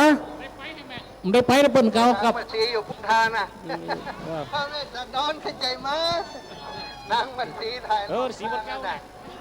ยจะดอนอยู่ไหนเจ้าเวทดอนอยู่ไหนมาใครใจวุ่ยเนอะเอามางามภาพงดงาม สีบนเก้าเนาะพวกกระปุ้นเนาะเขียวทั้งนั้นอยู่ดีสุขกูคนเนอสำหรับคนเท่าที่แข่งขามาดีเขากำแปะน่ะในเพื่อฟ้อนนะเดี๋ยวบนมาสาบนี่ว่าขี้ไข่ขู่นั่นเดี๋ยวนี้นะตะปุ้นนะเพราะฉะนั้นเขาก็นั่งอยู่เนี่ยรอนะครับได้บุญเหมือนกันกูคนนะศรัทธาทั้งหลายได้บุญเหมือนกันกูคนเนอ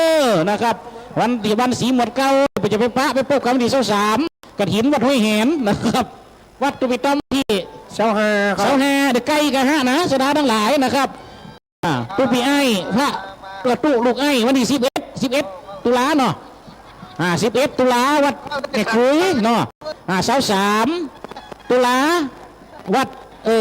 23ตุลาเนาะพี่เนาะนะครับเนาะวัดอัน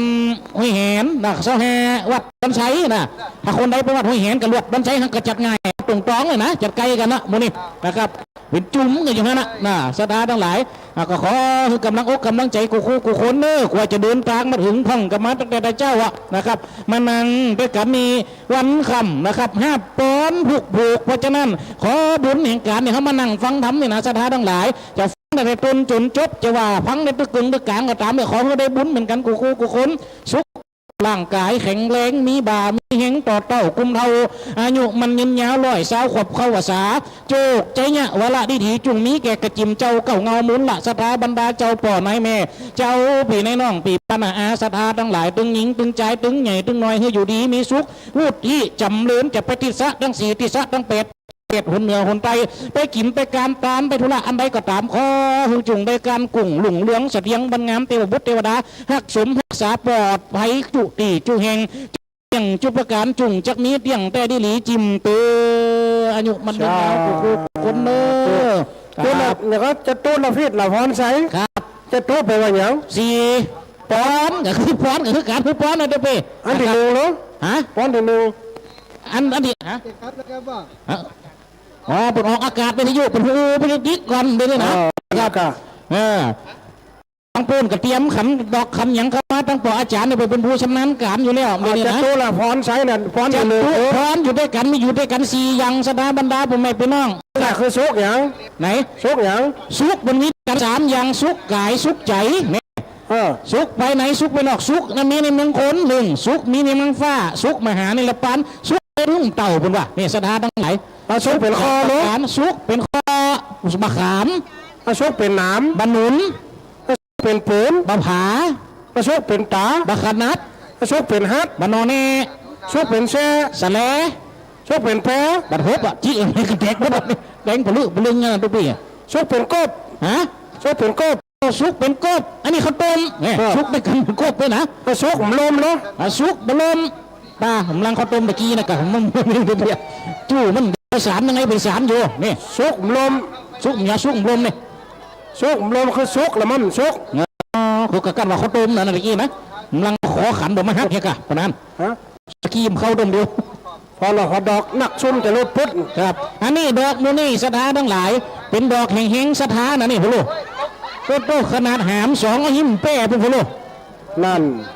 พอหน้าหอมอย่าดอกไม้ใส่แก้วทั้งสามสิ่งมันนี่เป็นการปูจาเปิดห้องอามิชาบูชาก็คือปูจาโดยดอกไม้ปูจาโดยของหอมปูจาโดยทูบปูจาเทียน ครับ อันนี้คือเรียกว่าอามิชาบูชาเรียกกับปนานให้เงี้ยใช่ไหม นั่นแหละ แล้วไปเลย เขากันรุ่นได้เป็นเก่งจะมาจิบเอวมาเลยพอพระเจ้าใส่ได้ก็ไม่ได้เป็น ครับ ผมดีในควาตานกับไก่จะปีกออมเขานะสำหรับคณะสถาเขาที่ห่วมฟังกันมาอันนี้กาละเวลากระเติงมาจวดจะปิดกันแล้วนะ กี่ข้างเขาฟังมานี่ เป็นแบ่งออกเป็น4ตัวทุกปี ข้างแรก ขั้นแรกเนี่ยมีอย่างนะจำได้ก็อีพ่ออีแม่ หมวกถาปั้นนะ ตั้งแต่คาถาปั้นวันนั้นตั้งแต่หลวงพ่อมหาเถระหลวงครูกันตุลุงโดยเขากับมาหลวงนั่นนะครับวันนี้ก็ได้มหาเถระจากทินแดนหลายที่หลายตั้งหลายบ้านหลายเมืองมาเตะเหียเมืองนครเชียงใหม่นครเชียงไฮ้นะครับมาห่วมกับเขานี่ ได้ ส แล้ว ถาบรรดา วันนี้เขาเปิดขำอยู่นี่ดุมแรงตัวไปอย่าเข้ารายการตั้นก่อน วันนั้นนะฮะทำตั้นกับไฟฟังกันอื่นกันเนอะ ทำตั้นกับฟังเทพไปก่อนเนอะสถาทั้งหลายแซมจะปีกไปเขียนเส้นอยู่มันผูกกับกินสลากมากไม่นะสถาทั้งหลาย งานมันหลายอย่างนะตัวไปเนาะเขาละตั้งใดกำใดเฮเขามาละ พอตานปีกโวกเข้ามานี่ละเลย ตัวไปเยี่ยมโหฮับพระเวสสันดรเนี่ยนี่กับแม่ขาวทั้งนั้นนะ มันมีคนได้หิ้วฮับนะบอกพี่กับแม่ขาวด้วยนะ โอ้เนื้อเดี๋ยวผมจะหิ้วโอ้เนื้อเดี๋ยวผมจะหิ้วสาธุเนื้อสาธุกำลังใกล้หันสันในการลงตัวเต้ๆกะเนี่ยตัวเนี่ย น้ำก็อีแม่เฮ้ย สาธุวันนั้นได้หันกันแหละหันไก่น่ะ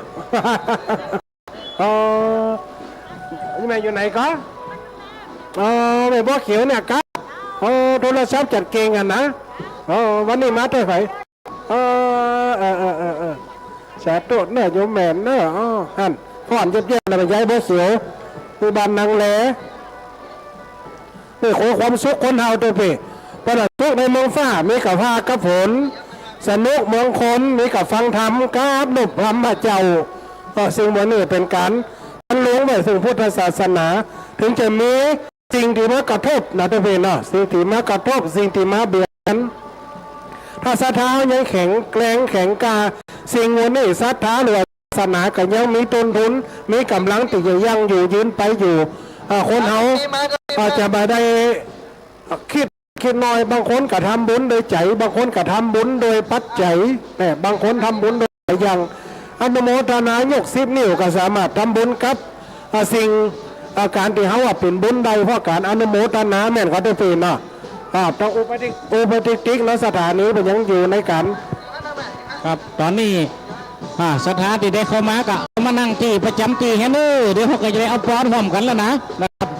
ครับพอตอนนี้กล้องเขามาไกลเท่านี้แหละนี่นะกลมไฟถ้าเหลืออยู่กับพอไปแฮนเนอร์นะเงินละ79 บาท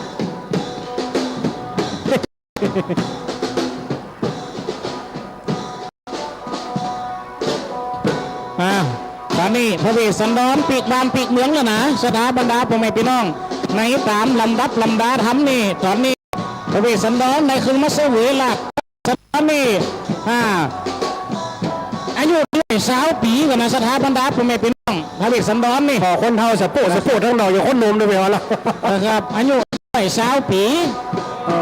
อันนี้โยมแม่บัวเขียวนางแรงเนาะแม่จังโทรมาก็เตรียมหันหน้าสักเตือนว่านะติดตามอยู่ตลอดอันนี้เป็นการ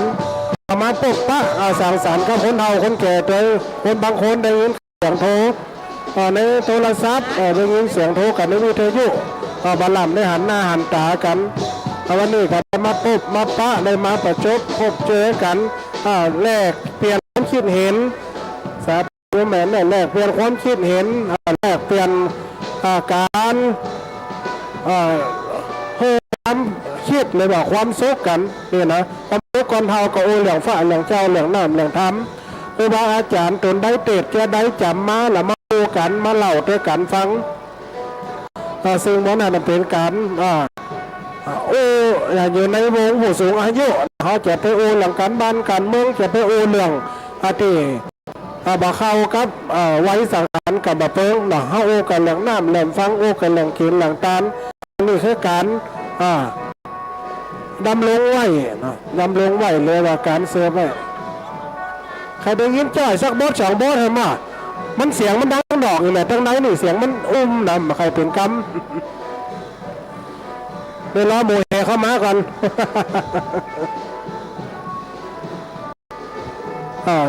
คนเท่ากับใครฟังจ่อยฟังซ้อนมันอยากหน่อยเนาะเสียงมันดังทั้งหนอกไปเหี้ย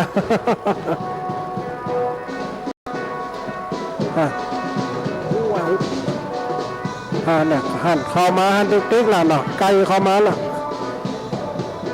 อันนี้คือการประโคมดนตรีการแห่การสังสรรค์เลยว่าการรื่นเริงสิ่งเหมือนนี้เจริญพรเลยแม่เลยมูติฟ้อนก็ฟ้อนไปเลยหมดทางไหนเดี๋ยวก็จะไวล้อเนี่ยดูดิ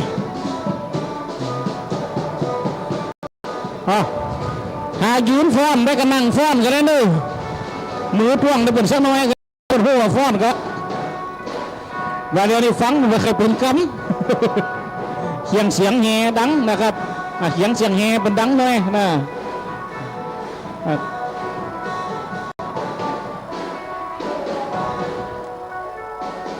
กลมสายกลมไฟกันมาไว้ตั้งเฟ่กันได้เนื้ออย่าตานน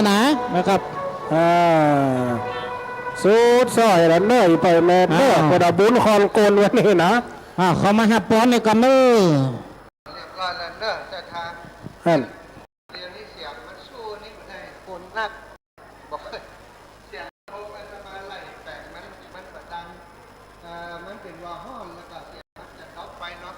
หมูตั้งหลังมาฟังก็ได้ยินเนี่ยถึงบอกว่านั่งตั้งหน้ามันได้ยินลำโพงมาเนาะพระเวสสันดรครับมาตั้งตะเกียจังฟ้อนยังมาจ้ะมากราบบ้านกับจองแล้วกันขอบคุณททาญาติโยมท่านสาธุชนทุกคนทุกท่านนะที่มาร่วมกันตั้งแต่เจ้าถึงเวลานี้ถ้าเป็นปกติบัเกิดปิติในใจศรัทธานั่งญาติโยมนั่ง5-6 ชั่วโมงอย่างนี้บ่ได้มันจะรำคาญมันจะเหนื่อยมันจะสะพะสะเปดแต่วันนี้รับกับบ่ได้รับนั่งยาวตั้งแต่เจ้ามาอันนี้คือพลังบุญถ้าใครหัวบุญเป็นตัวอย่างไรเนี่ยนั่งจะได้มันกับบ่อิดมันม่วนใจมันสบายใจเอาบุญนี้เก็บไปเป็นบุญที่อีปล่อยอีแม่ทั้งหลายเนอะตลอดชีวิตที่จะผ่านต่อไปทั้งหน้าเนี้ยเอาบุญเนี้ยไปต่ำไปกั้มไปหนุนไปเจือไปจุนฮือศรัทธาญาติโยมทั้งหลายได้อยู่ดีมีสุขอาตมาภาพได้จัดงานกับท่านอาจารย์ในครั้งนี้มีความออกวิทยุโดยล่ะอันนี้ก็ออกแล้วออกวิทยุโดยกำ2 อันเนอะอันนี้ก่อนแลบไปหูแลบๆนะเราก็ดีใจกับศรัทธาอีพ่ออีแม่ทั้งหลายที่มาอย่างนี้มาแบบมีอย่างตอบแทนนอกจากที่จะทำคุณงามความดีในพุทธศาสนานี้ต่อไปถ้ายังมีชีวิตอยู่ก็จะจัดรายการนั้นจัดรายการบ่ได้เพื่อนนะเฮือศรัทธาญาติโยมได้ฟังสถานีวิทยุที่จะทำต่อไปนี้จะมีการย้ายเสาเครื่องส่งก็จะใช้ทุนที่เขาได้จากวันนี้ไปเป็นทุนก้อนหนึ่งที่จะช่วยในการย้ายสถานีหรือว่าเสาส่งไปที่มจร.อันนี้คือดำริของท่านอาจารย์ใหญ่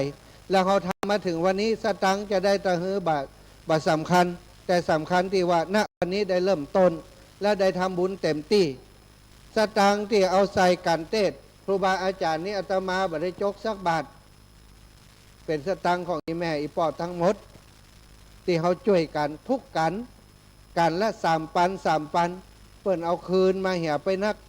วันนี้คือคืนเนอะ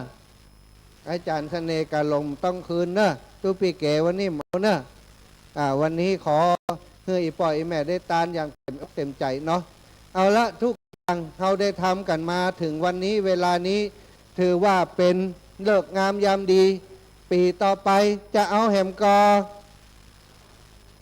จะย่าแหมกอเบาแล้วไปแสดงว่าเอาแต่จะเอาแหมกอจะเอาแหมแต่กับบัดแต่อันอีดังแล้วเหรออันปีหน้าถ้ามีโอกาสงานทุกอย่างมันราบรื่นบ่มีอุปสรรคอะไรอย่างอาตมาและท่านอาจารย์ใหญ่ก็จะอนุรักษ์วัฒนธรรมการจัดตั้งทำหลวงสามยกไว้อย่างน้อยเขาได้พบปะกันทุกเดือนในช่วงเข้าพรรษาวัดโพธิสถิตได้คึกคักก็เพราะศรัทธาญาติโยมทั้งหลายได้มาเอาบุญด้วยกันเขาก็เอาบุญให้ศรัทธาก็เอาบุญมาช่วยอาตมาเนาะทุกอย่างที่ทำกันนี้เพื่อจะให้ศรัทธาได้สั่งสมกองบุญไปให้มันได้นักที่สุดนะวันนี้ทุกอย่างเนาะจะจบลงที่ท่านอาจารย์เปิ้นปั่นป้อนจบแล้วไผ่ก็ไปไหนก็ไปเตอะ รถไผ่รถมันเนาะถ้าจะให้อาตมาจะอู้หลังอาจารย์ปั่นป้อนเนี่ยปั่นป้อนปุ๊บมันถึงใครลุกแล้วหรอกเนาะก็กลับบ้านโดยสวัสดิภาพปลอดภัยกันกูคนสิ่งใดที่เป็นความขาดตกบกพร่องที่อาตมาภาพดูแลบัดทั่วบัดถึงตะกี้ไปพอทั้งนอกคนเท่าบ่ได้กินน้ำว่าโอ้ต่างคนต่างมึงกันอาตมาบ่มีศรัทธาประจำมีนายเบิ่มเฮียมีช่วยกัน2-3 คนบัดเดียวนี้ร้อนเต้นเก็บเต้นหมดละเขากว่าฝนตกไปส่งเพิ่นมาตันก็บ่มีคนนักเนาะสิ่งที่ขาดตกบกพร่องไปอย่างใดก็ขอสุมาอภัยไผ่ตีพระเลิศก็ขอสุมาอภัยมันใจพิษที่อาตมาพิษที่ใครคู่เนอะฝนตกมันชื่นตนไม่นักอีแม่เนาะดูแลกันขอขอบคุณทุกคนทุกท่านเป็นอย่างสูงจะบอกแต่ละบุคคลคงบัดใดแต่ว่าทุกคนทั้งหมดทั้งมวลตีมันแล้วก็กลับไปที่บ้านฟังรายการอยู่ก็ขอให้ได้รับรู้รับทราบว่าอาตมาภาพและอาจารย์ใหญ่พระมหานพดลสุวรรณเมธีมีความรู้สึกเป็นปิติแล้วก็บ่มีอย่างจะตอบแทนนอกจากงามความดีที่จะสร้างสมต่อจากนี้ไปท่านอาจารย์ใหญ่ได้พัฒนาวัดแห่งนี้เป็นสถานปฏิบัติธรรมแห่งที่4ของจังหวัดลำปางศรัทธาทุกคนทุกท่านจะมาปฏิบัติธรรมมาได้เลย 4-5 คน10 คน20 คนมีที่พักฮือที่วัดบรรพตสถิตแห่งนี้ก็จะทำหน้าที่เป็นสถานล้านบุญเป็นเนื้อนาบุญฮือศรัทธาต่อไปเนอะขอบคุณทุกคนทุกท่านนั่งอยู่ตั้งแต่เจ้าถึงเวลานี้ไผ่ซื้อหวยก็ขอให้อย่างน้อยก็รางวัลที่3นะขึ้นไปจนรางวัลที่1ถ้าบัดได้ก็2 ตัวเนอะได้กันกูคนได้ไปอย่างท่านอาจารย์เอาไปทำบุญคนแก่บักกึดเรื่องอย่างสักอย่างถ้าถูกกึดแต่บุญอย่างเดียวเพราะฉะนั้นก็ขอบุญกรรมบุญจูอุดหนุนจุนยาศรัทธาญาติโยมทุกคนทุกท่านอายุมันขวัญยืน100 ศาวขอบเข้าวสาอยู่กำจูวรพุทธศาสนาของพระสัมมาสัมพุทธเจ้าไปเสี่ยงจีรการอันนานนั่นเทินภาษาบาลีอยู่ที่อาจารย์ทั้ง2 ท่านเนอะตอนนี้จะถวายประเคนการเทศอันนี้2 อย่างการเทศอันนี้2 อย่างเก็บไว้ดีก่อนเดี๋ยวเจ้ามีนายมดเดี๋ยวเก็บขออนุญาตตัวแทนตั้งนานี้ตั้งแถวนี้ลุกมดเลยเนอะ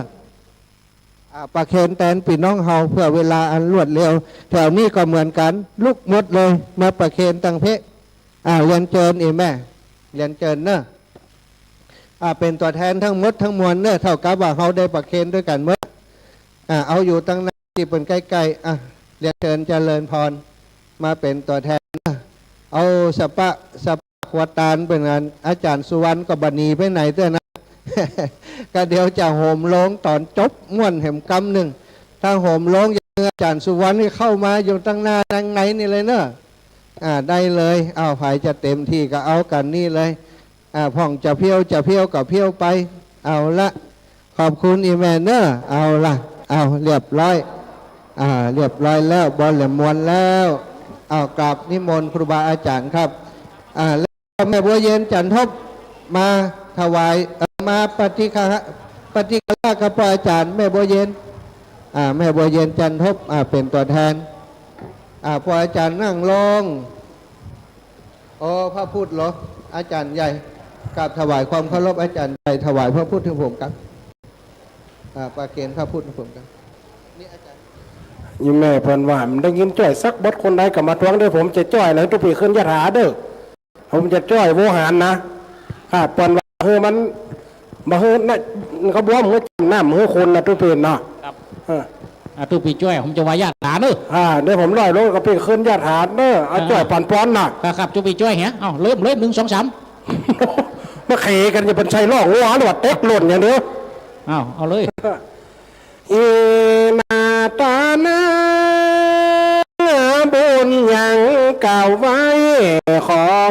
ท่านไทยพ่อแม่ตาลายตึงหญิงตึงใจตามแหวเท่าตีได้ฟังธรรมคำสอนพระเจ้าขอเอาบุญโปรดกันอยู่ดีตีเงาเหมือนหลวงล้ำลอยสาวหวานแต่นาอยู่เตียงเต่าลอยสาวว่าสาพ่อแม่ติมาสาธาเหนือใต้ตั้งแฟนรายการที่ฟังใจกำบนฝากไว้ขอเอาสักปีอันนี้ตั้งไว้โหนตุว่าได้ตีขาอยู่เตียงเตาลอยสาวว่าสาพญาตโลกข้าอย่าได้มาต้องบุญป่าลามีจุงมาปกป้องฟูพี่น้อง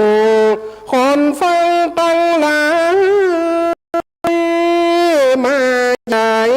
ความพร้อมเฮอใดอยู่ดีที่ขาบ่เฮอเจ็บแข้งบ่เฮอเจ็บขาโลกไฟในหญ้าลัวออกจนเสียงเป็นข้อตั้งหลายไปในหมดเมียงเฮอมลงดินยาวขอปั่นป้อนจากนี้แต่เล่าเฮอกับสู่บันปลอดภัยบ่มีโรคร้ายอันใดสิ่งใดมาถูกมาใจพ่อแม่แห่งข้าสาธาแห่งข้าและนาเริ่มญาติหาเก๋ผู้รับไปเลยรับผลบุกคนไว้ซ่อวัลีวะปุลาวาลีปุเลนติสาขาลังเอวามีไว้ตุทินังปีตานังอุปกปฏิเอจิตังปฏิตังตุมหังจิปมีวสมีจันตุสเปปุรินตุสังกปาจันโหปันละโสยถามณิโจติระโสยถาสัพพิติโยวิวาจันตุสัพพโลกวินาสันตุมาเตภวัตวันตาลายโยสุขีติขายุโกภวะภิวาทนาสีเวสเนจังโวทาจายโนจัตตาโลธรรมาว่าไทยอายุวันโนสุขังภาลังยุวันโกธนวัตโกสิริวัตโกยสวัตโกภลวัตโกวนวัตโกนวัตโกนตุสัพพทาทุกขโลกพยาเวลาโสกาสันตุจุปัตตวาเนกาอันตรายาภิวินาสันตุจเตชะสาสยสิทธานาลาภังโสปยังสุขังพลังสิริอายุจวันโนจะผู้ขังโวทิยาตวาสัตวาสาอายุจะสีวาสีทีภวันตุเตภวัตุสาปมังคลังลักขันตุสาปเทวตาสา คุณทานุภาเวนัสตาโสธีภวันตุเตภวันตุสาปมังกลังลาขันตุสาปเทวตาสาปธรรมานุภาเวนัสตาโสธีภวันตุเตภวันตุสาปมังกลังลาขันตุสาปเทวตาสาปสังฆาโลภาเวนัสตาโสธีวันตุเต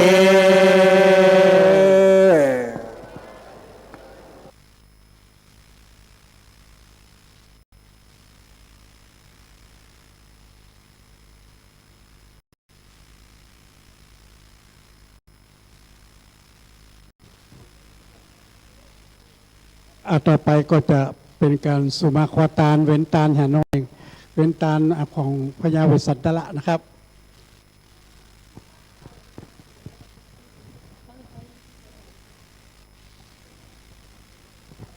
สาธุสาธุอิมานิมัทุบุปาลาจาสุขันโททากะสัจจการวะสปะวัตถุนานาตานังกาญะตัวเลวจีตัวเลมโนตัวเลกายะกะเมนะวาวจีกะเมนะวะจันติจาอาสิจันติจาอติตาโตสังปัจจุปนาโตสังสปังโตสังขมะขมันตุโน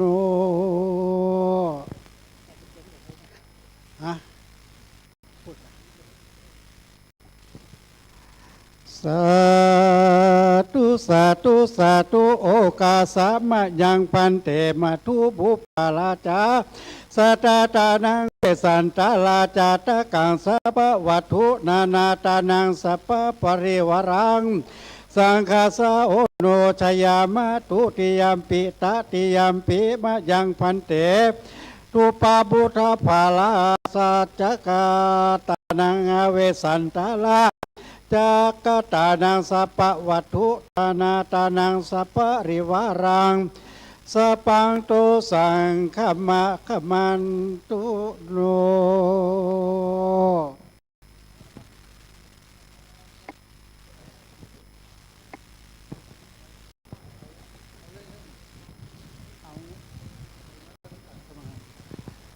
โยสันนิเสโนวาราโปธิโมเลมาลังสาเสนังมหันติวิจโยสัมพุริมาคัจฉิอนันตาญโนโลกุตโมตังปันนามามีพุทธังตังปันนามามีธัมมังตังปันนามามีสังฆังอาจายโยโนมังพันเตอาจาขมายะทาปุระเยะถากุสะเลเยมะโยหังพันเตตาติโตปัฏฐาญะปมาทังวาอาคัมมาอายุริโตมนสิกาลังวาคัมมาพุทเทวาธรรมเมวาสังเขวะอาคาลังวาอากาลิมากาเยนวาจาวะมนาสาวะเตสังโนพันเตอาจายังอาจายะโตปฏิคันตุอาญาติสังวรายะสัพพังโตสังขมันตุโน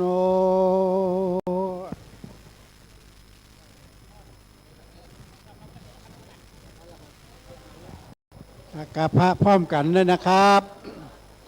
อะระหังสัมมาสัมพุทโธภะคะวาพุทธังภะคะวันตังอภิวาเทมิสวากขาโตภะคะวะตาธัมโมธัมมังนามัสสามิสุปฏิปันโนภะคะวะโตสาวกสังโฆสังฆังนะมามิ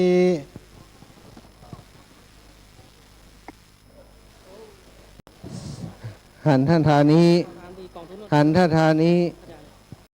หันท่าทานี้อริมายังพันเตอาภุสามะปาหุกิจจามายังปาหุกาลนิยายะสะทานิตุมเหกัลยัญญาธาสาธุพันเตอายุวันโนสุขังพลังอยู่ดีมีสุขอยู่แล้วปลอดภัยกุโคตรเนอะกรรมสุดท้ายตุเจ้าว่าไปไหนก็ไปเตอ กลับบ้านโดยสวัสดิภาพปลอดภัยถึงบ้านถึงจองอ๋อเจ้าได้เลยเจ้า สาธุอีแม่เดินทางปลอดภัยเหมือนกันกูคนเด้อได้หันถึงพลังบุญจากอีแม่ทั้งหลายโอ้เรียบร้อยอีแม่ว่าได้ได้กะน้ำกะไฟแม่สวิงมหามิตรสาธุชัยสิทธิ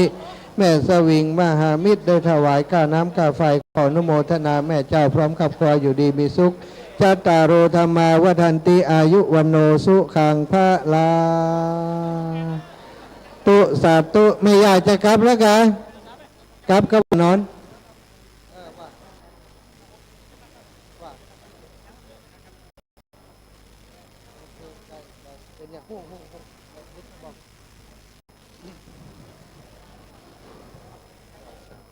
สาตุอย่าเปิดจะแล้วลารายการนะสำหรับศรัทธาญาติโยมติดตามอยู่ตั้งบ้านก็ขอให้อยู่ดีมีสุขอายุมันขวัญยืนนะจัตตารโอธรรมาว่าทันติอายุวันโนสุขังพระลางสลาแห่เอาเลยส่งท้าย